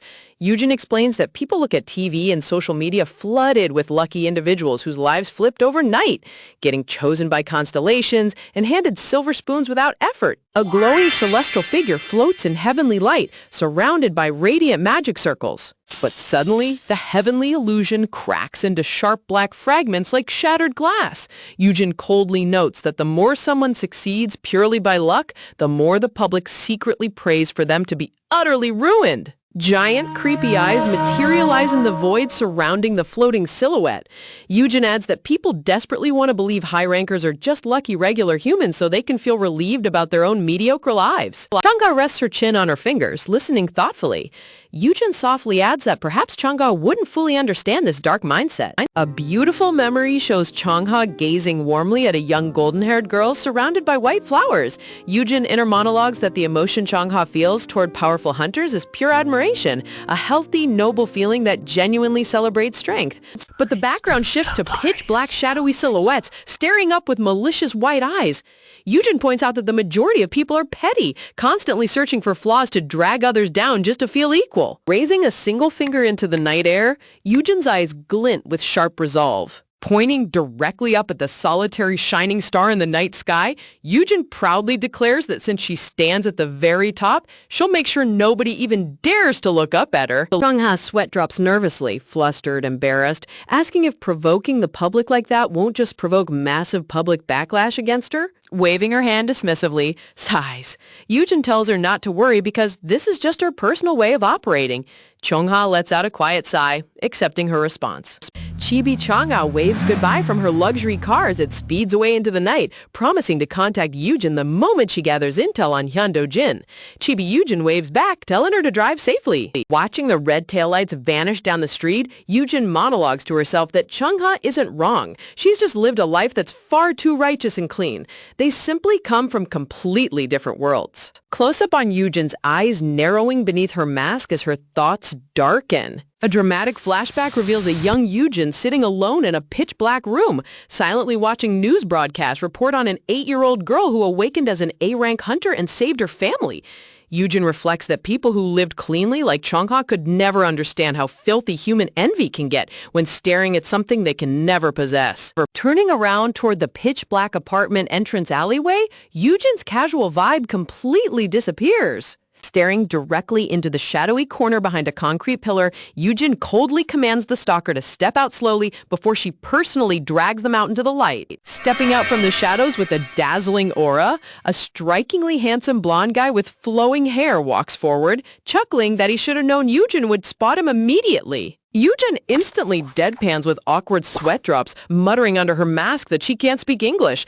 The blonde guy panics, dramatically yelling back that he literally just spoke to her in flawless Korean. Look at Yoojin pulling the "I don't speak English" card to avoid awkward conversation. That's hilarious.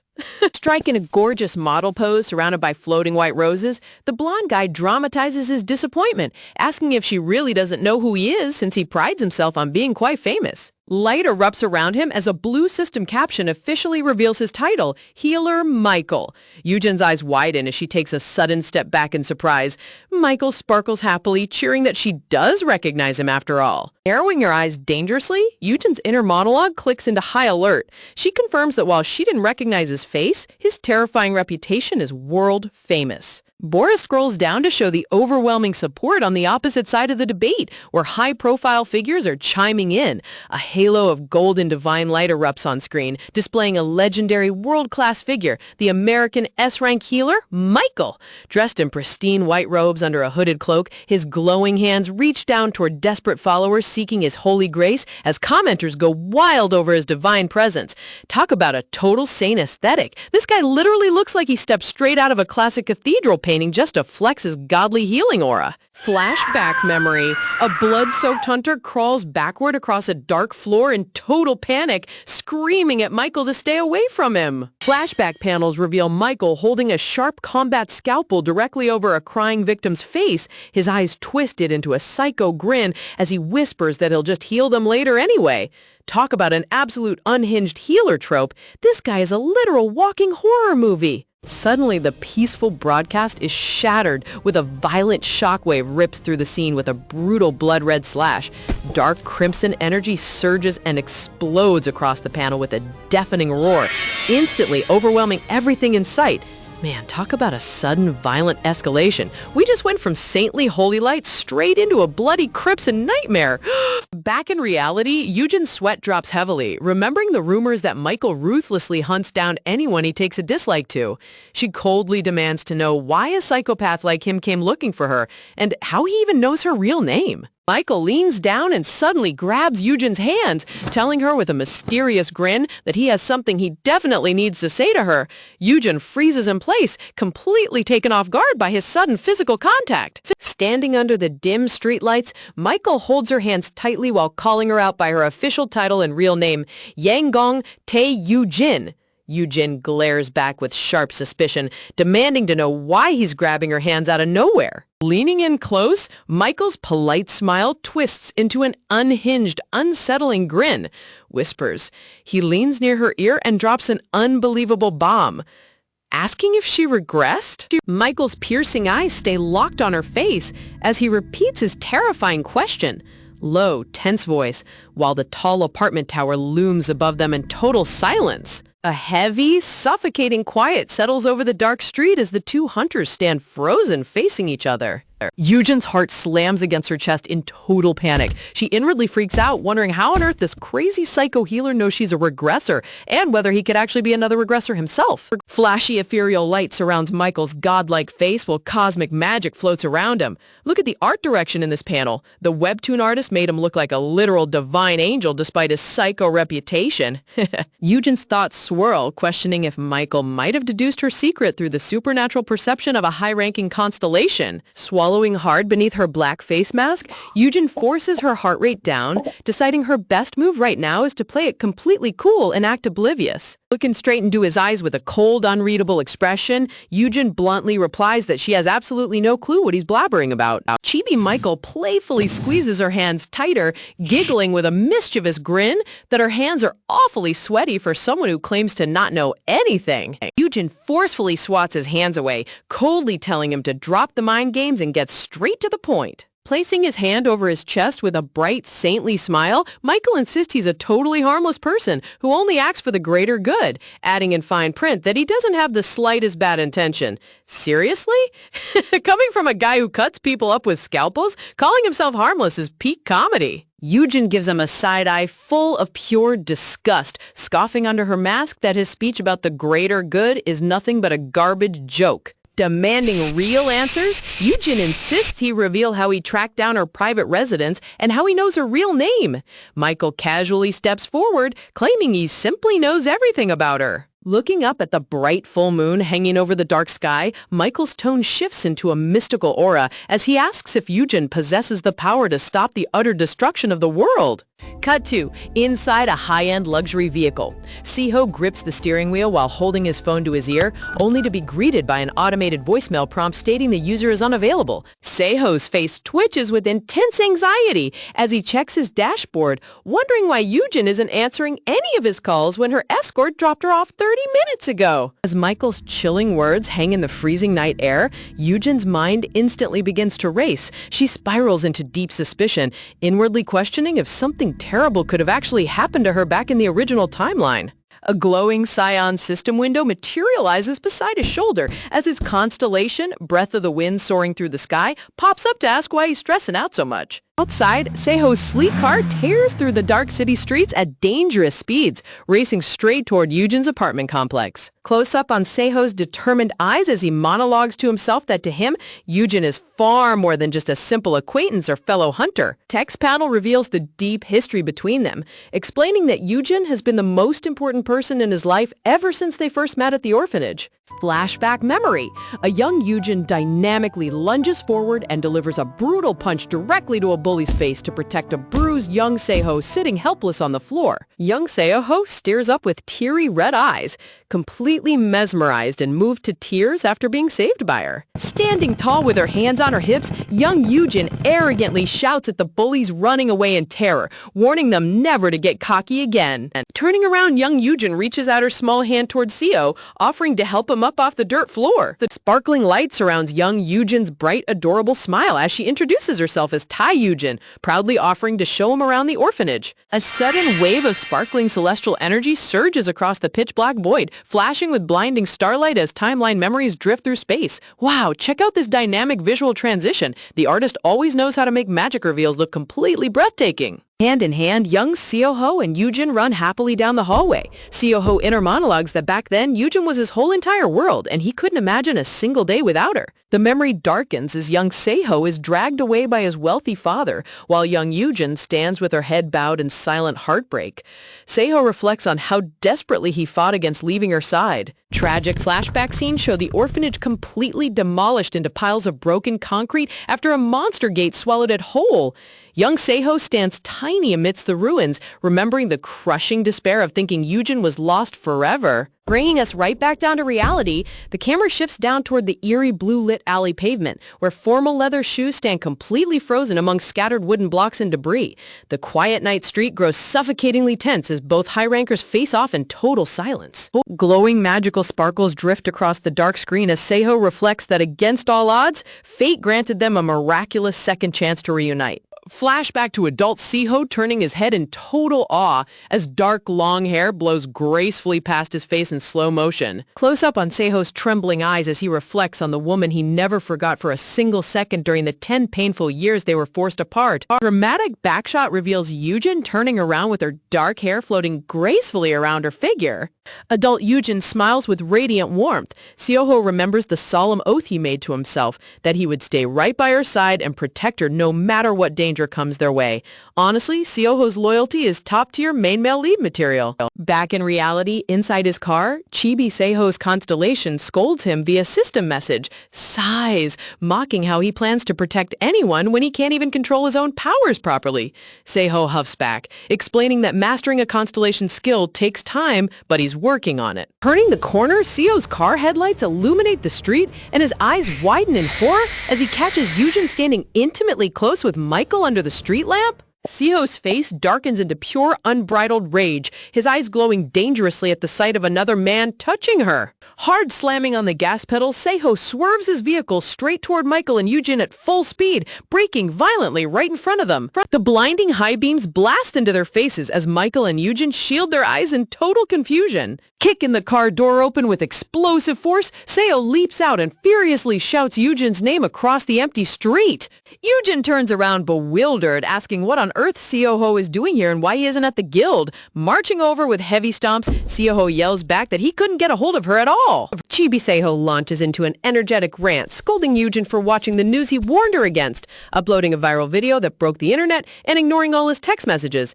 Chibi Eugen lowers her head, awkwardly apologizing under her breath, flustered, embarrassed. Stepping forward, Seho instantly shifts his focus to the intruder, glaring suspiciously as he demands to know why an S-rank hunter was holding her hands. Michael claps his hands together with a cheerful, dazzling smile, side commenting how flattered he is that Seho recognizes his legendary face. Seho extends his arm protectively in front of Eugen, coldly stating that Michael is famous for all the wrong reasons, demanding to know his real business with Yanggong. Seoho hovers his hand near his hip, whisper ready to draw power at a moment's notice, while Michael's eyes glint with a sharp, shadowy amusement. Taking slow, deliberate steps forward, Michael grandly declares he does have business with Yanggong and suddenly grabs Eugen's hand once again. In a breathtaking, dramatic flourish surrounded by blooming white roses, Michael dips Eugen into a full romantic ballroom dance pose. Eugen's eyes widen in absolute astonishment as Michael proudly declares that Yanggong is going to need him.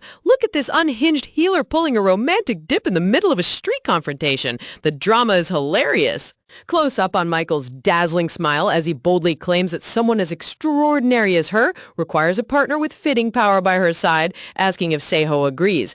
Meanwhile, Eugen winces in utter irritation under her mask. While Eugen previously awakened inside a mysterious gate gaining incredible time reversal abilities, Michael became globally renowned as an S-rank hunter with unprecedented divine healing magic. Meanwhile, poor Seiho stands in total darkness, hanging his head in frustration as he inner monologues about his own weakness and inability to properly wield his Constellations' authority. Back on the quiet street, Michael leans dangerously close to Eugen's ear, whispering in a chillingly smooth tone whether she wants to hear the rest of what he was talking about earlier. A creepy smile creeps across Michael's face as he promises to spill every deep secret she's been dying to know, until a frantic scream suddenly shatters the silence. Eugene turns her head bewildered, curious, as her constellation aggressively blares inside her head, labeling Michael an evil demon and a snake-tongued liar who spews nothing but treacherous deceit.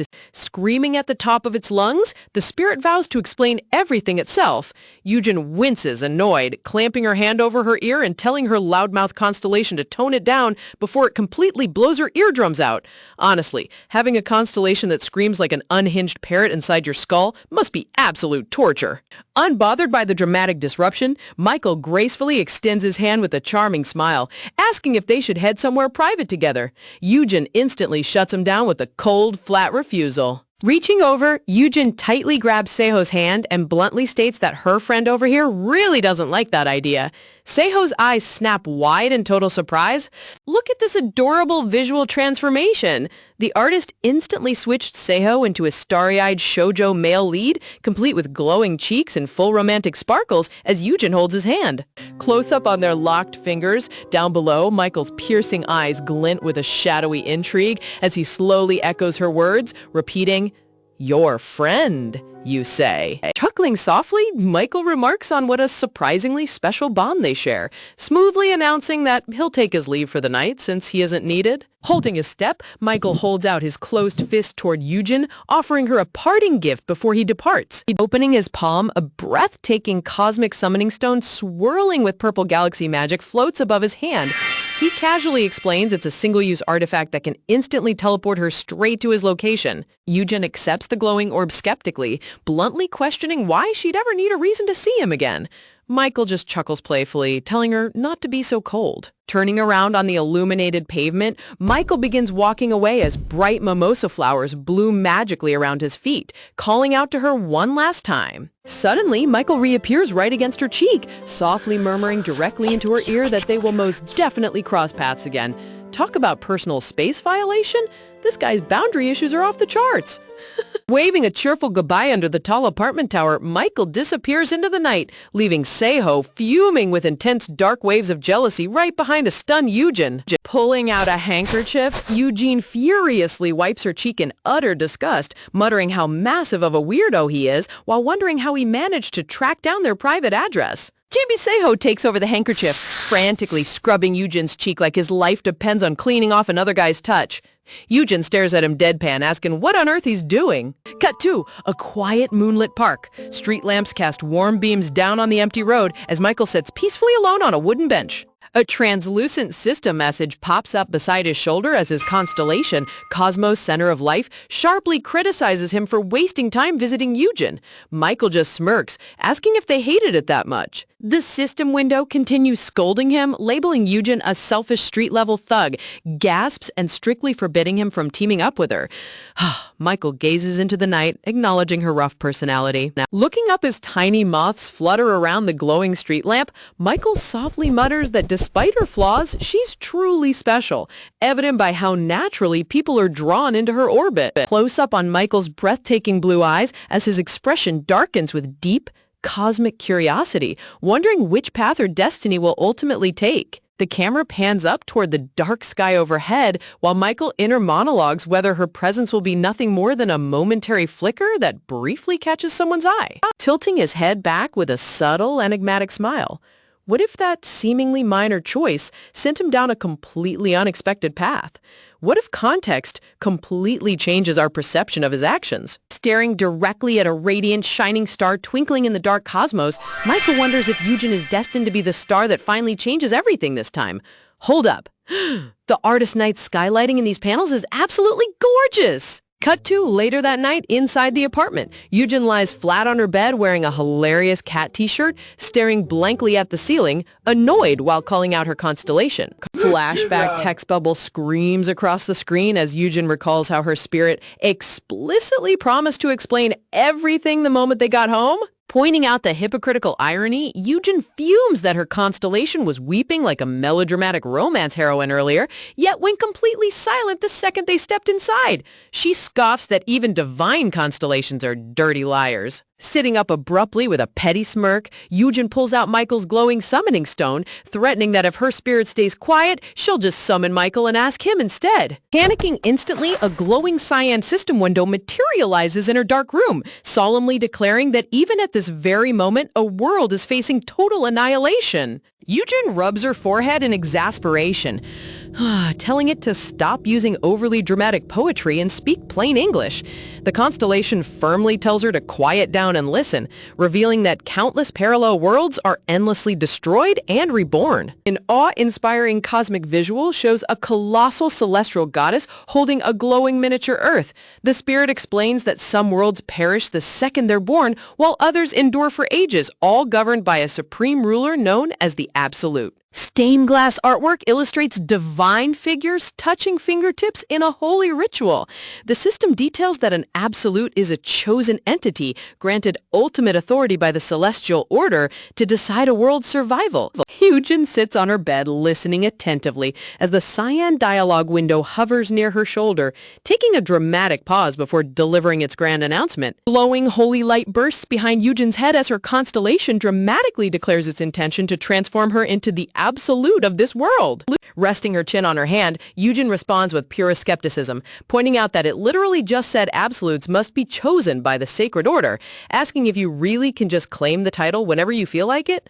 Clock reads 21:05 on her nightstand. The spirit replies that waiting for the order's permission is for fools, stating it already knows the horrifying reality of what happens to a world without an absolute. Terrifying flashback vision, a monstrous red dragon erupts from a massive spatial gate. The system explains that without an absolute, gates overflow, beasts run rampant, and cataclysms never end.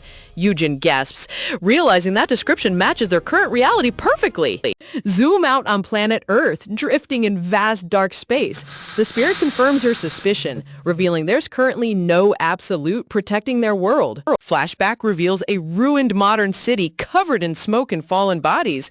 The constellation warns that given a little more time, their world will fall into complete, irreversible destruction. Close up on Eugen's sharp eyes as she processes the heavy lore, the spirit explains that rebel forces trying to fight the order without an absolute only invite their own demise, prompting Eugen to realize her spirit talks like it experienced this tragic downfall firsthand. Dark close-up on a rusty faucet dripping water. Eugen inner monologues, wondering if the foolish entity her constellation mentioned earlier was actually a confession about its own past failure. The cyan window softly glows as the constellation reveals that her ruthless nature is the exact reason it chose her. Eugen blushes slightly, curious, asking if it picked her because of her immense strength. Chibi Eugen sits holding a pillow as her spirit bluntly shoots down her ego, stating there are plenty of mortals far stronger than her. It reveals it picked her because she's vicious, shameless, and crazy enough to rebel against the order. Chibi Eugen deadpans that it definitely just insulted her. Shifting back to a serious tone, Eugen hugs her pillow tightly as her constellation issues a grave warning, telling her she must remain extremely cautious of Michael. Cosmic visual reveals Michael standing illuminated against the galaxy. The spirit explains that Michael's constellation, Cosmos Life of, completely submits to the celestial order, making him a dangerous zealot who will commit any atrocity to maintain global balance. Dramatic dark art depicts Michael holding a glowing balance scale weighing planet Earth against golden light. The constellation chillingly warns that Michael will do literally anything to achieve his goals, leaving Eugen with huge, life-threatening stakes ahead. Eugen sits on her bed, clutching her pillow tight to her chest, listening intently as her cyan constellation window hovers nearby. The spirit sternly warns her that Michael's claims about wanting to help her are an absolute lie, insisting she shouldn't trust a single word out of that creepy guy's mouth. Looking away thoughtfully, Eugen recalls Michael's soft, angelic smile during their encounter outside. She inner monologues how Michael actually tried to warn her about the imminent apocalypse, unlike her own silent spirit, whom she sarcastically nicknames Mr. Shebal-say for keeping quiet until now. Talk about calling out your own divine guardian. Tendrils of glowing scion energy float softly around Eugen's hair as the spirit tries to smooth things over. It reassures her that there's no need to overthink its privacy, declaring that all she needs to do is trust its guidance without question.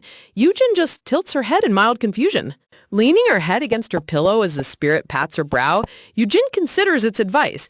She admits to herself that doubting her constellation right now won't get her anywhere, deciding to keep Michael on her radar while playing along with her spirit's plan for now. Sitting up straight on the mattress in her cat t-shirt, Eugen casually raises her hand and asks the big million-dollar question, demanding to know the exact step-by-step process of becoming this so-called absolute. The mood drops to pure terror as dark red-crimson shadows of vicious horned demons erupt behind Eugen. Her eyes glint with a sinister red hue as the spirit reveals the first step. To reach the status of an absolute, she must hunt down and slaughter the terrifying entities known as Otherworlders. Sacred cosmic artwork depicts a glowing silhouette standing atop a celestial peak while dark crimson energy surges below. The spirit elaborates on the lore, dramatic whisper, explaining that Otherworlders were originally powerful absolutes from parallel dimensions, before mutating into monstrous shapes of pure evil. Swirling red spatial corruption twists across the screen. The constellation explains that a tragic cataclysm corrupted these former absolutes, driving them to destroy their home dimensions before endlessly invading other vulnerable worlds. Eugene rests her arms on her knees, taking in the grand revelation. She notes that hunting Otherworlders and snatching their divine energy fragments is basically what she's been doing all along anyway, making the path ahead feel strangely familiar. Close up on Eugen's determined face as her dark hair frames her sharp feature. Realizing the massive stakes at play, she declares that it's time to stop talking and start getting properly prepared for what's coming next. Cut to a dark city street at night. Suddenly, a massive, unstable red gate tears open in the sky, swirling with deadly crimson energy lightning right above traditional tiled rooftops. Local hunters dressed in traditional hanbok robes gather in panic on the street below. One hunter gasps in total horror, panic, realizing that the mana density overflowing from this newly spawned portal is completely off the charts. With a sharp snap sound effect, an elegant paper fan unfolds across the frame. A stern, authoritative voice commands everyone in the vicinity to immediately fall back and stay clear of the gate. Revealing Lord Moran, dressed in a magnificent noble hanbok outfit topped with a traditional black gat hat, the handsome S-rank master steps forward. He coolly warns the gathering hunters that this extreme anomaly is way beyond their power to handle. A worried female subordinate rushes up beside him, panicked, begging Lord Moran not to enter the dangerous gate alone and wait for the first elite squad to arrive. Moran turns his sharp blue eyes, firmly stating that waiting will cost innocent lives and protecting his citizens is his sole duty. Back view a Lord Moran striding valiantly toward the blinding red rift. He softly adds that shielding the territory includes protecting his squad members too. What an absolute Chad of a guild leader. Close up on Moran's sharp blue eye as a single drop of cold sweat rolls down his cheek. Even with his legendary S-rank status, the sheer pressure radiating from this mysterious gate has him sweating bullets. Red lightning crackles wildly around the portal's edges. Moran inner monologues in tense shock, sensing that the atmospheric mana leaking from this anomaly is far more lethal than any standard red gate in recorded history. A dark silhouette of a horned demon looms in Moran's memory. He remembers how Eugen, whom he knows as Yanggong, previously warned him about these multi-dimensional threats, realizing an Otherworlder must be lurking deep within this portal. Resolving to risk his very life, Moran braces himself to dive into the spatial rift when suddenly a sudden shockwave interrupts his grand entry. A sudden burst of wind and smoke sweeps over the street as Moran covers his face in surprise. He shouts for everyone to prepare for combat, suspecting an early gate break is occurring. Walking calmly out from the thick dust cloud, a masked figure calls out for everyone to relax. Lord Moran's eyes snap wide as he recognizes that distinct, unbothered voice anywhere. Reveal shot of Eugen stepping into the red ambient light wearing a sleek bomber jacket, tactical cargo pants, and a black face mask. Moran gasps out her codename, Yanggong, in complete shock. Moran walks up to her, flabbergasted by her instantaneous arrival. He asks how on earth she got here so fast when the emergency broadcast literally aired 5 seconds ago, and Eugen bluntly replies she ran over the instant she saw the alert. Check out this hilarious chibi visual. A chibi panel shows Seiho in a black hoodie deadpanning while holding up a peace sign next to a taxi advertisement. Eugen cheekily explains she took a special call taxi that teleports anywhere in 3 minutes flat, leaving Moran totally dumbfounded behind his fan. Shifting back to business, Moran glances at her with intense curiosity, asking if her sudden appearance means she's 100% certain an otherworlder is hiding inside that gate. Close up on Eugen's unyielding gaze above her black mask, she confirms without a shadow of a doubt that a deadly otherworlder is waiting inside, making this an absolute must-clear raid. Moran holds his paper fan over his face, reminding her of her previous bold claim that she possesses the specialized power to slay an otherworlder.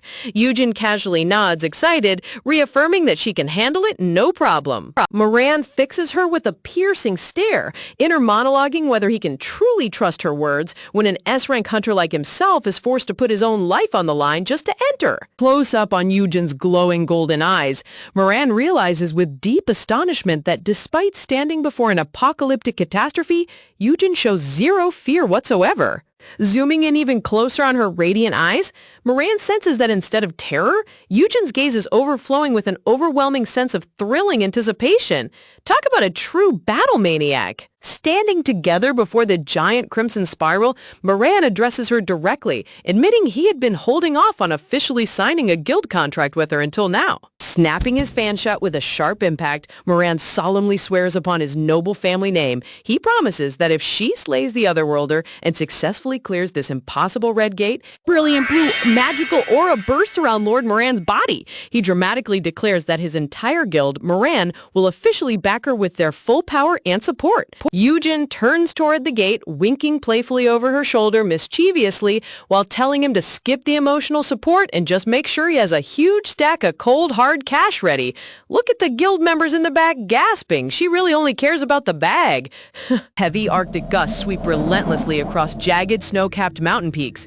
Leaving the intense street confrontation behind, the environment shifts completely into a freezing, desolate tundra where sub-zero winds echo through the barren void. Cut to inside the red gate. Eugen steps into knee-deep snow and instantly starts shivering like crazy, trembling. She curses the Arctic weather, realization hitting that she might freeze to death before even finding the monster. Frosty winds whip across the snowy landscape as her constellation sharply scolds her for failing to pack warm clothes despite knowing what gate was spawning. Eugen stammers out an excuse, explaining hunter jackets usually have built-in heating magic. Comical flashback panel, Eugen envisions asking Seiho for a padded winter coat, quickly realizing that if she told him she was diving into a red gate, his possessive butt would have locked her in a literal prison. Her spirit dryly admits she actually has a solid point there. Chibi Eugen proudly points to a glowing green sticky note left on her desk. She boasts that to avoid getting scolded for ghosting his calls again, she left a note saying she was just stepping out for a bit. The spirit just responds with a speechless ellipsis bubble. Snowflakes fall heavily over distant icy mountain peaks. Her constellation nervously notes that despite her terrible outfit choice, she at least brought plenty of health potions and special ammunition for the fight. Sudden dramatic vision, Moran cries tears of blood while holding the lifeless body of his vice guildmaster amid falling red peony petals. The spirit grimly reveals that in the original timeline, Moran's vice master died right here and half the region was wiped out by this monster's absurd strength. Close up on Eugen standing in the snowstorm, her cheeks flushed pink from the freezing cold. She inner monologues to her spirit, admitting that even though this is the strongest opponent she's faced since regressing, her heart is thumping with wild excitement. Her spirit dryly asks if her heart is pounding from excitement or just greed for Moran's massive contract fee. Eugen winks cutely, giggles, and admits the money plays a tiny role, prompting her spirit to yell at her to stop giggling and stay focused. A dramatic reveal! High atop Atop a jagged ice cliff, the Otherworlder emerges, a grotesque muscular white entity with a long scaly snake tail and a terrifying head made of multiple spiked stalks, each centered around a massive glowing red eyeball. High up on the snow-covered wasteland, Yujin stands completely unfazed as a towering black entity enveloped in dark, shadowy mist materializes right in front of her. Staring down the monstrous figure glinting with menacing red optics, she calmly murmurs to herself that the monsters have finally shown up.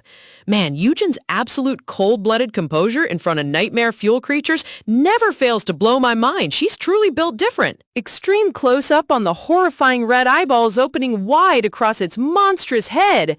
System text confirms this nightmare fuel is a brand new alien species corrupted by dark magic.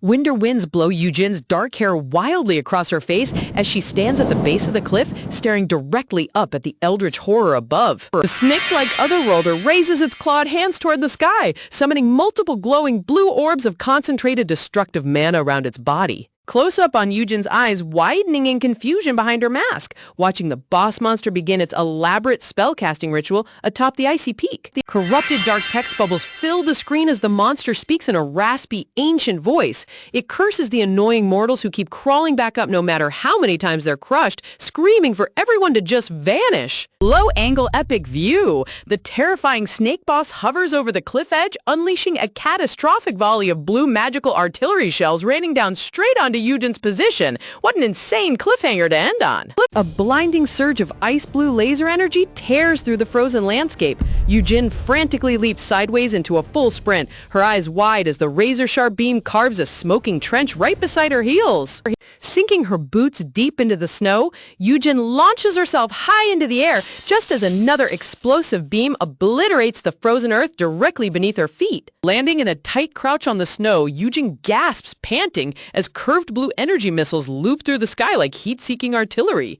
She inwardly screams, wondering if she's dealing with actual guided missiles, while Ruri panics inside her head, yelling at her not to just stand there dazed. Yujin bolts forward across the ice, casting a panicked glare over her shoulder. She snaps back at Ruri, yelling that she's clearly scrambling to find a way to escape. Seriously, who gives tactical advice to someone actively dodging homing lasers? Snowflakes swirl frantically around the frozen battleground as the intense speed blur highlights Yujin racing through the icy wilderness. Close up on Yujin's masked face as her emerald eyes suddenly shrink in shock. An instant spark of realization flashes across her mind as she spots something in the terrain ahead. Sprinting at full speed toward a colossal black boulder, Yujin locks eyes on the giant rock formation. She realizes if the monster's homing attack behaves like a projectile, she can use the terrain as a wall. Executing a stylish acrobatic vault, Yujin plants one hand on the stone edge and flips clean over the top. Look at that parkour move! The artist definitely flexed their action choreography skills in this panel. The moment she clears the peak, the gadded laser beam slammed directly into the heavy rock face, sending blinding blue light and stone fragments scattering into the icy air. Terrifying shockwave gouges out a massive crater along the side of the stone ridge, proving just how lethal those energy beams really are. Sliding gracefully into a narrow crevice behind the stone wall, Yujin catches her breath as snow drifts quietly over her hidden position. Peeking cautiously around the rock edge, Yujin swallows nervously, admitting that taking a single direct hit from that monster would completely obliterate her. Can we appreciate how fast she went from confident ninja to survival mode? Glancing up at the ominous snake-bodied entity perched atop the frozen mountain, Yujin swiftly analyzes its combat behavior. She notes that despite its raw firepower, the creature hasn't used any other abilities and its attack patterns are incredibly straightforward. A cold, confident glint returns to her eyes above her mask. She softly mutters that since the enemy's routine is so basic, she can end this fight in a heartbeat. Raising her hand toward the sky, Yujin activates her stolen ability, shouting, "Time holding!" A breathtaking ripple of purple magic cascades across the entire frozen valley. Individual falling snowflakes freeze completely still in midair as faint giant clock dials manifest across the sky. Time distortion skills in manhwa never get old. It's the ultimate overpowered flex. Dusting off her sleeves, Yujin pops out from behind cover, complaining that she wasted her stamina for nothing. Ruri instantly scolds her from within, panicked, warning her that letting her guard down against an alien boss will cost her dearly. Reaching into her pouch, Yujin pulls out a glowing pink magazine infused with raw mana. She smugly tells Ruri that she worries way too much, as magical energy pulses around her fingers. Slamming the heavy mana-charged magazine into her dual-barrel pistol, Eugen's eyes harden with lethal intent. Taking a firm two-handed stance, Eugen aims the heavy firearm directly at the frozen monster atop the ridge. She vows to put the beast down right here and now. Man, dual-barrel handguns in a fantasy dungeon setting are just peak aesthetic. Pulling the trigger in frozen time, a rapid-fire salvo of pink-glowing, armor-piercing bullets erupts from the barrel, streaking through the sky. Watching the barrage of high-caliber rounds sail upward, Eugen inwardly notes that a single shot from this gun packs enough concentrated firepower to obliterate a high-tier troll in seconds. A barrage of pink magic rounds homes directly onto the monster's head and chest with terrifying precision. Eugen boasts that no matter what kind of alien entity it is, nothing can withstand this much raw destruction. A massive, fiery explosion consumes the entire mountain peak, kicking up an enormous cloud of snow, smoke, and shattered rock debris. Lowering her smoking pistol, Eugen clenches her fist with a small sigh of relief, smiles, celebrating her apparent victory. Oh boy, whenever a protagonist celebrates before the smoke clears, you know it's a huge red flag. As the blinding smoke parts, the serpent creature stands completely untouched inside a shimmering pink hexagonal barrier. Its eerie voice echoes darkly, mockingly asking Eugen if that pathetic barrage was her final struggle. Eugen's heart drops into her stomach as she recoils in sheer horror, stammering in complete disbelief over how the monster survived unscathed. Floating effortlessly within its impenetrable force field, the monster pride cackles darkly. He taunts her, stating that her fearful trembling is pathetic, and boasting that attacks from an arrogant fool will never pierce its defense. Raising its gray arm, Pride gathers a swirling orb of blue destruction in its palm. It condescendingly mocks humans as hilarious insects who puff up with pride the second they obtain a tiny fraction of power. Talk about a boss living up to its own name. With a terrifying sweep of its arm, Pride unleashes a giant beam of apocalyptic energy straight at Eugen, shouting that she will never defeat it.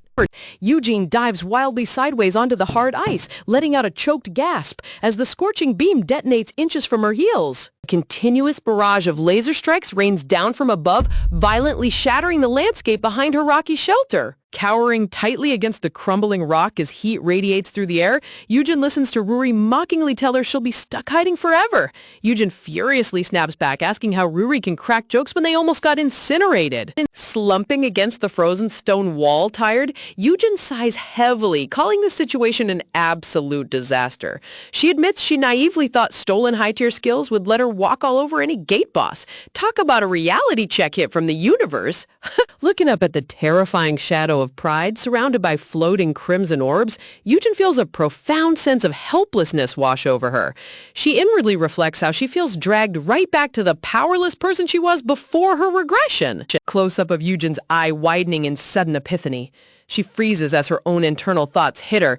Who I was before my regression. Reaching back into Seiho's subspace pouch with frantic urgency, gasp! Eugen's eyes sparkle with renewed hope as she pulls out a hidden tactical item. Looming over the ridge, Pride stares at the boulder, sneering that Eugen's arrogant attitude vanished the second she was forced to hide behind a rock like a cornered rat.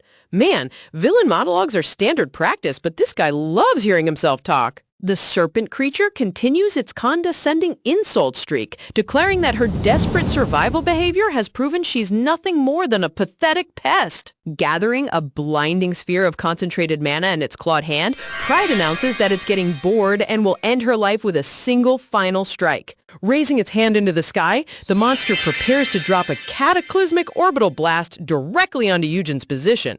Standing her ground behind cover, Eugen racks her pistol back with a crisp mechanical metallic whack. She realizes that Pride's absolute barrier only triggers against high-level magical skills, meaning raw physical attacks can bypass it. Flashback memory thoughts. Eugen recalls her miserable past life, reflecting how she had no notable abilities besides gluttony and barely scraped the bottom of A-class rank.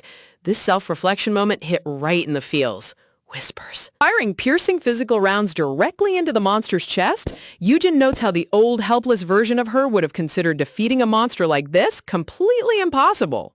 Gripping the firearm with unshakable resolve, Eugen's eyes burn with fierce determination. She reminds herself to constantly remember the grit and desperation of who she used to be back then. Watching the monster's barrier flicker as physical lead impacts its skin, Eugen honors her past self, the girl who fought and struggled to the bitter end, even when victory seemed completely out of reach. Noticing the subtle shift in her strategy, Pride smirks, admitting she used her brain quite a bit. Meanwhile, Eugen quickly ejects her spent clip and slams in a fresh magazine. Look at that buttery smooth combat reload animation.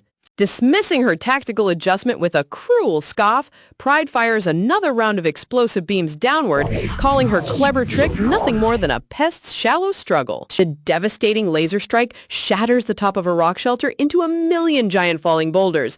Eugen looks up in horror as her only cover collapses above her. Close-up on Eugen's trembling emerald eyes as falling rock debris rains down and the giant monstrous shadow of Pride drops from the sky directly over her head. The terrifying white snake entity looms overhead, mockingly declaring that her fate of being crushed into the dirt remains completely unchanged. Its multi-eyed head glares down maliciously as it prepares to obliterate her into the frozen ground. Before Eugen can even react, the monster's massive scaly tail sweeps through the icy air like a battering ram.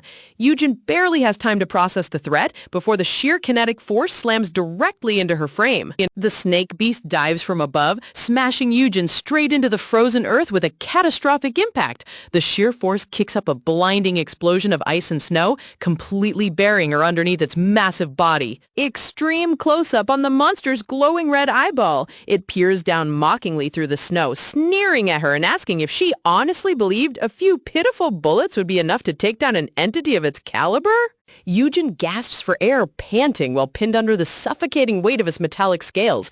Glancing up at its towering torso, she realizes her previous gunfire barely left tiny cosmetic marks. The boss arrogantly boasts that such scratches merely tickle its hide. Trapped tightly inside the monster's crushing coils, Eugen's mind races in total panic. Her magic skills are completely nullified by its oppressive anti-mana field, and standard physical strikes do zero damage. How is anyone supposed to survive being constricted by an immortal raid boss? Staring up at the multi-eyed horror standing over her, Eugen inner monologues in complete shock. She genuinely questions how she's supposed to defeat such a ridiculously overpowered monster. Talk about an unfair fight. This snake is a total cheat code.